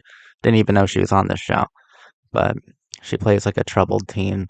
And in episode 5, it shows her sleeping in what I first thought was Keith's auto shop, but I guess was actually the class. It was at school. It was like the shop classroom or something, or the garage at school. It could have actually been the auto shop, just redressed. Either way, it's incredibly powerful, considering it's actually an orphan of high school and teen drama. The power of it all. Samantha Walker, the orphan of One Tree Hill, the orphan of its philosophy. Yeah, I'm actually walking away from this for the first time in 6 seasons saying that Brooke had by far the most fascinating storyline. Brooke's arc actually offers the most fruit for thought. The most interesting concepts are actually worked through Brooke, because Brooke takes in this orphan, this troubled, lost, like alt punk skater girl into her house and really grows from it. And what we covered in season 5, when the showrunner himself had a cameo in it to really lay down what the new philosophy of the show is. It's like the first 4 seasons of One Tree Hill helped its audience through coming of age, and coming of age is a deconstruction of youth, at least when viewed cinematically. The first 4 seasons were about helping you through that time, through your own teenage years, and I'm guessing the second half of this show, season 5 and up, seems to be about making sure that the next generation doesn't have to deal so intensely with love and fatherhood and failure and even victory, that the next generation is possibly a generation of clarity. And that's pretty beautiful. And I think that that's embodied in the physical metaphor of Sam. And to a less visible extent, Quentin Q, who dies in the beginning of this season, is shot. But I believe that Q and Sam are great metaphors, great analogs for what One Tree Hill sees as the future, the next generation of cool. And already these kids are a lot more sincere. These kids are a lot more sensitive. And these kids need belief and hope more than anyone else, more than anything else. Maybe that's what teenagers need more than anything else, is hope in the face of hopelessness, is to be taught about moments of clarity, and to be taught that through grace. Because if there's one word that, if there's one like motivating factor If there's a dream of One Tree Hill for seasons 1 through 4, that dream is clarity, moments of clarity. If there's a dream so far for seasons 5 and on, it's grace, living with grace. Refinement of movements, a refinement of passions, a refinement of expression. And it's about taking responsibility. That's a large part of what season 6 is. Every character has to take responsibility. Season 5 was a lot about the lost causes that our characters can't help but fight for. And season 6 is about taking responsibility for what those lost causes represent. And Samantha Walker is an incredible character. I loved her. And finally, I actually see like an analog for myself within the show. I was definitely most like Sam in high school. You know, just a fucking bratty punk kid who got a sort of high from breaking petty laws or insignificant like social values or whatever. Like I was opposed to. I was just trying to have fun and be rebellious and reckless, and I didn't feel like I belonged anywhere. And I think that that sense of not belonging is best expressed and best represented by orphan qualities and orphan archetypes like Sam. I involve Q in this because it's also about having a role model or having dreams taken away or living for the next generation. Q was a troubled kid as well, but he was able to turn around and come around. And I'm really grateful and happy that Nathan keeps having these conversations with him, with his ghost, with his presence, with his memory. And Q is pushing Nathan harder and harder because there's something about this next generation that everything that kids do, I guess, is an act of redemption. Maybe that's the most universal thing. Kids are always trying to be redeemed because kids always feel like they've done something wrong and that the world is out to punish them. And in a large way, that they're right about that. But people like Brooke and people like Nathan, those are characters, those are archetypes that can change lives, and you can change lives too. But I just think that Samantha just works best as the physical poetry of this concept that I'm talking about. Um, a lot of it does have to do with how spot on and perfect Sophia Bush was this season. She's great in every season, but here she's given something truly philosophical to convey. And Ashley Ricard, as Sam, is extraordinary. An incredibly emotive experience. Well, yeah, it is an emotive experience watching her, but I was trying to say it's an emotional performance with a lot of expression within it, and a terrible amount of pathos. Brooke is always saving people. That's her addiction. If Lucas was addicted to self-sacrifice, Brooke is addicted to saving people. Any lost cause that comes her way, but specifically people who really, really need her. And who needs Brooke Davis most? Who needs teen drama most? Who needs One Tree Hill most? I would say the hopeless young person, the hopeless young girl who doesn't feel like they belong anywhere in society, in this world, being taken in by a postmodern Molly Ringwald, being taken in by Brooke Davis. And Brooke Davis is able to, through her own iconography, because she's already such an important cultural marker in teen drama, she's able to use her own icon to affect the next one. One Tree Hill is trying to make sure that kids don't feel hopeless anymore and that nihilism doesn't win. They're trying to remind you that magic is real, that miracles happen. And Brooke Davis is trying to tell Sam that she's that she's beautiful and that she's unique and that she's necessary and that she's not unfixable.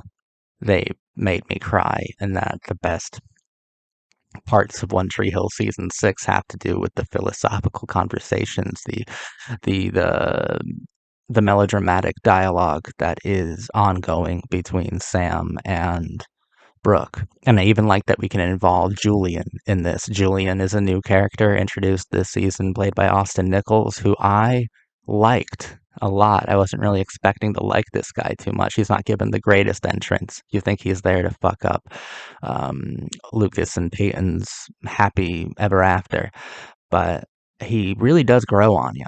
And that grin really is something else. It's a terribly charismatic character. In fact, I would call Sam and Julian so wildly charismatic. There are several scenes that only Sam and Julian have. And had this been any other season of any other show, and they're dedicating so much time to two brand new characters that I hadn't seen before this season, I found their scenes so gripping and captivating, which says a lot because the other characters they've built up 6 seasons of goodwill with me, and I was really excited just to see Julian and Sam have a scene, and that's when it dawned on me that these are great new characters and that I love them both, and I do find it kind of adorable. Julian isn't given too many opportunities to shine in this role, but when he shines most is when he almost assumes a fatherly one with Sam. It's like the new postmodern family. And Sam is a good continuation, a good apprentice. One Tree Hill wants the next generation to be better than the one that came before, to feel more loved. And we should make that a reality every chance that we get. And Sam was just such a good idea for Brooke. Such a great idea. Save me, Brooke Davis. Also, Evan Peters, I guess he's been around forever. He was a pretty good love interest for Sam. I liked Evan Peters. Uh, he's probably never given a bad performance. He's a pretty nuanced kind of actor. He did very well. I love seeing him and Sam be totally awkward and adorable with each other. It's like Dan says, losing forces change, we wait. Brooke lost Lucas and Julian lost Peyton only to win each other and win that passion through change with patience and act it out through grace. This is the last season with Chad and Hillary. Chad Michael Murray and Hillary Burton left the show after the 6th season. This is Lucas and Peyton's final bow, last dance together. I think that they're possibly the greatest on-screen couple I've ever seen. Their chemistry only grew. It only got more and more electric until I'm still like vibrating from the shocks, the visceral shocks, the impassioned ones from that you feel from 6 seasons, over 100 episodes of love that really feels so real and inspired and full of fire and heat and electricity. I love Lucas and Peyton. They are my favorite on-screen couple. I feel something so energetic and electric and truthful when I see those two share a scene together. And this season has a lot of wonderful moments with them. They get married, they have a child together, Sawyer Scott. Heartbreaking, and they're also adorable, which is heartbreaking in a much happier sort of way. They have this adorable Brady Bunch type episode, the stereotypical sitcom episode with all of those contrived like ideas of silly things that couples do. They put that piece of tape down the middle of the house and they stay on their own side or whatever. But there's so many adorable things that happen in that episode. There's an adorable fight about the Cure and how Lucas doesn't like the Cure, and she's like, "Yeah, if the Cure could squint, it'd be you." Michael Murray even directed an episode, and he wrote one. I was more surprised by the writing credit that he got on the Casablanca noir-esque episode, which is fun. It's a bit weird, but hey, after 6 seasons, you're allowed to be fucking weird. To go for it. I'm surprised Chad wrote it, and it's pretty good. Even in that fantasy, Peyton's car is always breaking down, giving Lucas a literal opportunity to look inside of her and see what's wrong and fix it, because no one's unfixable. Not really. And while he didn't direct that episode, he did direct A Hand to Take Hold of the Scene. And Ockerville River has entered the zeitgeist. That's one of my favorite bands, Ockerville River. The stage names is all over this season. I think I'd love to talk about talk to Chad about Ockerville River.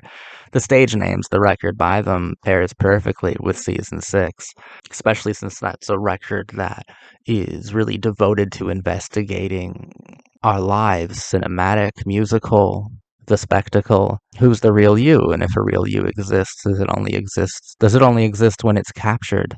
and like objectified for others to engage with.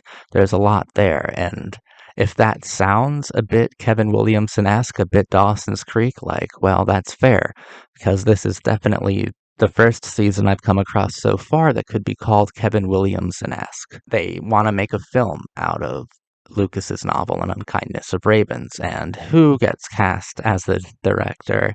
Who's going to direct the film? James Van Der Beek, Dawson Leary, and Lucas Scott. They meet. Of course, he's not playing Dawson Leary. He's playing some nightmare version of Dawson Leary. But it's wonderful seeing James Van Der Beek and Chad Michael Murray occupy the same space with their unique kind of energy. But Lucas Scott is not Dawson Leary, and One Tree Hill isn't Dawson's Creek. Our Life is Not a Movie or Maybe, where Kevin Williamson was hyperfixated on the idea that our lives have become cinematic and that possibly second chances could be given through the spectacle, through art, through film, through media, that you can live twice, thrice, a countless number of times, and in them you can live forever. And that sincerity does matter, but new sincerity is cinematic at first. At the very least, it's cinematic. Whereas One Tree Hill rejects that concept. It rejects the society of the spectacle as a problem, as a necessary problem. It doesn't identify the spectacle in any sense of the word, because One Tree Hill is, of course, saying that you are the master of your destiny. You control your own fate. That life is not a movie, not even maybe. Life is a dream come true, and it might sound a lot more naive than Dawson's Creek. That's because it is. Naive or not, it's also a lot more courageous than Dawson's Creek ever was. Because One Tree Hill has the guts to make a stand and say, what you do matters. You matter. Not a representation of you, not your double, not your cinematic alternative, not who you see in your dreams as yourself, not your idealized form. In One Tree Hill, what matters is when you're able to make those dreams a reality. What matters is what you actually do. What matters is everything, and you are a part of that. You are a huge part of that. Dawson's Creek was fascinated with the relationship between the spectator and the event, the relationship between how films influence us and music can determine us, how circumstance can rule us if we allow it to. One Tree Hill rejects all of those concepts. With One Tree Hill, you determine music, you determine film, you determine circumstance. In the first season, it completely obliterated social stratification and then came to view social hierarchies of high school as not only facile but unnecessary and entirely invented, not innate. One Tree Hill is largely a rejection of the philosophy of Dawson's Creek, and it is pretty magnified in the sixth season. Dawson's Creek is a much better show than One Tree Hill, because One Tree Hill wants to believe in miracles, and not in an intellectual way. It wants to believe in actual miracles, and it wants you to believe in them too. Dawson's Creek you might call hyper-articulate and verbose, whereas One Tree Hill tries to be much more sensitive and immediate, urgent in its messaging. But One Tree Hill never loses that intensity. That intense love that you felt as a teenager can definitely be translated into adult romance. Certainly. Because you determine romance. Romance doesn't determine you. You define love. Love doesn't define you. That's One Tree Hill's perspective. Now you get into a lot of gray areas with this kind of philosophy that One Tree Hill has, and that One Tree Hill proselytizes, and One Tree Hill celebrates. And the idea that this show really, really wants you to have babies.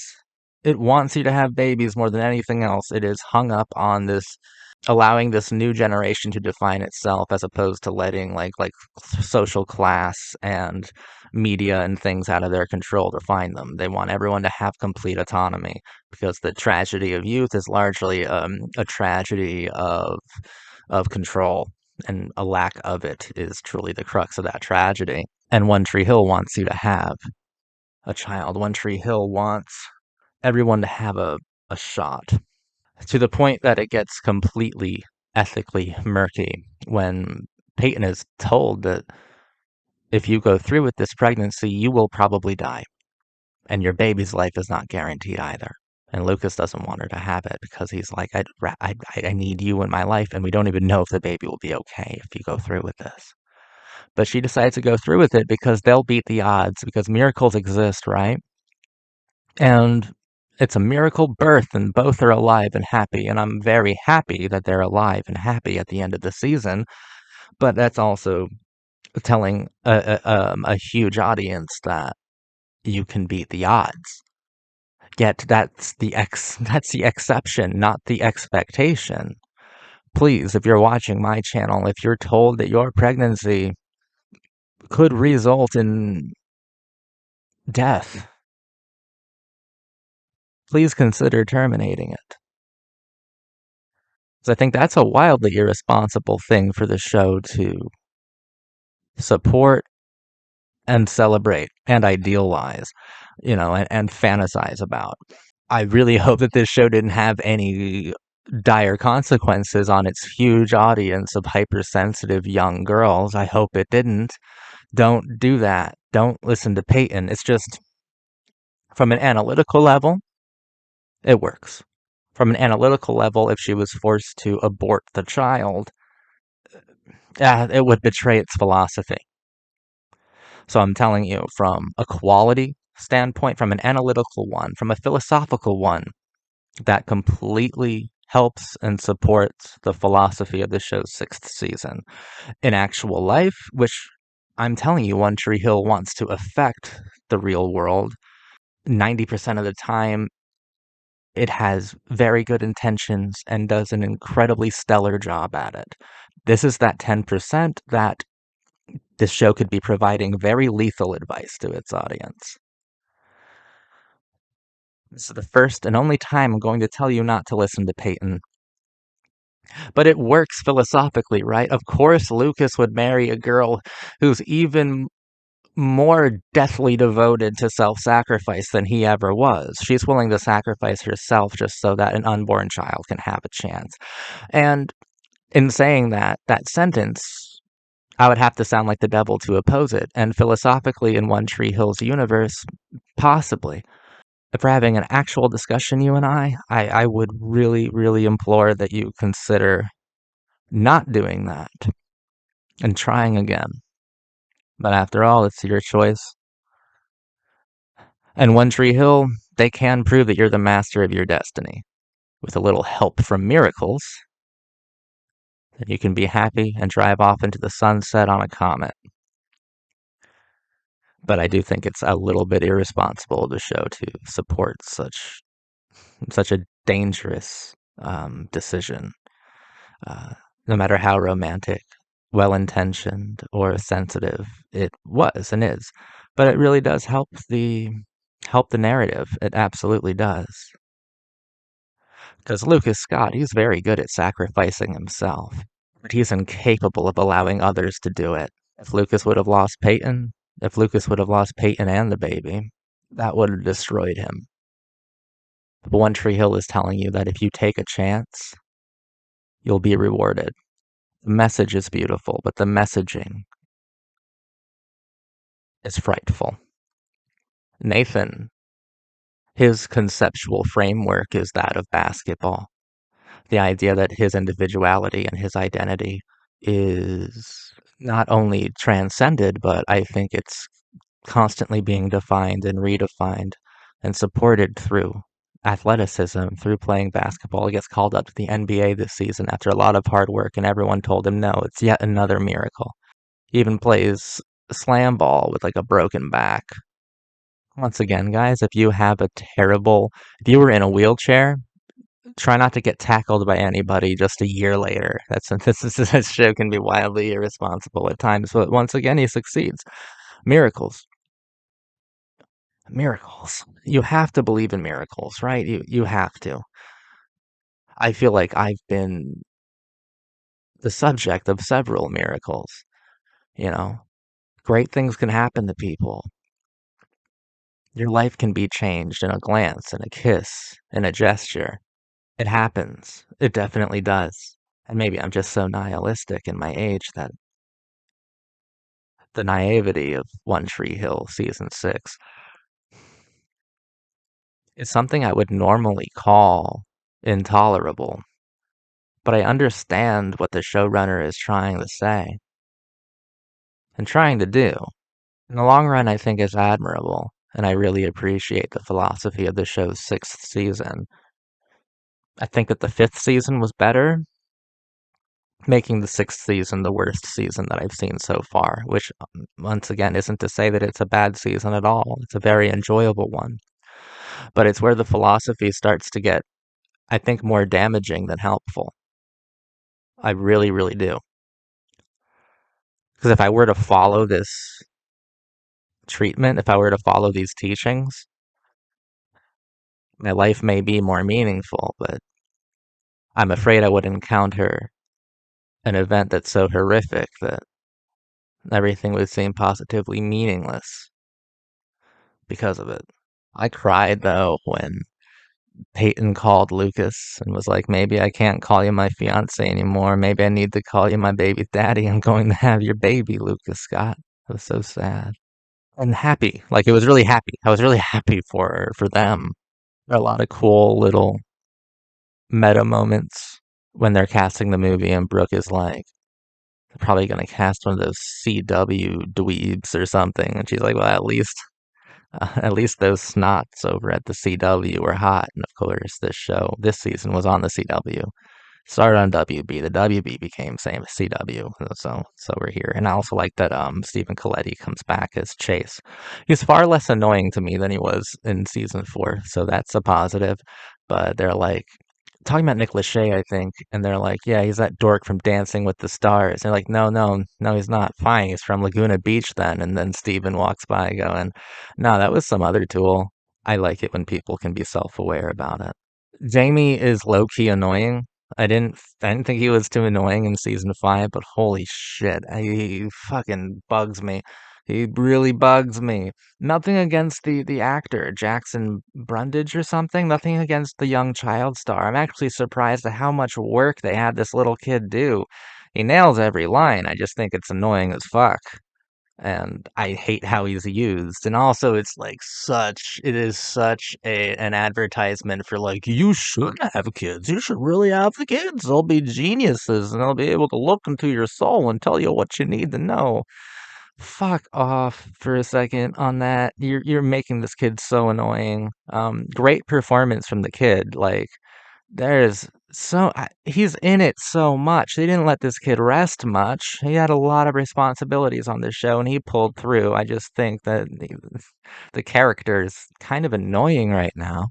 And there are car crashes here, another car accident. I've seen people complain about the tropes of car crashes on One Tree Hill, and I don't know. I live in Florida, so maybe we're all just like terrible drivers, but like I've been in a few car accidents. Like I've been in a few car crashes in my life, and I don't think I know anyone who hasn't.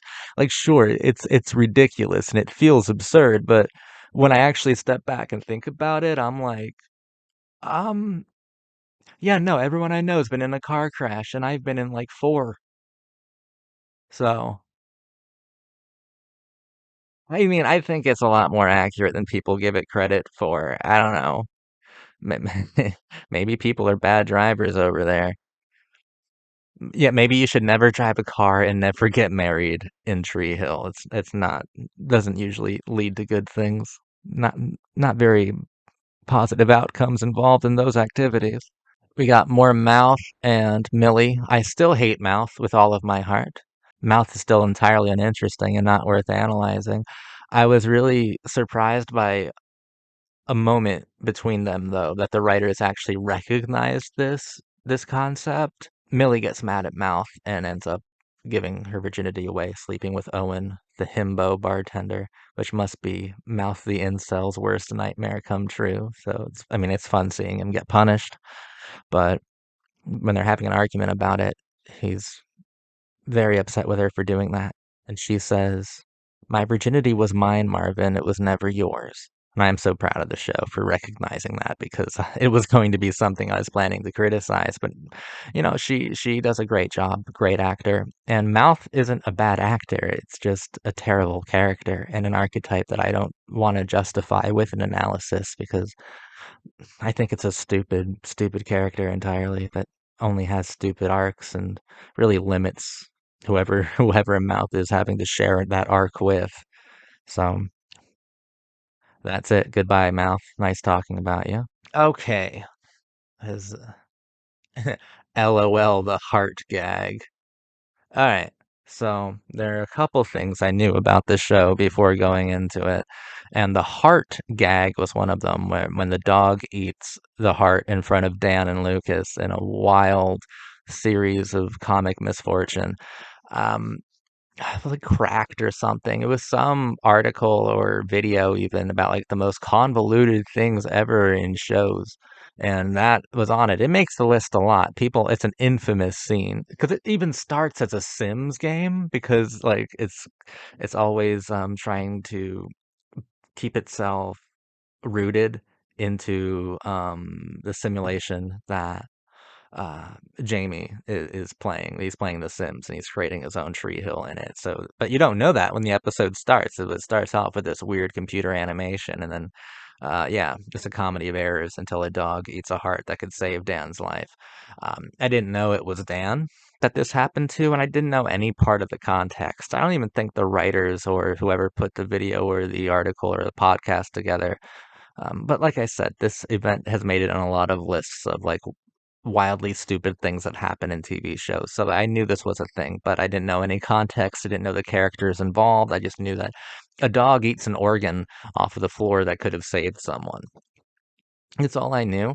And I think it was really funny. But also, those articles don't include that One Tree Hill knew it was being insane, that One Tree Hill knew it was being psychotic because they talk about it. They talk about how psychotic that idea was. Lucas is like, a dog ate his heart. It was the weirdest shit I've ever seen, and it was hilarious. Yeah, it was. But that doesn't betray the show's philosophy at all, because as I've said, post 9/11 universe for young adults was definitely an unpredictable one that felt random and unmerciful. But maybe karmic. Maybe it did feel karmically justified. So I guess I just had to mention it there and analyze it. So there you go. I analyzed the heart gag, what you guys have been waiting for. It's just an expression of random karma. The show and the writers and the actors, they had a bit of fun with how to fully express and demonstrate that concept. So good on you guys. So season 6, yes, it's the season that I like least. And the hardest thing about it is definitely having to say goodbye to Chad Michael Murray and Hilary Burton. My favorite characters are Lucas and Peyton. Goodbye. I love you guys to death. Chad, from what I've been able to read, he left over contractual disagreements. He wanted more money or something like that. There's that video of him taking pictures of fans, um, asking them or saying, "Hey, you guys should blog and get really mad about this." Sorry, I'm a bit late to the party, Chad. I would have fought for you like there was no tomorrow. My battle cry would have been heard at every studio in LA until you were back on One Tree Hill. So Chad had his own reasons, and Peyton had hers. Um, from what I've heard and what I've been able to read, Hillary's wasn't really contractual disagreements. Her contract ended and she didn't want to renew her contract. She wanted to find herself. She wanted to do something else, do something different. I think she felt kind of smothered, trapped in One Tree Hill, which is really surprising because by the end of her run on the show, she reminds me a lot of Michelle Williams when she was doing Jen on Dawson's Creek, in that those two actors grew so much that by the end of Michelle Williams's run on Dawson's Creek, just like at the end of Hilary Burton's on I'm sorry, Hilary Burton's on One Tree Hill, they're both doing these wild line readings and taking these really, really interesting choices and decisions of their performance. And Hilary Burton was absolutely incredible in this show and really grew as an actor. And she left for personal reasons. She left to, I think, find herself. But I'm sure a huge reason of why she left was also that it was a toxic working environment. The showrunner, I think, clearly loves Peyton the most. I think that the showrunner loves Hilary Burton. Had a terribly abusive way of showing it. But he would insert himself as Max, the record store owner. He would come in to give her advice specifically, and I think I understand the showrunner really well after heavily analyzing his decisions during his structural ones, his compositional decisions, his philosophical ones throughout this show, and I think I understand him very well. He might not have left strictly because of the toxic working environment that the showrunner was largely responsible for, but I'm sure that if the environment was different, that if the environment was healthy, if it was welcoming, if it was a truly warm environment, then it might have been difficult for her to leave. It might have been more difficult for her to make that decision. But you lost her, showrunner. You lost your muse. And whatever huge plans you had for Peyton and Lucas, those are gone too. And I could tell that those two characters are your anchor, but specifically Peyton. Peyton is where your heart is, writing her. I know that because I feel like I know you. But you fucked this up. You completely fucked this up. If you at least could provide a warm and positive working environment, maybe she would have thought twice about leaving. But you didn't. And you brought this on yourself. The show will go on for 3 more seasons, but you're having to regroup and redesign and recompose. And I'm not really sure if you can do that, but we'll see when I'm back in a week to talk about season 7. But her leaving, I'm blaming on you. I'm blaming it on you, showrunner. This is your fault. The story you wanted to tell, the woman you wanted to express, the most powerful statements of the show through, she left. And you definitely should be held accountable for it in an extremely large way. It's your fault that your show isn't the masterpiece that you intended. Thank God we have the first 4 seasons, a beginning, a middle, and an end. A masterful piece of teen drama, a masterpiece beyond compare. I am so devoted and in love with the first 4 seasons of this show. And I feel like you were trying to start another another like structure, right? Another beginning, middle, and end. But Peyton, clearly your favorite character, she left and she didn't think twice about it because you were so awful. And that's your fault. But goodbye, Peyton. Goodbye, Lucas. You guys meant the world to me. And when I imagine you two, I imagine you're happy together. And I want that kind of happiness too. Thank you for watching my video about Season 6 of One Tree Hill. I will be back in 1 week to talk about Season 7.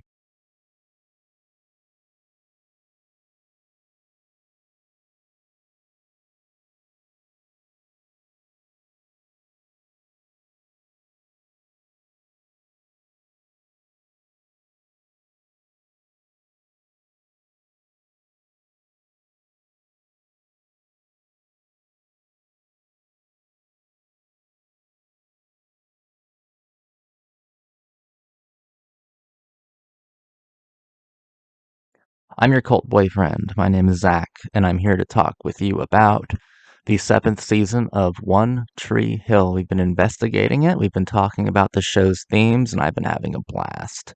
And up until now, I can tell you that I have enjoyed and liked every single season. In fact, the first 4 seasons put together, masterful. One of the best things I've ever seen. Loved it. Season 7 is it is not good. The season is primarily composed of bad characters that are poorly designed.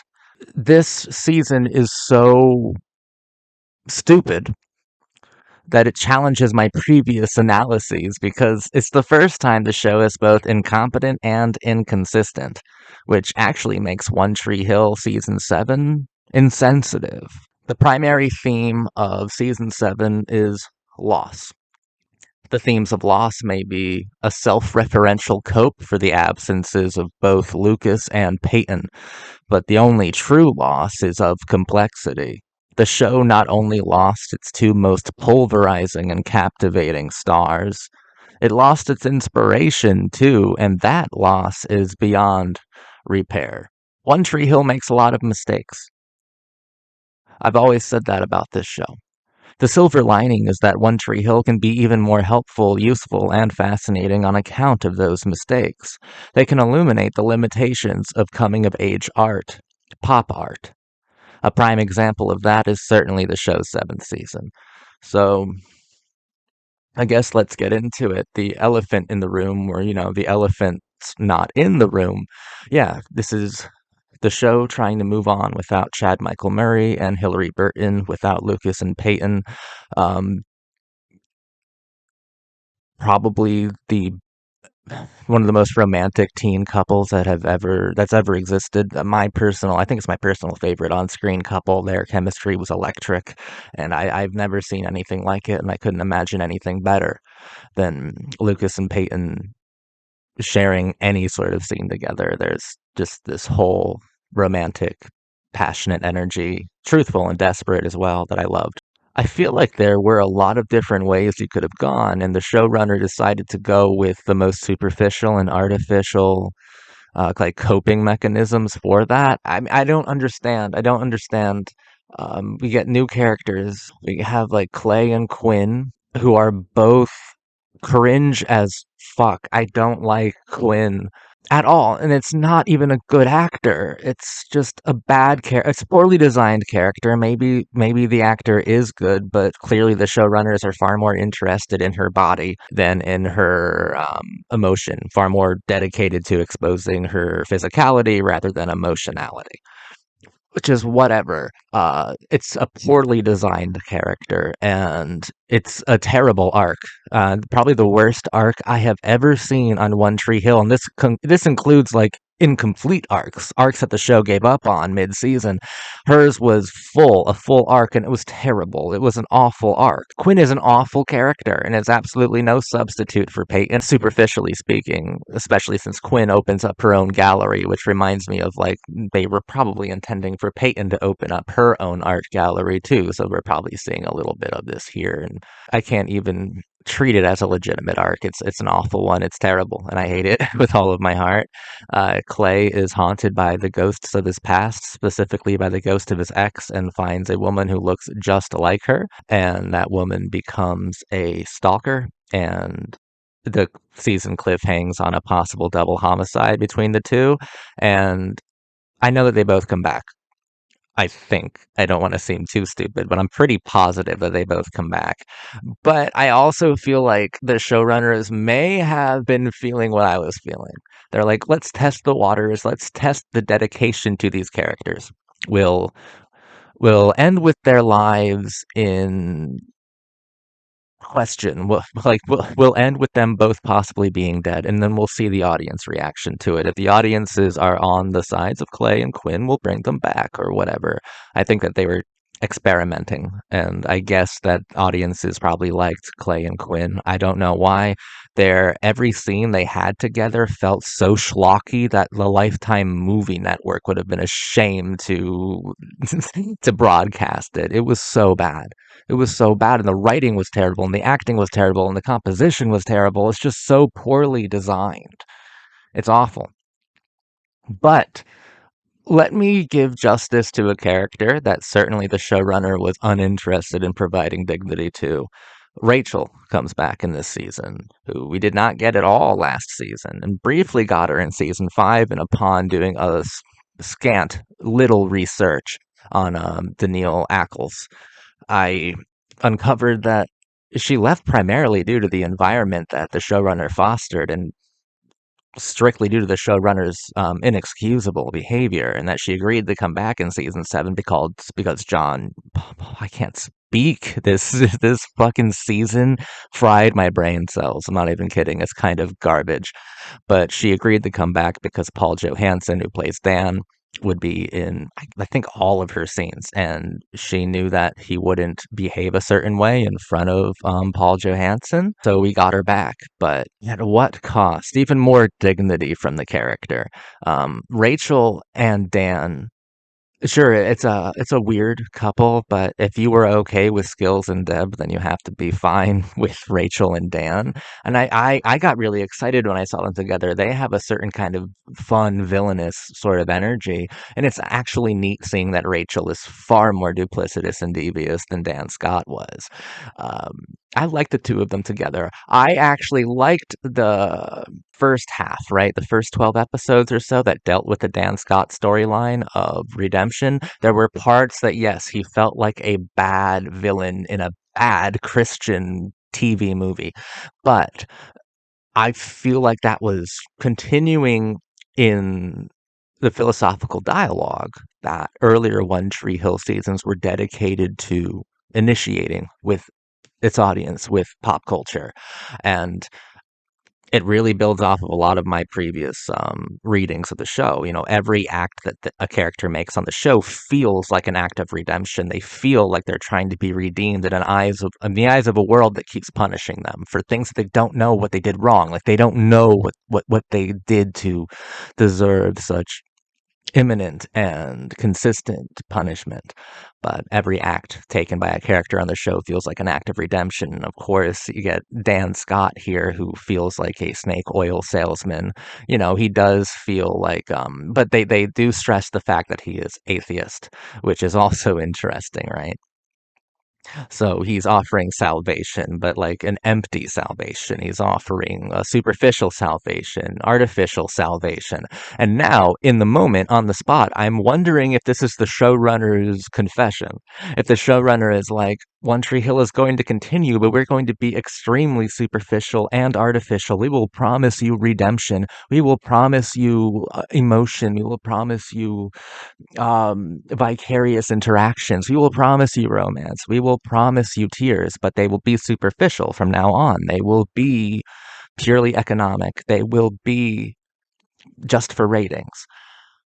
We can't give you the real thing anymore, and we're not going to, and we're going to confess that to you through Dan Scott, through the one of the greatest TV villains of all time. Paul Johansson nails it, and Daniil Ackles nails it, nails it. I missed Rachel so much. I actually love Rachel. I remember in earlier analysis videos, I'm like, there's part of her that feels like a contradiction because she seems to have all these contradictory and conflicting personalities within her. And then it made sense when they talk about how many schools she had been expelled from, how many times she had to redesign, reformat herself to fit new surroundings, and she normally fit in antagonistic ways. And they even talked about her as if she was plastic, which was dehumanizing, and I think deliberately dehumanizing, in order to kind of separate the personality from the physical body itself. Like Rachel is the most disassociated and detached and lonely character on all of One Tree Hill.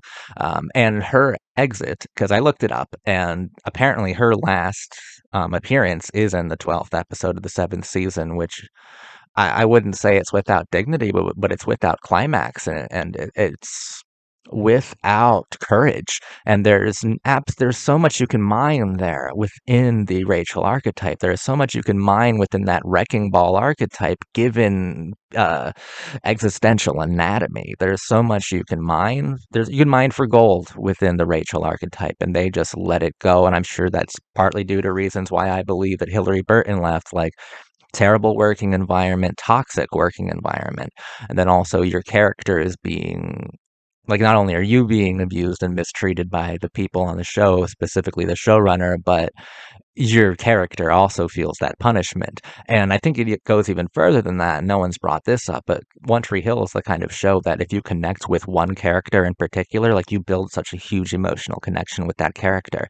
And if the showrunner is punishing your character to punish you, then by proxy, the showrunner is also punishing large parts of the audience that built a connection. So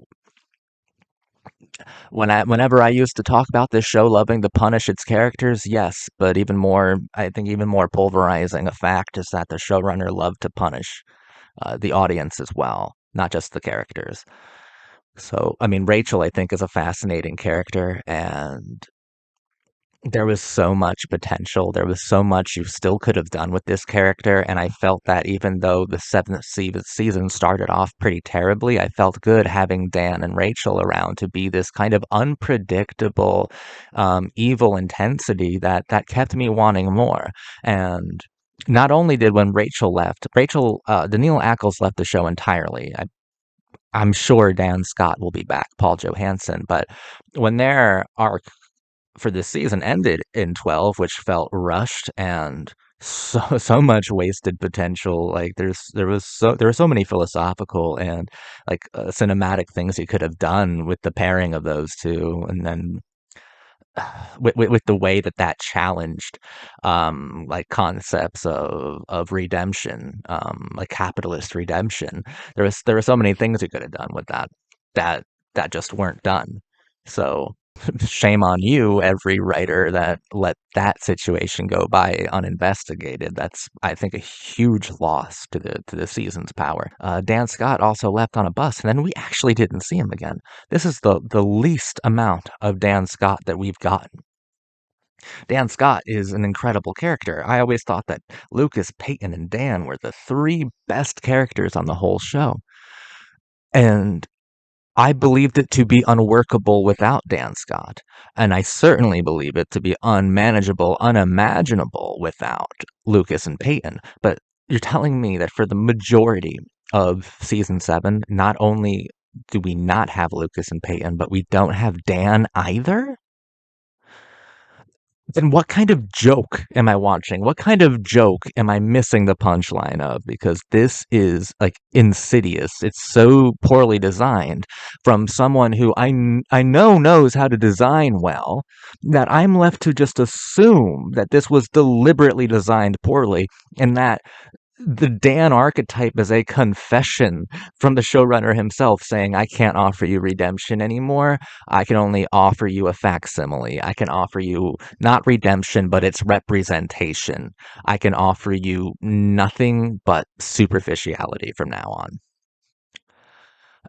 And I think that's fucking insane. Julian, Alex, and Brooke, those are three characters that had certain moments that I found valuable. Alex was a new character who I found shockingly captivating and engaging. I thought that she was troubled. I thought that she was going through a lot of problems that were like visceral, that you can reach out, that you can feel. And I thought that the actor was wonderful.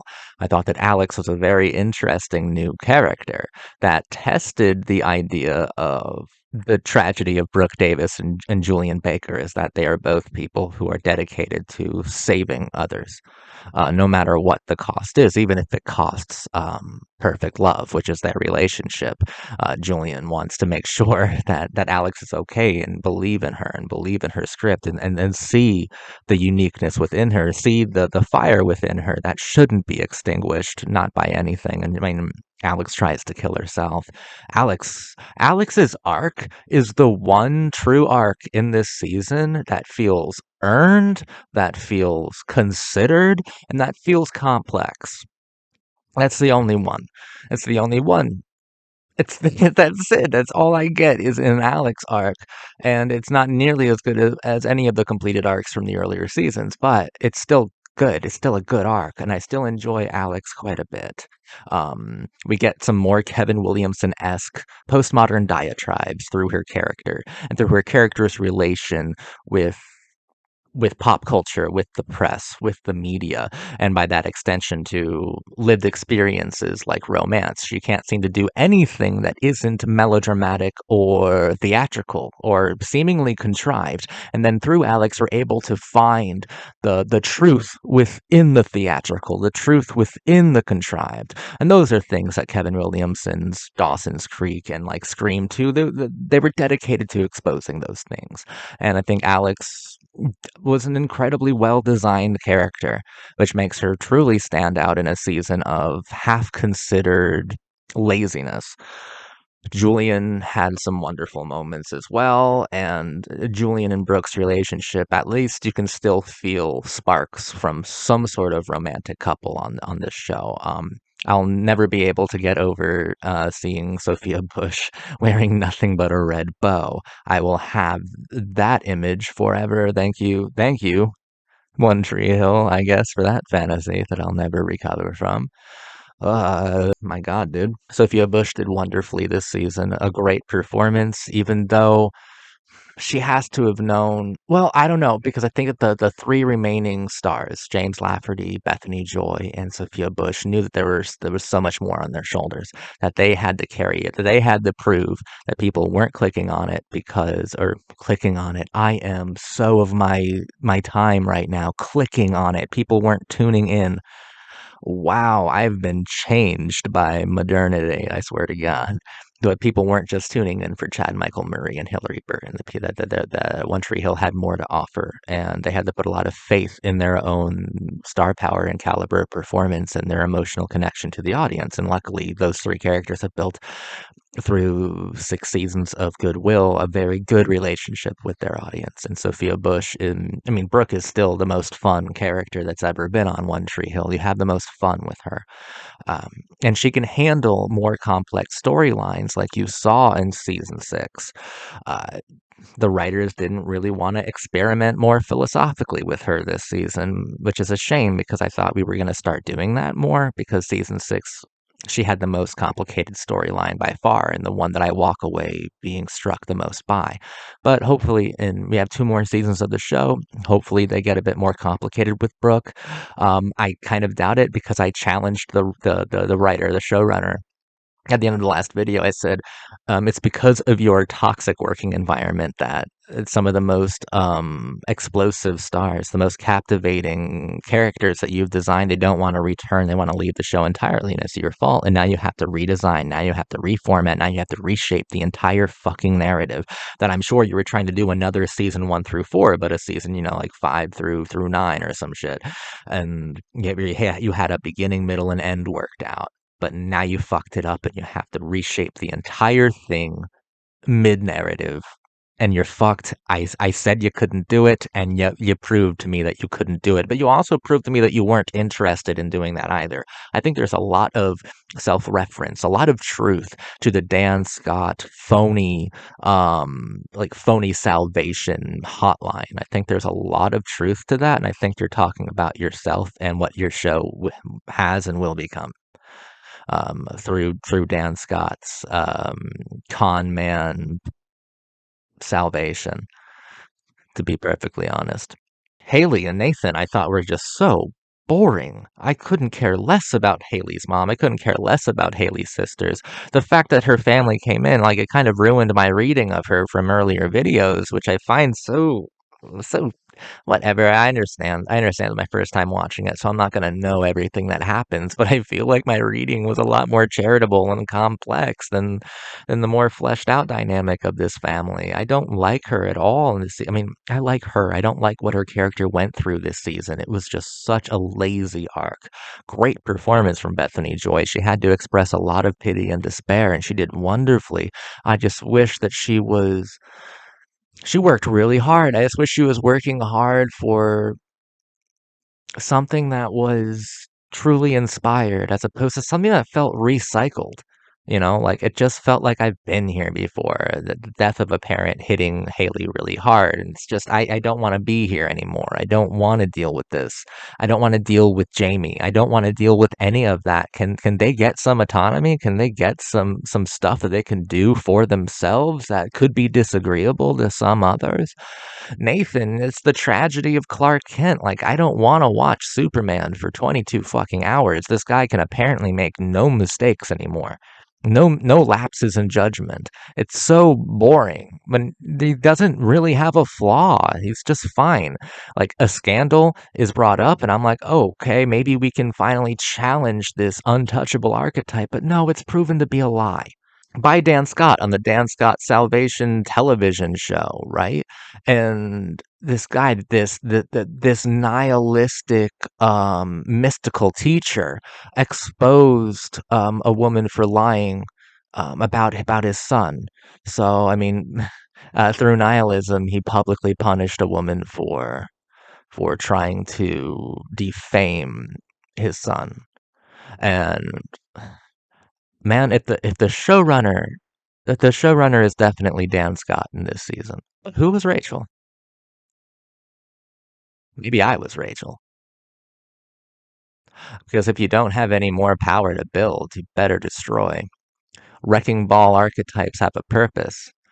And maybe she returned to, as opposed to corrupting and fucking up storylines and triangles of passion, and instead of just coming to fuck up an arc, she came like a horseman of the apocalypse to signal the end of quality for One Tree Hill, which can be beautiful. And that in itself could be dignified because I honestly saw little value in this season. It was so difficult for me to get through, and it was insulting. The show's unworkable without Chad Michael Murray, Hilary Burton, and Paul Johansson. It's just simply unworkable. It's unworkable without Lucas and Peyton. There's nothing here. There's nothing here anymore.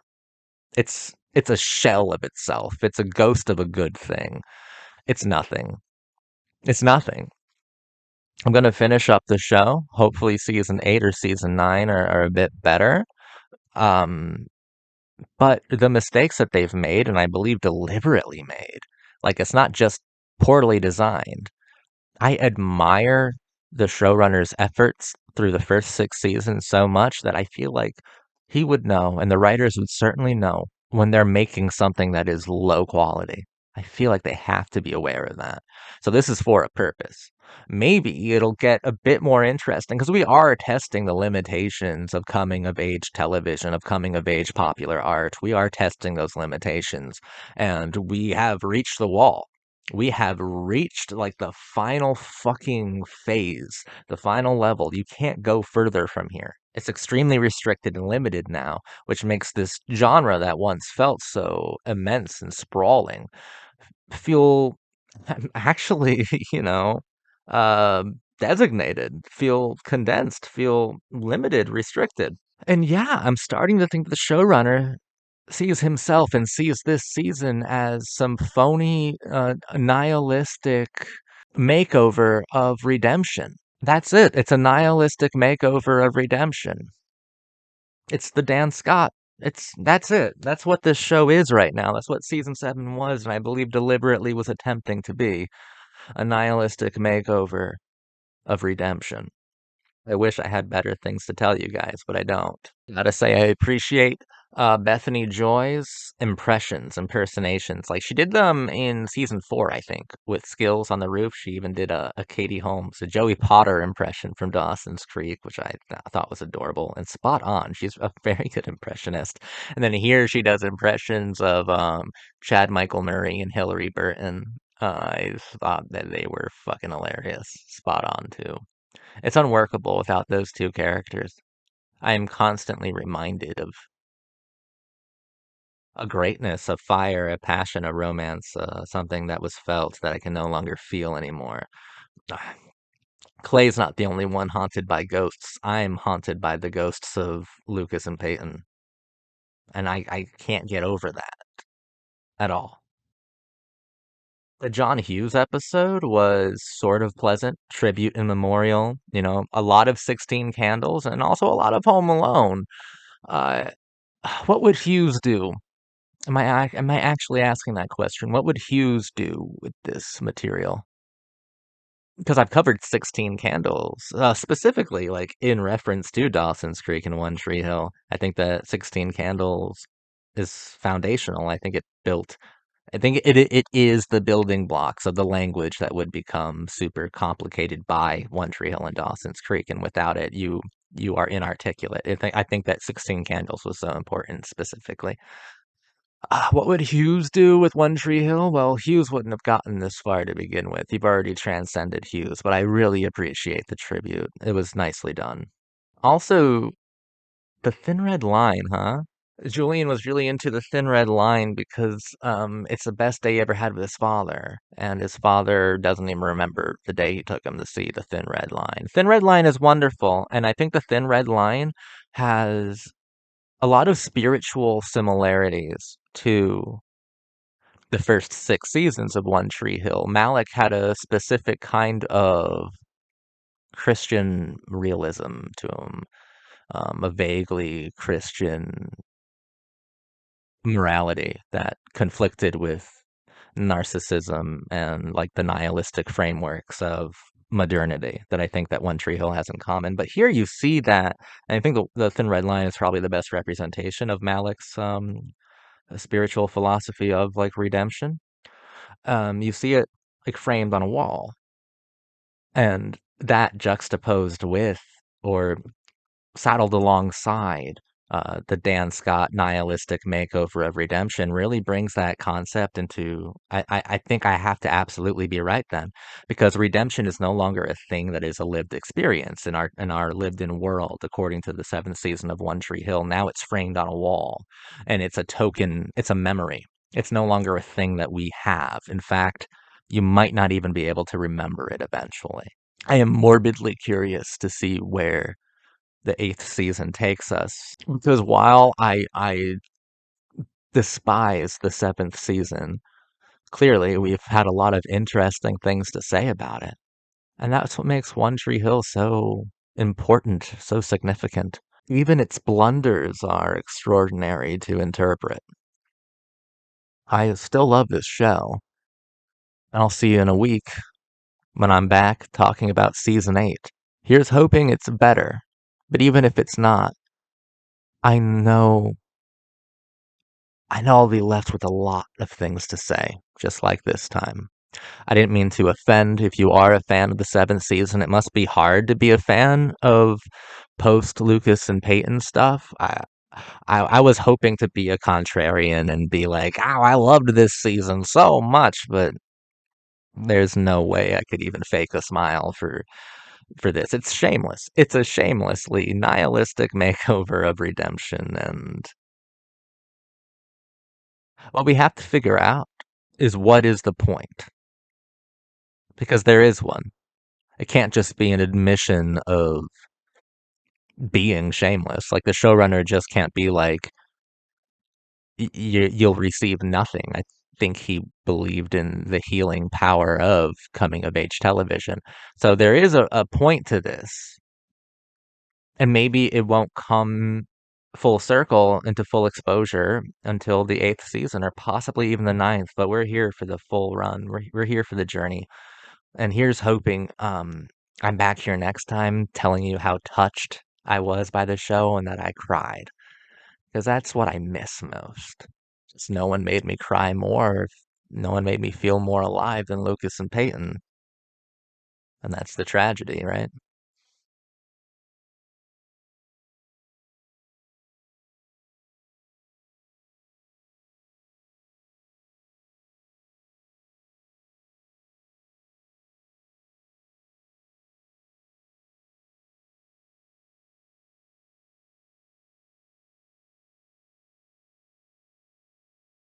Mia, you're back. Mia, how have you been? Good. Excited to be on here again. Excellent. Well, you're the reason this all started in the first place. Back in the season 1 episode, I remember you and I talked about doing One Tree Hill, but then you're the one who reminded me like 8 months later that we have to do it eventually. And now I've been on a steady diet of nothing but One Tree Hill, and my mind is I'm losing it. I'm like losing my sanity as we speak. So by the time this video goes out, I'm currently watching this 8th season of the show, Mia. I'm currently watching season 8. To give you guys a hint of like an analysis video to come, it's not going well in season 8 at all. I'm finding this to be a very miserable show at this point. And I wanted to get Mia back on to talk about when this show was, in my opinion, beautiful, which is the first 4 seasons, which is really weird because not really weird, but it's kind of perfect. It feels like there's a beginning, middle, and end to the first 4 seasons. Like most of the problems that I had with the show, the 4th season like identified and then remedied and then made sense of. It felt like the end of a novel. It felt like the end of An Unkindness of Ravens. It felt like the end of a novel. Yeah, we already talked about season 1 like the most grounded, and I was thinking about season 2 being like the most silly, like especially just all the little like high school drama, and then them trying to bring in like all these characters that weren't very good, like these new ones. Felix was the worst. They could have done something with Anna eventually, but Felix was god awful. Okay, season 2 though, I think season 3 is the silliest season, mostly because I stand by my criticism or my reading of the whole school shooting episode. Is like I don't honestly believe that One Tree Hill, that the creator gave a fuck about actually engaging with like alienated and weaponized teenagers. I don't think he cared. I think that he's like, a bunch of eyes will be on this episode, so I can kill Keith, a beloved character, and get like double the publicity, double the sensationalism. Like, I don't think he cared about Jimmy Edwards or Survivor's Guild. I think that's the silliest season. When One Tree Hill jumps the shark and you just have to go with it is honestly the end of the second season where Dan gets lit on fire and drugged. You're like, okay, so this show's gonna be fucking psychotic and weird.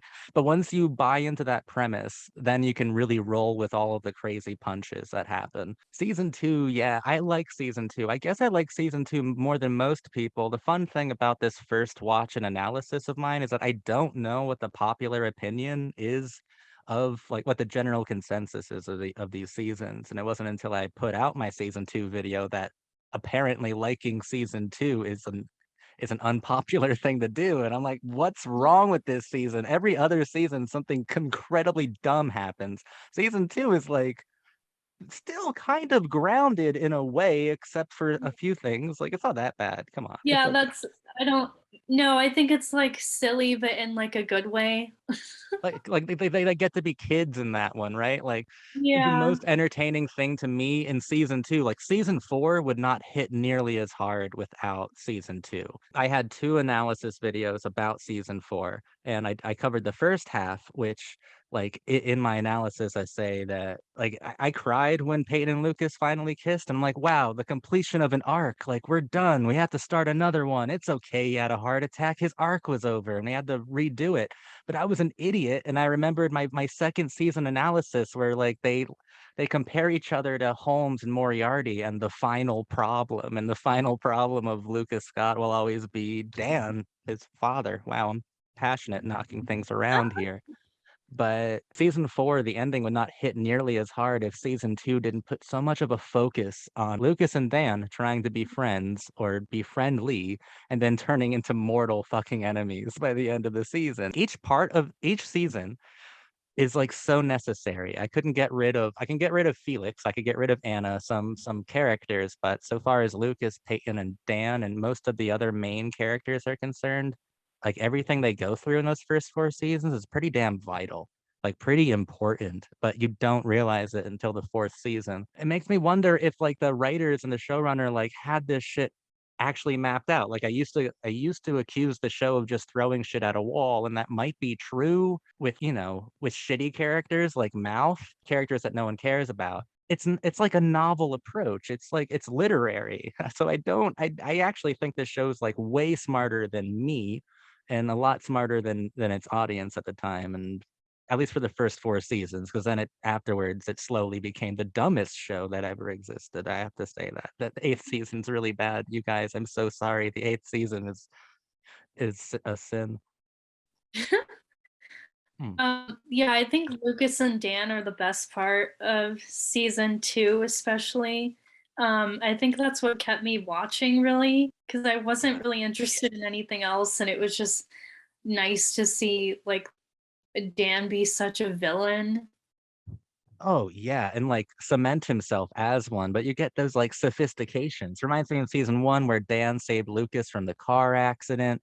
Like you got humanity from Dan, but you also got like Lucas's vow to vanquish evil once and for all. And it's like it's so fucking cool. And that does not belong in teenage melodrama, but it's here and it feels so good. Feels so good to be here. And then season 3 is like uh Dan like committing like the irreversible sin. I would say the original sin of Dan Scott is rejecting Lucas but killing his brother. That's the irreversible thing. And the thing that proves to be his undoing, really. You can say he's destroyed by guilt, but I would say that Lucas won uh by proving that the devil has a soul and that that soul is like devastating him. His soul is torturing him. Just like proving that he actually has a conscience and like his weakness. Paul Johansson does not get enough credit. That guy's a fearless actor. I couldn't imagine saying half the shit he does and like man it. He's like always in a mania. He's always switching like every 2 seconds to a different, like really the most intense possible emotion from every angle of the spectrum. It's wild. I hear that he's like really professional and just like a really respectful guy to work with. So Oh, I've heard that too. Like I just read a bit from a later season where Danielle Ackles, who plays Rachel, she said she'd only come back for like a portion because she knew that Paul Johansson was going to be like in every scene that she was in, and she was like, I know that the showrunner in particular won't be behaving poorly in front of Paul. So he not only sounds like a pretty like respectable guy, but he sounds like a protective one and like a decent moral male figure on this show that's full of either actors who are too young to know that they're being shitheads or really abusive creatives who know that they are. So this show's a bit rough when like it sucks for me because every time I want to analyze it deeper, it's not like Dawson's Creek. It's not like I get a cute little anecdote, it's not like I get like a funny little quip or a story or fun facts. If I'm interested at all in a episode and I read into it, I'm like, oh God, this is awful. This is so terrible to read about. It's a very difficult show to analyze, especially considering everything I read about it, about the making of it, and about the relationships between actors that I admire. It's so weird. it's hard to like make sense of it. Oh Especially yeah, because it does seem like a lot of it is just like made up at the last minute. it does. But then you get something like season 4 that like almost Yeah. so much of it has to be made up at the last minute. But the overall, like the broad strokes, like I have to believe that the writers knew that Lucas and Peyton belong to each other and that Lucas would beat Dan. I have to believe that was thought about, that was considered. Maybe everything else just accidentally fell into place. Like by the end of season 4, I don't think there are too many loose ends. And it's not just those three characters who go through a huge amount of change and introspection. Like Peyton, we haven't really talked about her too much, but she, oh my God, she every time Jake enters the frame, which is near the end of like seasons, like the end of season 2, the end of season 3, I it hurts it so much. Like it hurts it so much. But she goes through so much growth. But not only those three, but Brooke, Nathan, and Haley have complete arcs, like complete ones. No character changes more than Nathan, like arguably. Like Yeah. he ends up being uh, the most like traditionally likable character, which does make him kind of boring in later seasons. But for the first 4, it's wonderful seeing this arrogant basketball player turn into this like loving husband and father and super sensitive guy who is just as emotional as Lucas, if not more, because Lucas has the darker intensity to him. Same with Peyton. Those two have a darker intensity that everyone else lacks. So what did you Um, think of season 4? Because I can't talk about any previous season now without mentioning 4. yeah, I really enjoyed it. There was some things that I didn't like, obviously. Confess, what didn't you like? Well, the whole like Derek storyline, and then like how he has to come That's back fine. on the prom night. That is fine. That is great. I will defend that. I will defend that completely. The prom night thing where, okay, it's a great moment for Peyton, but a much better one for Brooke because in that moment, I think Brooke is a narcissist until the end of season 4, where she's punished a lot. But I honestly believe that Brooke would have died for Peyton in Psycho Derek episode, and I'm like, I never would have expected this amount of like heroism from this character, who like I sadly thought little of for a while until those moments. Psycho Derek, okay, Psycho Derek compared to all the psychos that came later is like fucking Shakespearean, okay? Psycho Derek is fine. I think he's fine. I think it's really, really cruel to do to Peyton, but the thing about all the punishments is that they're like leading to something, or it's a part of that idea that having hope in the face of hopelessness, you know? They say it about Lucas a few times, like believing in the idea, even though like life has given you no reason to have that kind of faith. um, if they didn't kiss at episode 9, if they didn't end up together, like, right then and there, I might have, like, given up, like, emotionally, I might have just become numb, because, yeah, Psycho Derek is really pushing, like, the limit of the amount of punishment I can see these kids take. But when I saw that accomplishment, I was like, "Nice." I even forgave the heart attack that Lucas suffers immediately afterwards, because 'cause I'm like, "We have to start again." And, of course, that allowed the showrunner to, like, insert himself into the drama to like give Peyton music recommendations, which is really giving you the theme of the show, which is, do you take the non-believers? Because I'm a non-believer. That's probably the main question of the show. And he just made it very literal, and I paid attention. It was cool. Psycho Derek was fine. The only part I didn't like was its handling of, it might still be a truthful handling, but its handling of the sex tape that Brooke and Nathan had. Oh, yeah. Yeah, that I found disagreeable because, like, Brooke is assaulted and, like, hated, and Nathan just has to make sure that Haley's okay with him. Brooke is like, she gets punched in the face by Peyton and, like, screamed at by this per like, it's insane. Brooke has to nearly get killed by Psycho Derek in order to be forgiven for that sex tape, whereas Nathan just has to, like, be nice to his wife for, like, 2 days or 2 hours, I don't know. I thought that was, like, a bit weird, but it was worth it made sense at the end, and every kid got to have a victory at the end.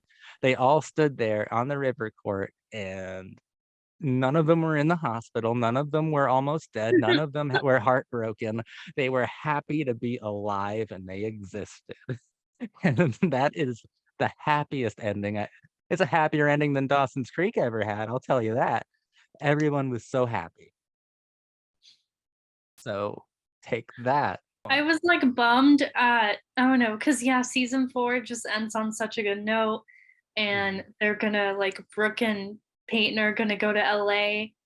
And Yeah, then I forgot, like you told me about the time jump, but I forgot that it happens like immediately after. So I was like, damn it. Like, I know, like that goes along with what you were saying and what I initially thought, like, they're just coming up with stuff on the spot because nothing about the ending of season 4 makes you think for a second that we're not gonna see college. And me, the clown that I am, I did my season 4 analysis, and I'm like, "Man, I'm looking forward to college." And I talked briefly about the other shows like Dawson's Creek and Buffy and Veronica Mars that I liked that went to college and had to kinda change things up. Then, yeah, they skip college specifically entirely. And we go 4 I years later. wonder, It feels like the finale of Dawson's Creek, like the final episode, but, like, for the rest of the show. I know, I wonder if they just didn't want to go through having to figure out where everyone was going to be, like what colleges and stuff like that. Like they were probably just, Yeah, fuck it, like we'll just make them older. that has to be it. There are a couple of reasons why not, you know, because I think, like, postmodern television works best in coming of age because, like, high school is that great equalizer, you know, like a privileged kid could be sitting right next to a career criminal and like they're forced to inhabit the same space and like build the same culture together. But college, that's where everyone's like separate. And Dawson's Creek didn't really do this too well either, with Joey at like the fancy, really fancy college and Pacey working in a hot kitchen. Like they didn't find that balance either. Almost impossible. So I think One Tree Hill is like, first of all, we don't want them all in different states. We want them all in Tree Hill. The show's called One Tree Hill. They got to be in Tree Hill. So I'm sure there's a multitude of reasons. I would love to read, like, I'm sure there were alternate ideas. I'm sure they came up with several season ideas that were like, what if they did go to college? But I will say that I like seasons 5 and 6, but once Chad and Hillary leave, that's all. That's there hasn't been something great since them, but I also didn't know, slight spoilers, that, like, when they left, basically Dan's gone too. So my 3 favorite characters are just, like, not involved too Oh, much. Well, Dan's, like, there, but he was only in 1 or 2 episodes of season 8, so, like, he's basically not in it. Yeah, okay. I yeah. forgot about Those are my 3 favorite characters, and I'm like, I it was hard enough saying bye to Chad and Hillary, but now for some reason, like, oh my god, everyone's just so, like, in the words of Abby Morgan, they're so fucking sweet, and being sweet is really boring. I love seasons 1 through 4. It's just so complicated, and every dynamic between characters is kind of incredible. The performances are wonderful, and the performers come into their own. Like Sophia Bush is fucking hilarious and really emotive near the end of it. She gets hilarious, I think, it's season 2 when she starts to live with Lucas, right, for a little while. Yeah, yeah, that was a And good like time. his m his mom's like, "Hey, we gotta do some chores around here. You can maybe mop up the floor." And then Sophia Bush has this line delivery that's one of the funniest fucking things I ever heard, where she's like, "But I'm not a cleaning lady, lady." Like, I can't do it, but it's beautiful. It's ridiculously good. And Hillary Burton has to go to some really, really intense places. Haley has to completely, like, hurt the audience's feelings in season 2 and then win it back by season 3. Like, she has to be so much more likable than she ever was before, because she not only needs Nathan's forgiveness, she needs the audience's as well, because she went on tour with Chris Keller, and then Nathan has to become the opposite of who he was. Everyone becomes a different character except really for Chad. Chad was always the most truthful person. He went through a lot of change, but season 4 Lucas and season 1 Lucas would still recognize each other. The others, not too much. Like he had things happen to him, but he didn't like change his personality or who he No, the only was. thing that threatened that was Dan. Like, seeing Lucas in season 4 with a gun pointed at, like, he has that gun pointed at Dan. Like, I'm like, oh shit, Lucas, this could be the end for you. Like, the end of everything I love about you. But he was great. One of the best postmodern brats I've ever seen. I just wanted to have you back to talk about the first 4 seasons to remind myself that I think it is beautiful. One Tree Hill does make mistakes, but, like, those mistakes somehow with the first 4 seasons, like, add to it. Like, there are incomplete arcs. There are characters they gave up on. I brought up Rachel. I love Rachel. Rachel is not a fucking character, really. She's like a million different ones in one, which makes sense by season 4, because she goes through her closet and all the different schools she was kicked out of, and everyone calls her plastic, which is really dehumanizing. She's had to redesign and be reshaped so many times that, like, she probably doesn't even have a real personality outside of narcissism with, like, a little edge of sincerity. Like, it's there, but it's an incomplete arc every time for Rachel, and I still think it's fine. I still think it's great. Mouth Yeah, is a bullshit character, though. I know. I got so tired of him. Is he in the later seasons? Oh, he's still here at season 9. No, it's weird. Like, Mouth is in it way more than Chad Michael Murray ever was, and it makes me want to die. But Mouth's big victory in season 4 was sexually assaulting Brooke at a party. It was like walking up to her and forcing a kiss on her and getting, like, cheers for it. Am I right? That's how that happened. Yeah, that was gross. And then when you look into the character of Mal, just like I said earlier, you do any research and it's the wrong decision. And you're like, the creator of the show said, in high school I was Mouth. And so of course you had Mouth sexually harass and assault Brooke in a moment of victory. What is wrong with you? What's wrong with any of us for not, like, seeing this from a mile away?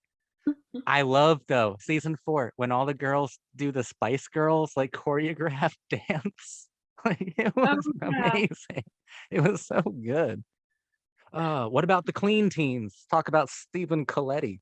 Oh my god, it's so weird. I love them. And they wear those shirts all the time. Like there's like a scene like where Brooke's like, "Hey, where's your shirt?" Yeah, yeah, yeah. Rachel was really into the shirts. She's like, But then again, I think that's part do you take to non-believers because I'm a non-believer. Because like, what's Brooke is interested in Chase, but also in like maybe not the sincerity of the clean teens, but in the idea that like she's given herself away to so many people without like consideration. She probably wants something meaningful. Doesn't mean she wants to be a clean teen, but she wants to maybe think that sex is something that's more important than how it's been treated upon her before. I don't know. I think there's something there that makes sense. They end up Chase, having sex? I yeah, can't remember. do Chase and Brooke have sex? Yeah. Yep, No. for 30 seconds, and they bring that up nonstop. Chase, over the course of a few seasons, I've grown to like Chase. He's actually funny. The actor is actually funny.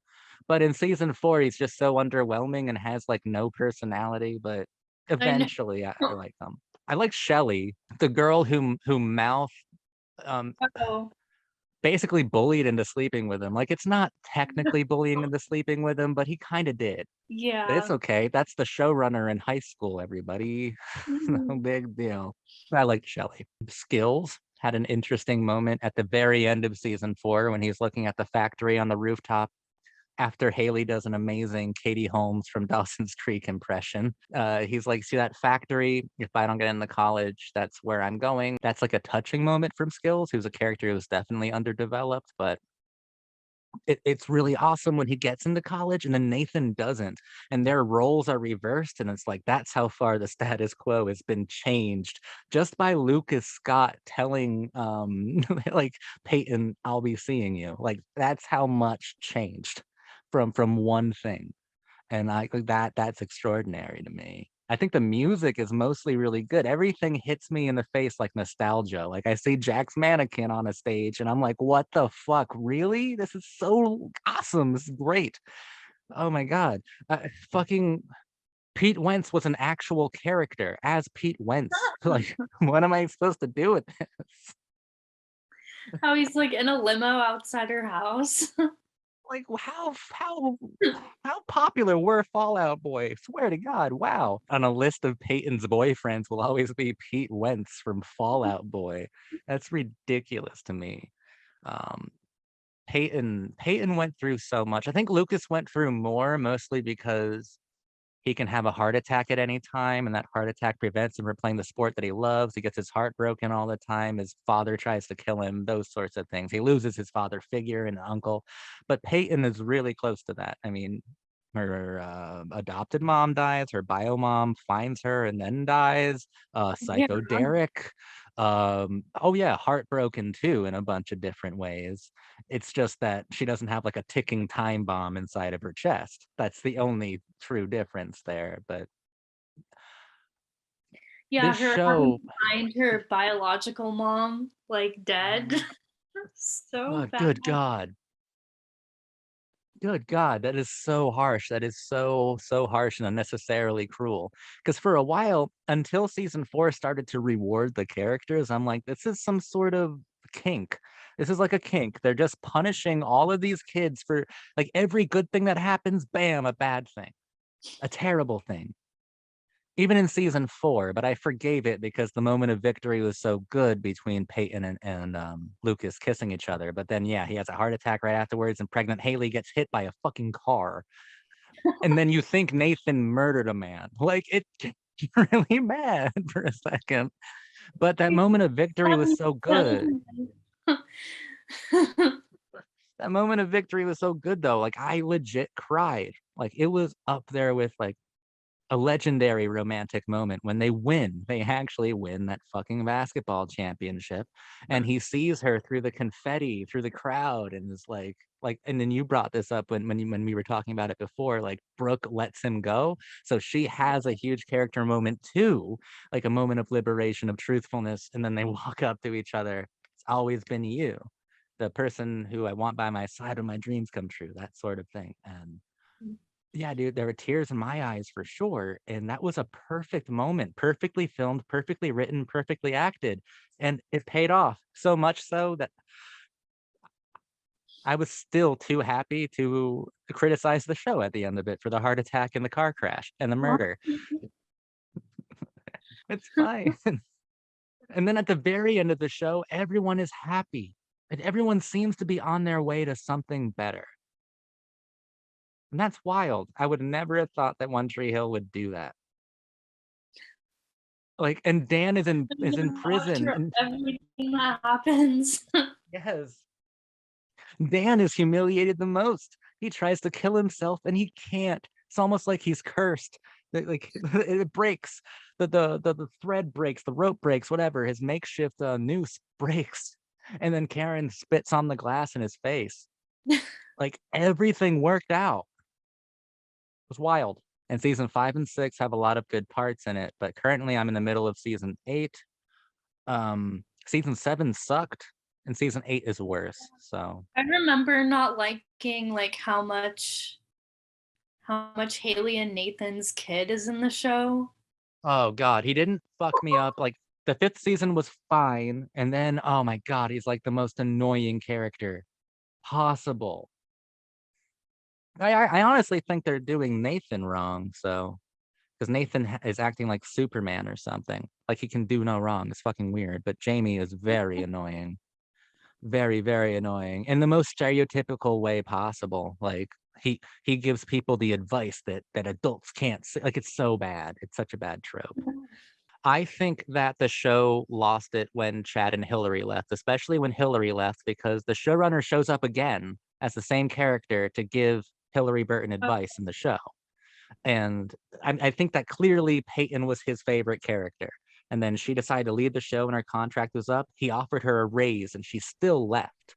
So I'm like, I think that the showrunner had an idea for like another seasons 1 through 4, like another beginning, middle, and end. And then in the middle of the narrative, he lost his 2 main actors.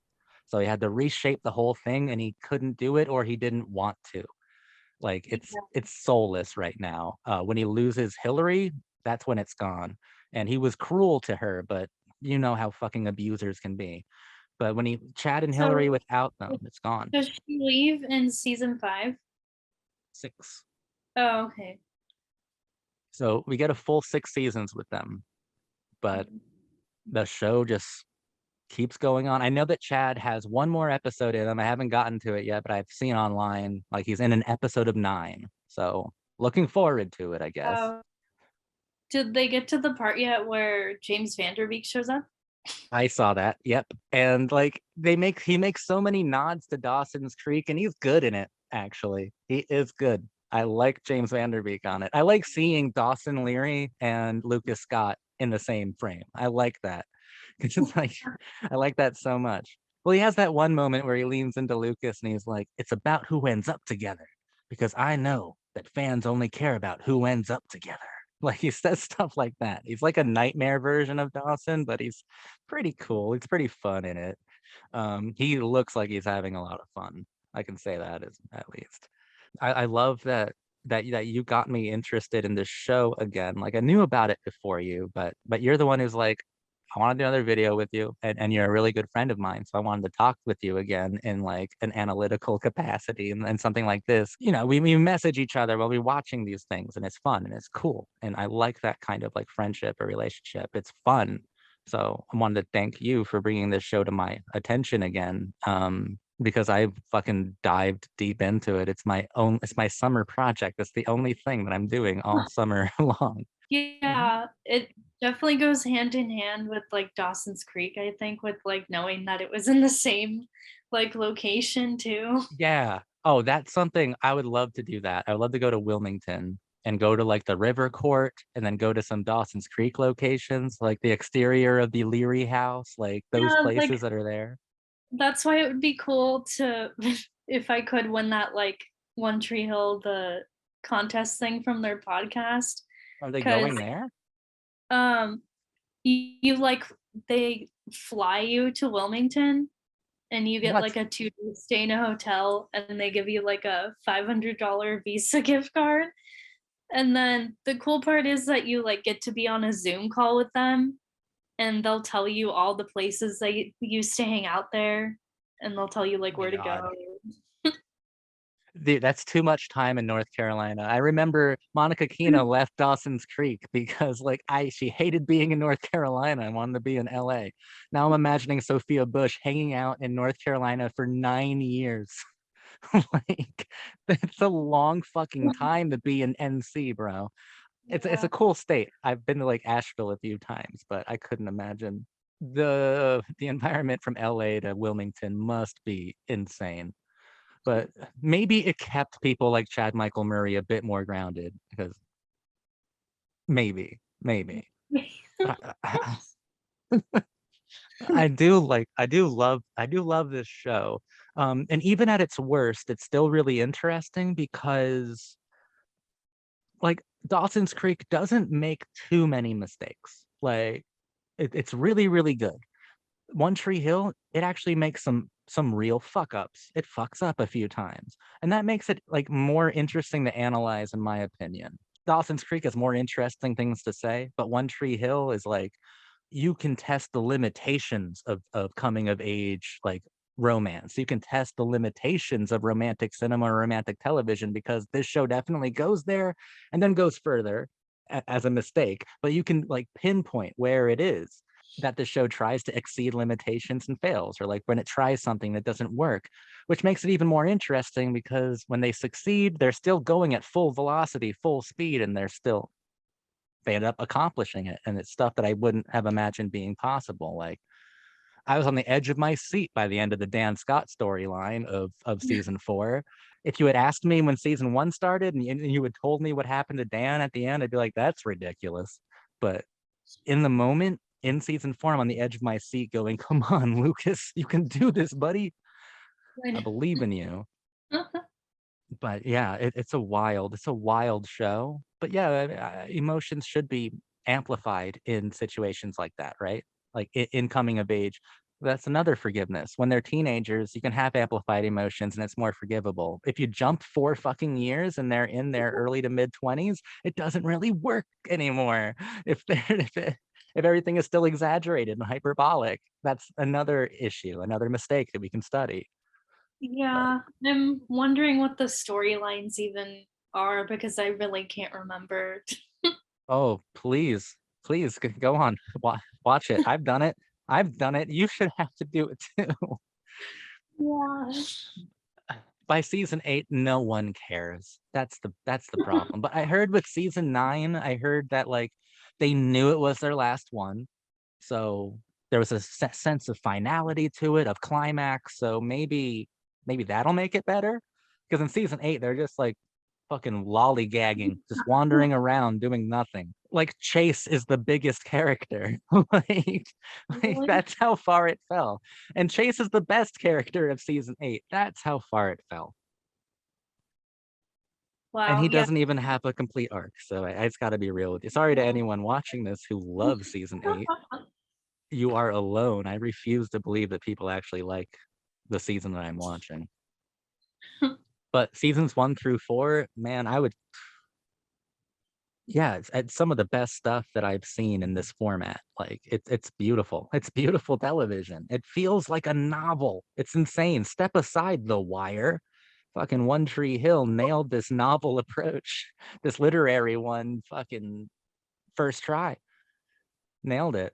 Yeah, I can't handle many shows like that, but I can definitely like tolerate One Tree Hill. I don't know why. Because it's beautiful.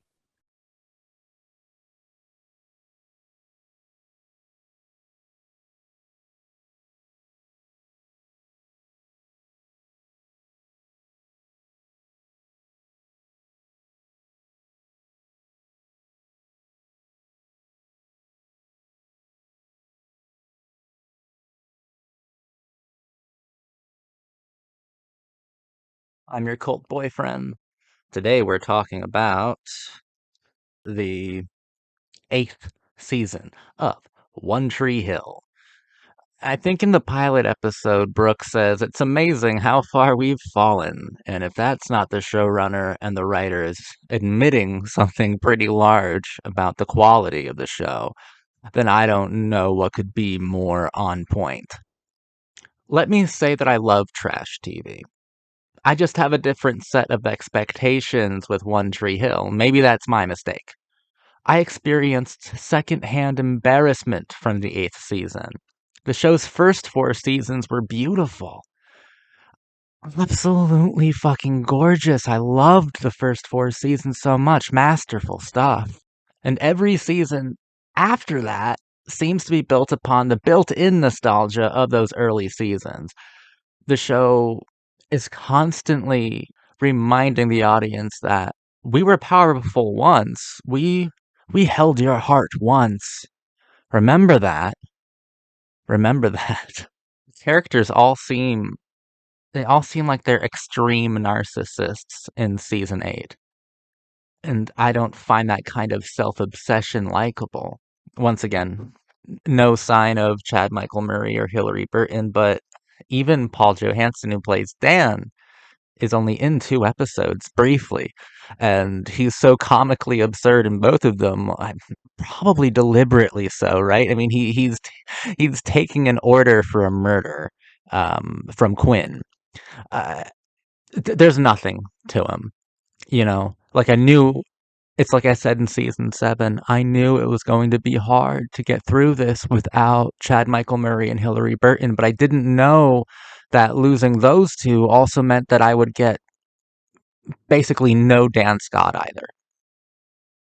Now, I know he has to come back in season 9, and I hope I have a lot more of him than I did in season 8. Season 8's he was practically not in this season. Like I said, he's only in 2 episodes, and there was nothing really substantial to his performances, to his appearances in it. So it's basically as if he wasn't even in the season. It's unworkable. It's unworkable without him, and it's definitely I think it's just embarrassing without Chad Michael Murray and Hilary Burton so far. This show has proved to me that the entire show was built on the backs of Lucas and Peyton, and I understand why, because they were so powerful, they were so romantic, and they were so desperate. And I loved them for that because I could relate to that kind of desperation. I can relate to desperate romantics, but not desperate narcissists, which is what season 8 is all about, exposing and exploring. And I think even more practically, Chad Michael Murray, Hilary Burton, and Paul Johansson all had a unique dark energy, like a dark intensity that separated them from the others in the One Tree Hill ensemble. It's like we are left with the most sanitized archetypes that there are, like Brooke is a superhero now. Kind of literally, they have that god awful superhero episode. Haley James is Supermom. Nathan is still fucking Superman. All these people fucking flawless beyond belief. The show ran out of punishments or something, and it's so fucking boring now. If we were to talk about themes, because there are themes available here, it's the most simplistic show ever, the most philosophically and artistically simplistic season by far. Haley does get a job at the crisis hotline, which is definitely a literal metaphor for the show. One Tree Hill acts as crisis support, as a shoulder to lean on, a shoulder to cry on. It is something that young people, young girls, young men have often looked towards to feel like they're less alone, to feel within a realm of magic, as the show would nauseatingly put it in the most sentimentally frustrating way possible. But yeah, that's essentially the theme. It's in direct conflict of Dan's con man redemption arc from 7, because Dan would promise redemption in the season previous, but of course it was empty, it was superficial, artificial, it was a narcissistic makeover of redemption. Whereas Haley, working, at a desk at a call center, is and trying to actually provide some actual, like some real help to people. I think it's in direct conflict, and I think meant to be juxtaposed with the Dan arc from series 7, mostly because I think that it's the same like amount of episodes that we deal with these things, because Dan had mostly a con man arc, and Haley is one of the most authentic characters on the whole show and has been since day one. Mostly the caller, the audience needs help with extremely simplistic problems, but sometimes the caller or the audience is looking to One Tree Hill for help with true devastation, existential inertia, and crushing black loneliness. And One Tree Hill is genuinely here to help. I should actually stop and analyze car crashes for a second.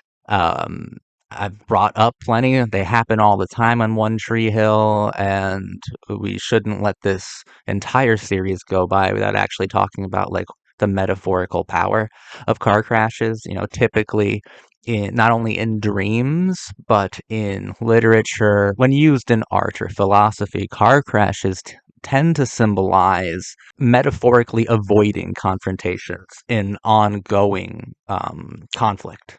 Of course, the metaphor is intrinsically, inherently loud because it's a goddamn car crash, right? I think the most amplified way of examining ongoing conflicts and the unpredictable, lethal determination of hopelessness in the face of hope.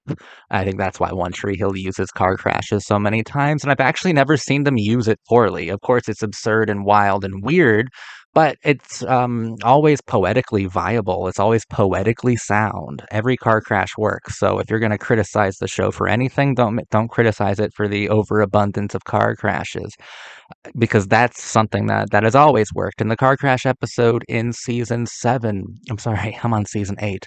There are so many fucking seasons, guys. The car crash episode in season 8 works. Very it's very intense. We don't learn anything new about the characters. I always knew that Brooke was willing to die to save those that she cared about. We learned that from season 4 with Psycho Derek and Peyton. We didn't learn anything new about characters here. That's the problem. We learned nothing new about any of the pre-existing characters. Characters that we did learn some more about are some of our new people, except they're so superficial and so narcissistic that I couldn't fucking be bothered to care about them, except for one, Stephen Coletti. Um, I actually like him. He gets more likable every time I see him. I think Chase is okay now. He's won me over. In fact, he's my favorite character this season.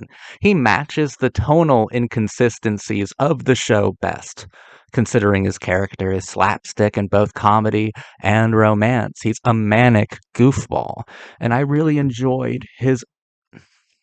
It's an arc, but it's not fully complete, because this show is neither dramedy, it's neither drama nor comedy. It's just tonally inconsistent. But Chase, I think, best expresses the bizarrely manic and hysterical tonal balance that the show's striving for. The show fails. Season 8 is a failure, but it comes closest to succeeding and accomplishing its goal of tone, through Chase. Now, Chase's arc is, you could possibly call it an arc, but in my opinion, it's incomplete because it doesn't necessarily check all of the boxes, or it doesn't feel organic, it doesn't feel truthful, but most of all, it doesn't feel earned. Like, no arc this season feels earned, which is not fine, but it's what I expected, to be honest. Season 7, there was one earned arc, and that was Alex's. Alex's arc was powerful, but it was still kind of weak. Here, there are no earned arcs. There's no earned character development. I just get to spend more time with Chase, and I think Stephen Coletti's natural charisma kind of bled through a bit more in season 8, and I got to really like him. His relationship with Chuck, the friendship, the brotherhood with Chuck, is kind of touching. Chuck is far more interesting and complicated than Jamie by a country mile, by a landslide. I like characters who have flaws. I like characters who act out in some sort of mock childish rebellion at a world of circumstances that seem to have targeted them, at a world that just wants to victimize them. And they refuse the victimization, but in refusing it, they come off as postmodern brats in the process. And my favorite characters are these postmodern brats. That's why Lucas Scott is possibly the greatest postmodern brat that ever existed. He acted out, but he also transcended the status quo and brought everyone to a new sincerity, and he vanquished the devil. He vanquished his own father, and he found true love in the process. See, that's something that is so beautiful, so Shakespearean, so ancient in its power that we're never going to get that again with One Tree Hill, definitely not in a postmodern context. That's what made the first 4 seasons so absolutely astonishing, because I cannot believe they pulled it off so perfectly, or as perfect as possible. The showrunners certainly possessed genius, but that genius, I fear, left when Hilary Burton did, when his muse did, the muse that he abused. When that muse left, I said it. I said it at the end of season 6. I said, now I know you have to reshape and redesign, because you guys even offered her a raise and she refused to come back, meaning that she was pivotal. She was the center of your program, of your piece. And now that she's gone, you have to redesign the whole fucking thing, reshape it, reinvent it, and you failed because you knew it couldn't have been done. So what are we doing in season 8? I don't know. I think we're just getting a steady paycheck, because definitely this season is not actually expressing anything at all. There's nothing I can really dive into here. But please, let's continue. The comedy is mostly bad, but the Butler family high fives, they fucking killed me, dude. Those little woo fucking Julian Austin Nichols has got some comedy chops on him, but I love that terrible high five that seems to run in the family between he and his mother. There's also some. I like the comedy with Skills at Brooke and Julian's wedding, because Skills is like I, he's traumatized. He has PTSD from attending all of these super fucked up weddings at Tree Hill. He has PTSD from just experiencing One Tree Hill and how they provide weddings and all the catastrophes and horrible, horrible, horrible events that weddings seem to, oh my God, seem to have. Like weddings seem to be just pits of despair on One Tree Hill. So when he's at the wedding for Brooke and Julian, he's like hypersensitive. He is like on guard, security, detail. Like, fuck all of you. Every wedding here is like the St. Valentine's Day massacre. Everyone be on your best behavior. He was funny, man. Antoine Tanner was pretty cool. I think he was in this season less because of legal trouble. Something about dealing in stolen social security numbers. The actor himself. I was surprised to find that out, but I'm glad he was able to appear as often as he did. Because I mean, I like Skills. They don't do nearly as many interesting things with him as they should. The most interesting thing they ever did with Skills was in season 4, when I think I covered it in my season 4 analysis video. But it would be part 2. But he's on the roof with Haley, and they're looking at the factory where his father works, and he's like, if I don't go into college, my entire life has already been pre-planned and pre-written. There's no such thing as controller of your own destiny, captain of your own fate. If I don't get into college, I will lead a depressing and empty life. And those kinds of depressing and empty lives, they run in my family. So we get social stratification through Skills in that moment, and he transcends it, and he's incorporated into this new sincerity that has completely remodeled the status quo into something where social hierarchies are no longer a problem, are no longer valid, where they are seen as arbitrary. And that's the only interesting thing he's ever really gotten to do on this show, which is a shame. I can't handle Bedazzle. I cannot handle that episode. Bedazzle and Shutterbug and Baby Mama. Fucking shoot me in the face, please. A lot of this season was scraping the very bottom of the barrel of the spiritual in between. There's a whole bit about preserving the river court, and that's essentially preserving the nostalgia of youth, or those tokens of affection that we have for our youth. Basically preserving One Tree Hill as this golden realm of magic, where those who need help can get help, and those who need companionship can find companions. Archetypes in the forms of Lucas, Peyton, Brooke, Nathan, and Haley. and it tries to say something about the universal nature of the sensitivity of love through like Jamie and Madison, and that being in the finale with Jamie's voiceover about believing in magic. But I feel that just falls completely short. Airball all the way. The episodes used to open, or they start opening with Haley voiceovers because she's writing to Luke constantly, and then they just dropped that entirely. I think that maybe Chad Michael Murray was in talks to return, and that fell through, and so they just scrapped the entire idea of Haley writing to Lucas. So there's no consistency whatsoever to this season. Not even a structural consistency for me to praise. There's nothing. There's no consistency here. When Haley has her baby, that episode ends with every angel comes with a message that God's not discouraged of us. Bro, fuck that.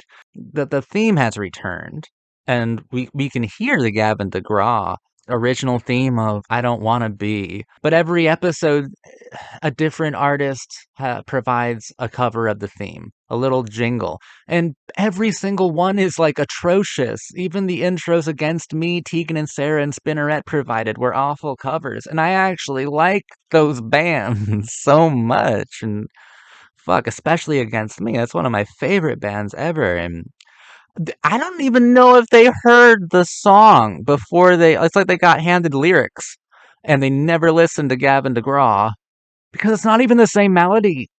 I don't care. I'm not going into that too much. Whatever. There's a whole episode in like Puerto Rico, and Quinn goes out of her way to tell a supermodel about poverty and privilege.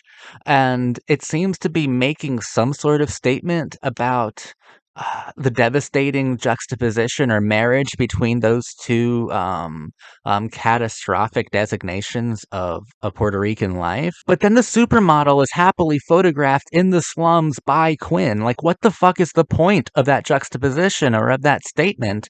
It seems deliberately insensitive then.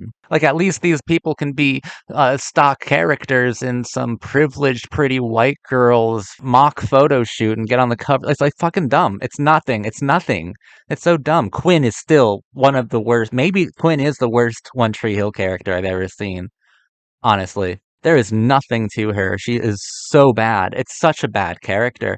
Clay is not much better. Clay's pretty fucking awful too. There's nothing to dive into with either of them.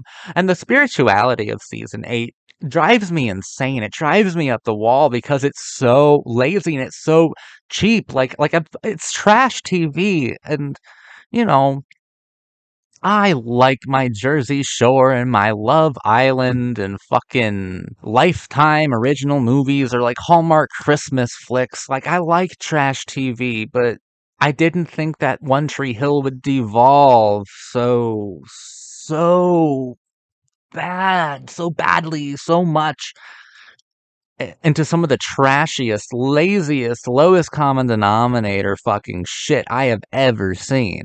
Like, no one's trying anymore. Certainly not the showrunner. I think I think I was right about season 7. Honestly, when I said that I feel like he was confessing through the character of Dan Scott and Rachel Katina that I am no longer able to provide you with redemption because my muses, Chad Michael Murray and Hilary Burton, left the show. I'm not going to provide you with redemption. The redemption that you feel that we gave you earlier, that's the only redemption you're going to get. All I can provide for you from now on is artificiality, is narcissism, is a narcissistic makeover of redemption. And season 8 continues in that. And I have to have been right about season 7 because let's admit it, the showrunner is a designer who is extremely capable and who did possess genius, which means this is deliberately designed to be bad. It's a paycheck. There's nothing in it anymore.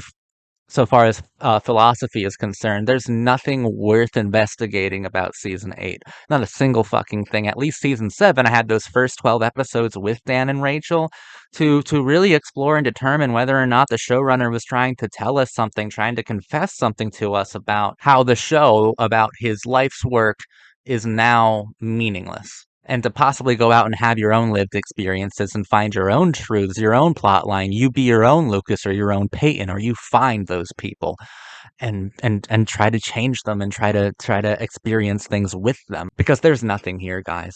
There's nothing in season 8. a terrible season of television. It's by far the worst season of One Tree Hill. For nearing the end, season 9 I think will be interesting because the showrunners knew this was it, and so did the actors. They knew that season 9 would be the end game. And I'm very much so looking forward to how One Tree Hill wraps up in just 13 episodes. But season 8, oh my God, a lot of it was torturous. Most of it was unpleasant. Most of it was just really, really, really difficult to get through, and I had permanent cringe face. I hated it. I honestly hated it. This doesn't take away at all from the first 4 seasons of One Tree Hill, which are masterpieces. And I think season 5 is damn good, and season 6 is pretty fucking marvelous too. 7, I think, is wildly fascinating now because I do feel like it's an actual cinematic confession from the showrunner telling his audience, no, I'm done.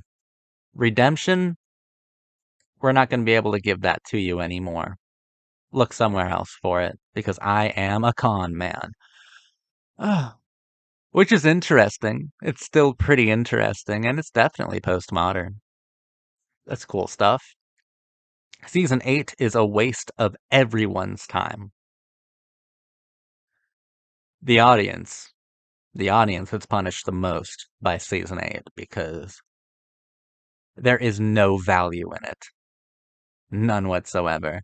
I love seeing Brooke and Julian happy, but their happiness doesn't strike me as anything meaningful, anything particularly resonant. It's just makeup. It's just a makeover. It's wasteful, and I don't like it. I'll be back in 1 week to talk about the final season of One Tree Hill. Thank you so much for continuing on this journey with me. It means the world.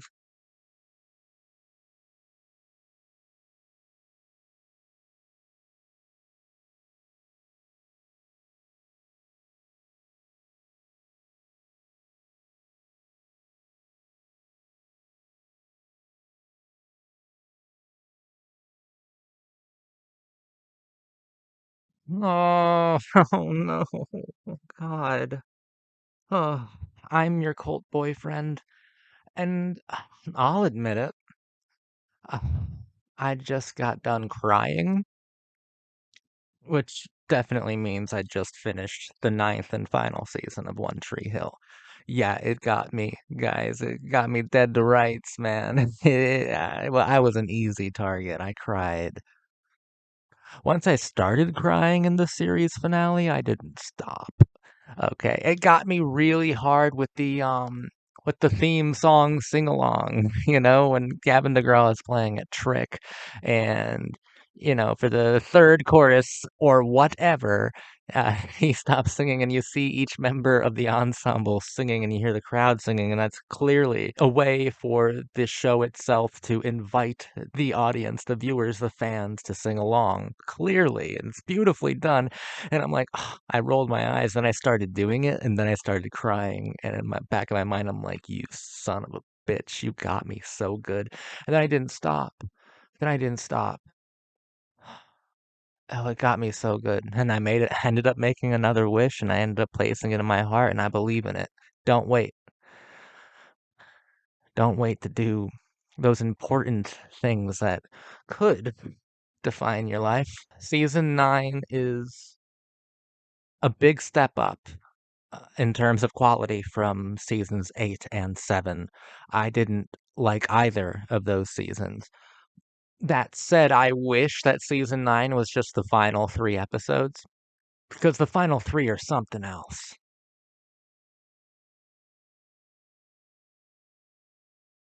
The final 3 episodes really save this season and possibly the integrity of the series. The showrunner salvaged something beautiful.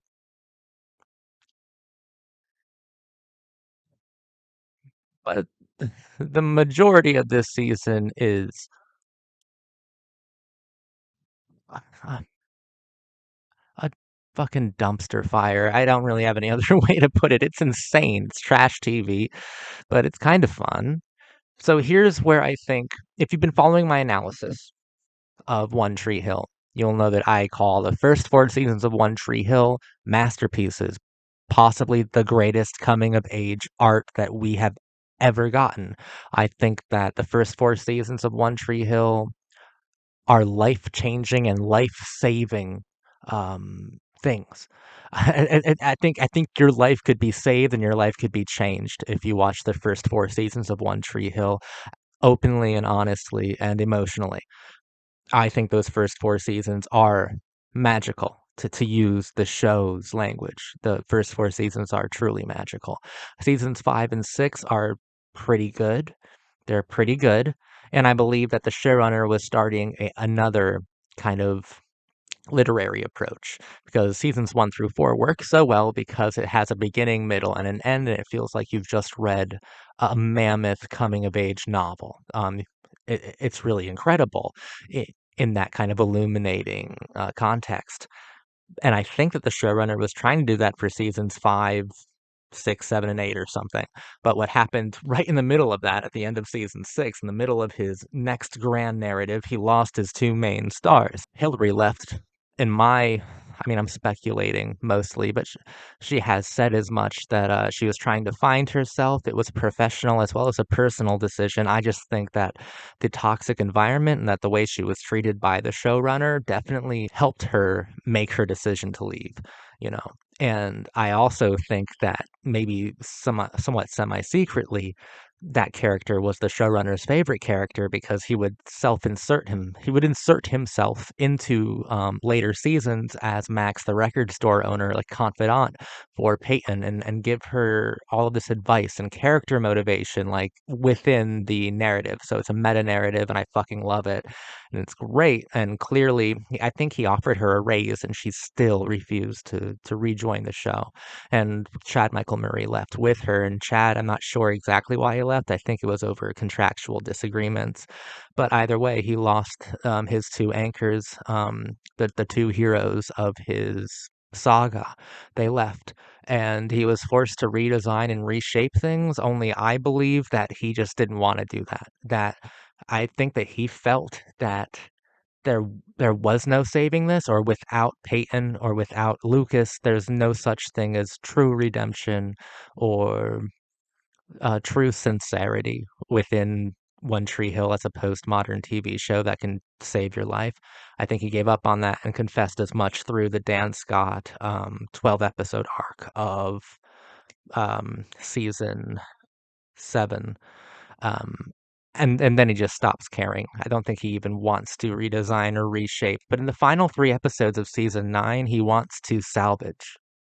He says, I'm being given this platform, and I created this thing. And even though I believe he gave up on it for at least 2.5 seasons, right? From season 7 to the end of season 9, I think we can say a lot of things about him, you know, about his conduct uh, as a mentor, as a creator. But I think he thought that the fans deserved something decent. But more than that, I think that he believes in the ability that film and sports and coming of age melodrama, I believe he believes in the magic of them and the capacity that those things can have to save your life. In those final 3 episodes, he makes one final wish, and he gives one final lesson, and he makes you cry one last time, and he makes you believe again. He makes One Tree Hill graceful one more time, and he does it so well that it feels effortless, and that's what's also incredible. The guy was certainly a genius. In the final 3 episodes, he comes in like nothing ever happened, right? Like, he just comes in and just gracefully uses all of these absurd archetypes that have become absurd from his carelessness in seasons 8, 7, and the first part of 9, and he just speaks emotionally and truthfully through them once more in ways that are not only deconstructionist, but transcendental and definitely totally sincere. And he makes it look so easy the way it wraps up, and you forget that most of the season is about Nathan being kidnapped and ransomed by Russian mobsters, you know, and it's insane. It did not start well. Because the problem with the majority of this season is it is absurd, but short. It's kind of fun. Dan is an action hero now. Like, think Taken. I have a particular set of skills, See Liam Neeson, Mel Gibson, and Charles Bronson types. It's badass, but I can't take any of these characters seriously. In those situations, it was a cartoon. It was ridiculous. It didn't like transcend trash TV. I mean, if he was going originally, if the show was going for trash TV at the beginning of this season, then you accomplished it. But I think what's more incredible is the fact that you turned that around so effortlessly in the episode where Dan Scott dies. And it really illuminates something else from season 4. Dan's defeat in that season was also his salvation. So Lucas is such a complicated postmodern brat turned postmodern hero. Because in defeating Dan Scott, he also saved his soul. And Lucas is completely uninterested in humanizing him further. But Lucas has to know that he defeated Dan Scott by humanizing him. Lucas exposed the devil's own soul to him, and by humanizing evil, Dan's sins drove him mad. Yet when he's dying in that hospital in 9, his life is meaningful because of his soul and what it has ultimately meant to his grandchildren and his son, Nathan. Lucas is one of the most incredible characters ever, that even in his absence, his complexity has continued to unfold, to become more available to us. Chad Michael Murray does appear in this episode, in this season, episode 7, I believe, like Last Known Surroundings or something.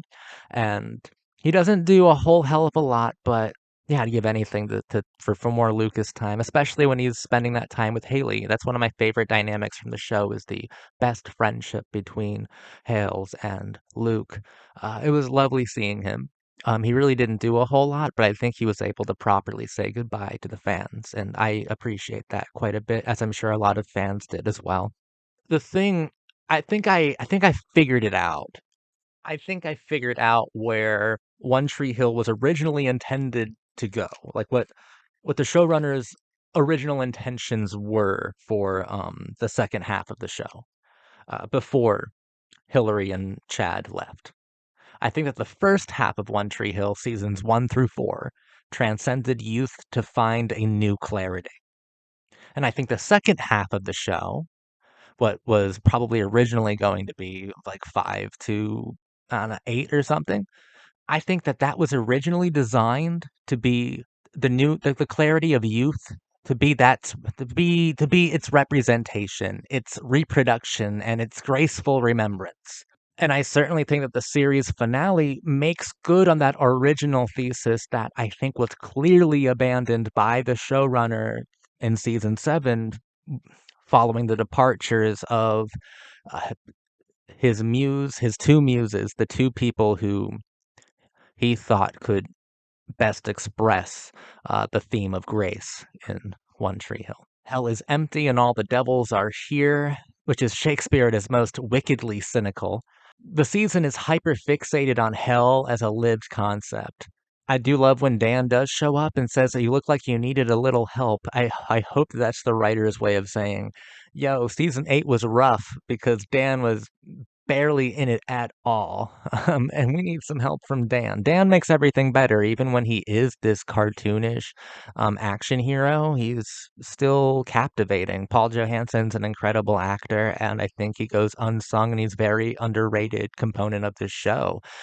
Dan, Lucas, and Peyton. Those are my 3 favorite characters, with Lucas being the definite best one. I find him inspiring.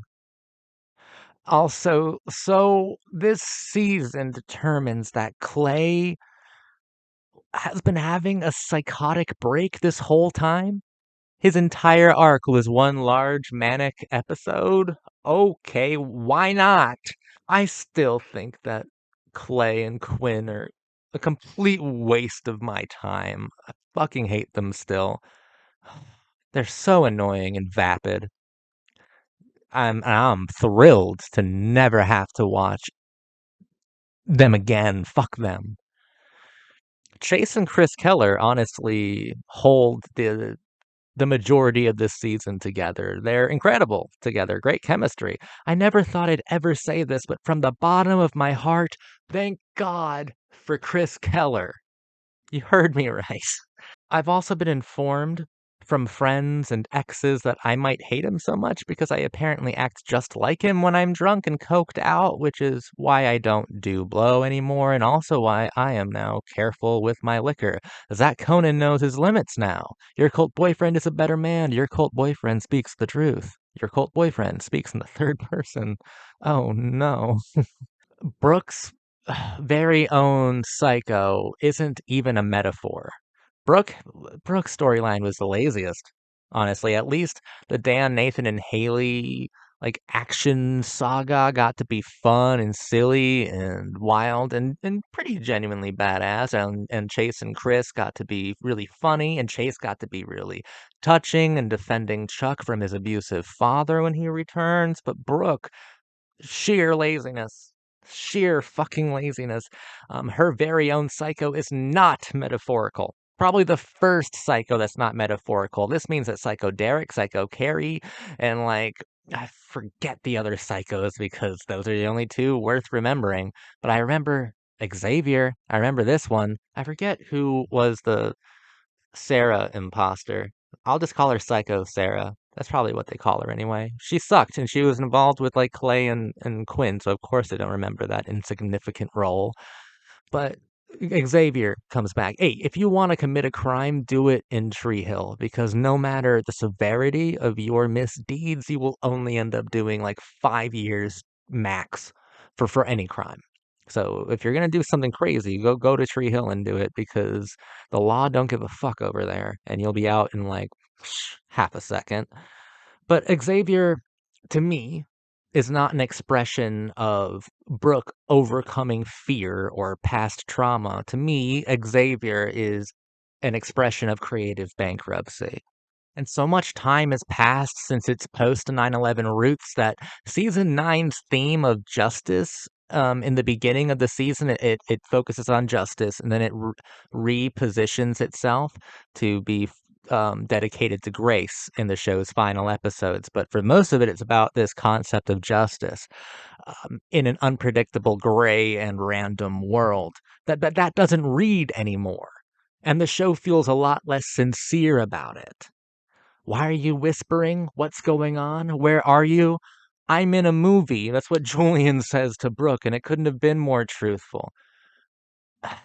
It fucking sucked until Dan was in the hospital, to be perfectly honest. But yeah, Brooke does have a full arc here. She finally has full control over her life. The tragedy of autonomy is over, and Brooke Davis has freed herself. It's about fucking time. I cried at the end. I really did. And then the show ends with the U2 song, One Tree Hill. Ah, tonight I'm gonna get drunk and listen to the Joshua Tree. That sounds like fun. The Creek and the Ravens show. So this show decided to be pretty Kevin Williamson-esque. It not only references Dawson's Creek in a way of saying, yeah, we know this has been done before, but this is different. Actually, I don't know if it even posits that it's different. I think it simply recognizes that it has been done. I think that's all it is. It's a recognition of lineage, of postmodern lineages, and it definitely follows in Kevin Williamson's footsteps by bringing to your mind the series finale for Dawson's Creek, which is also hyper focused on a show that Dawson is developing, where within that show he does get to rewrite and recreate, reposition the archetypes that made up his life and the narratives that formed it, right? He gets to live once, twice, thrice, countless amount of times cinematically because our lives are cinematic. That's the way Dawson's Creek views that postmodern dilemma of the spectacle, is to embrace it and make it a lot more sincere, as sincere as possible, while recognizing that nothing could have the visceral tangible effect of truly feeling your true love skin, her warmth, that sort of thing. One Tree Hill is also following in those kinds of postmodern footsteps by having Julian develop and make the Ravens TV show based on the book by Lucas Scott, and on kindness of ravens. And Julian is able to insert himself into Lucas's book as a love interest for Brooke. He wasn't in the high school seasons. He first appeared in season 6. And you are wondering if this is also a confession of the showrunner who has inserted himself, maybe in various different versions of himself within One Tree Hill, so that in a way he could make the wishes come true that never actually did. And maybe for the first time believe in those very same wishes in a way he never truly felt before. A belief that now feels earned through maturity, through grace. And all of these characters, the ones who have been around for a while, for years now, they can really move you and inspire you to live gracefully, to live truthfully, to live honestly, and to live with determination, with passion, with self-respect, and with gratitude, with fortitude. With all of those things that your teenage self recognized as virtuous. They may have been lost along the way, but through grace, you can find the clarity of youth's representation. And through that physical remembrance, your life could be physical poetry, and it could be full of young wanting and yearning and desperation, those kinds of things that seem reserved for coming of age fables. With grace, the, the truthfulness and the desperation, the rebellious qualities of those coming of age tales, those stories, those Shakespearean ones, through grace, those could be lived experiences, and those could be forever with you, haunted by ghosts or surrounded by old friends and visitations of memories and kisses, stale ones. You can feel those again.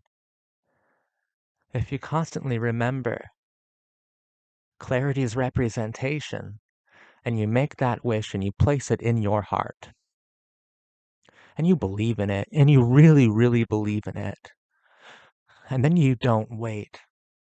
If there's something you wanted to tell someone, if there's something you want someone to know, if you want to know someone, don't wait.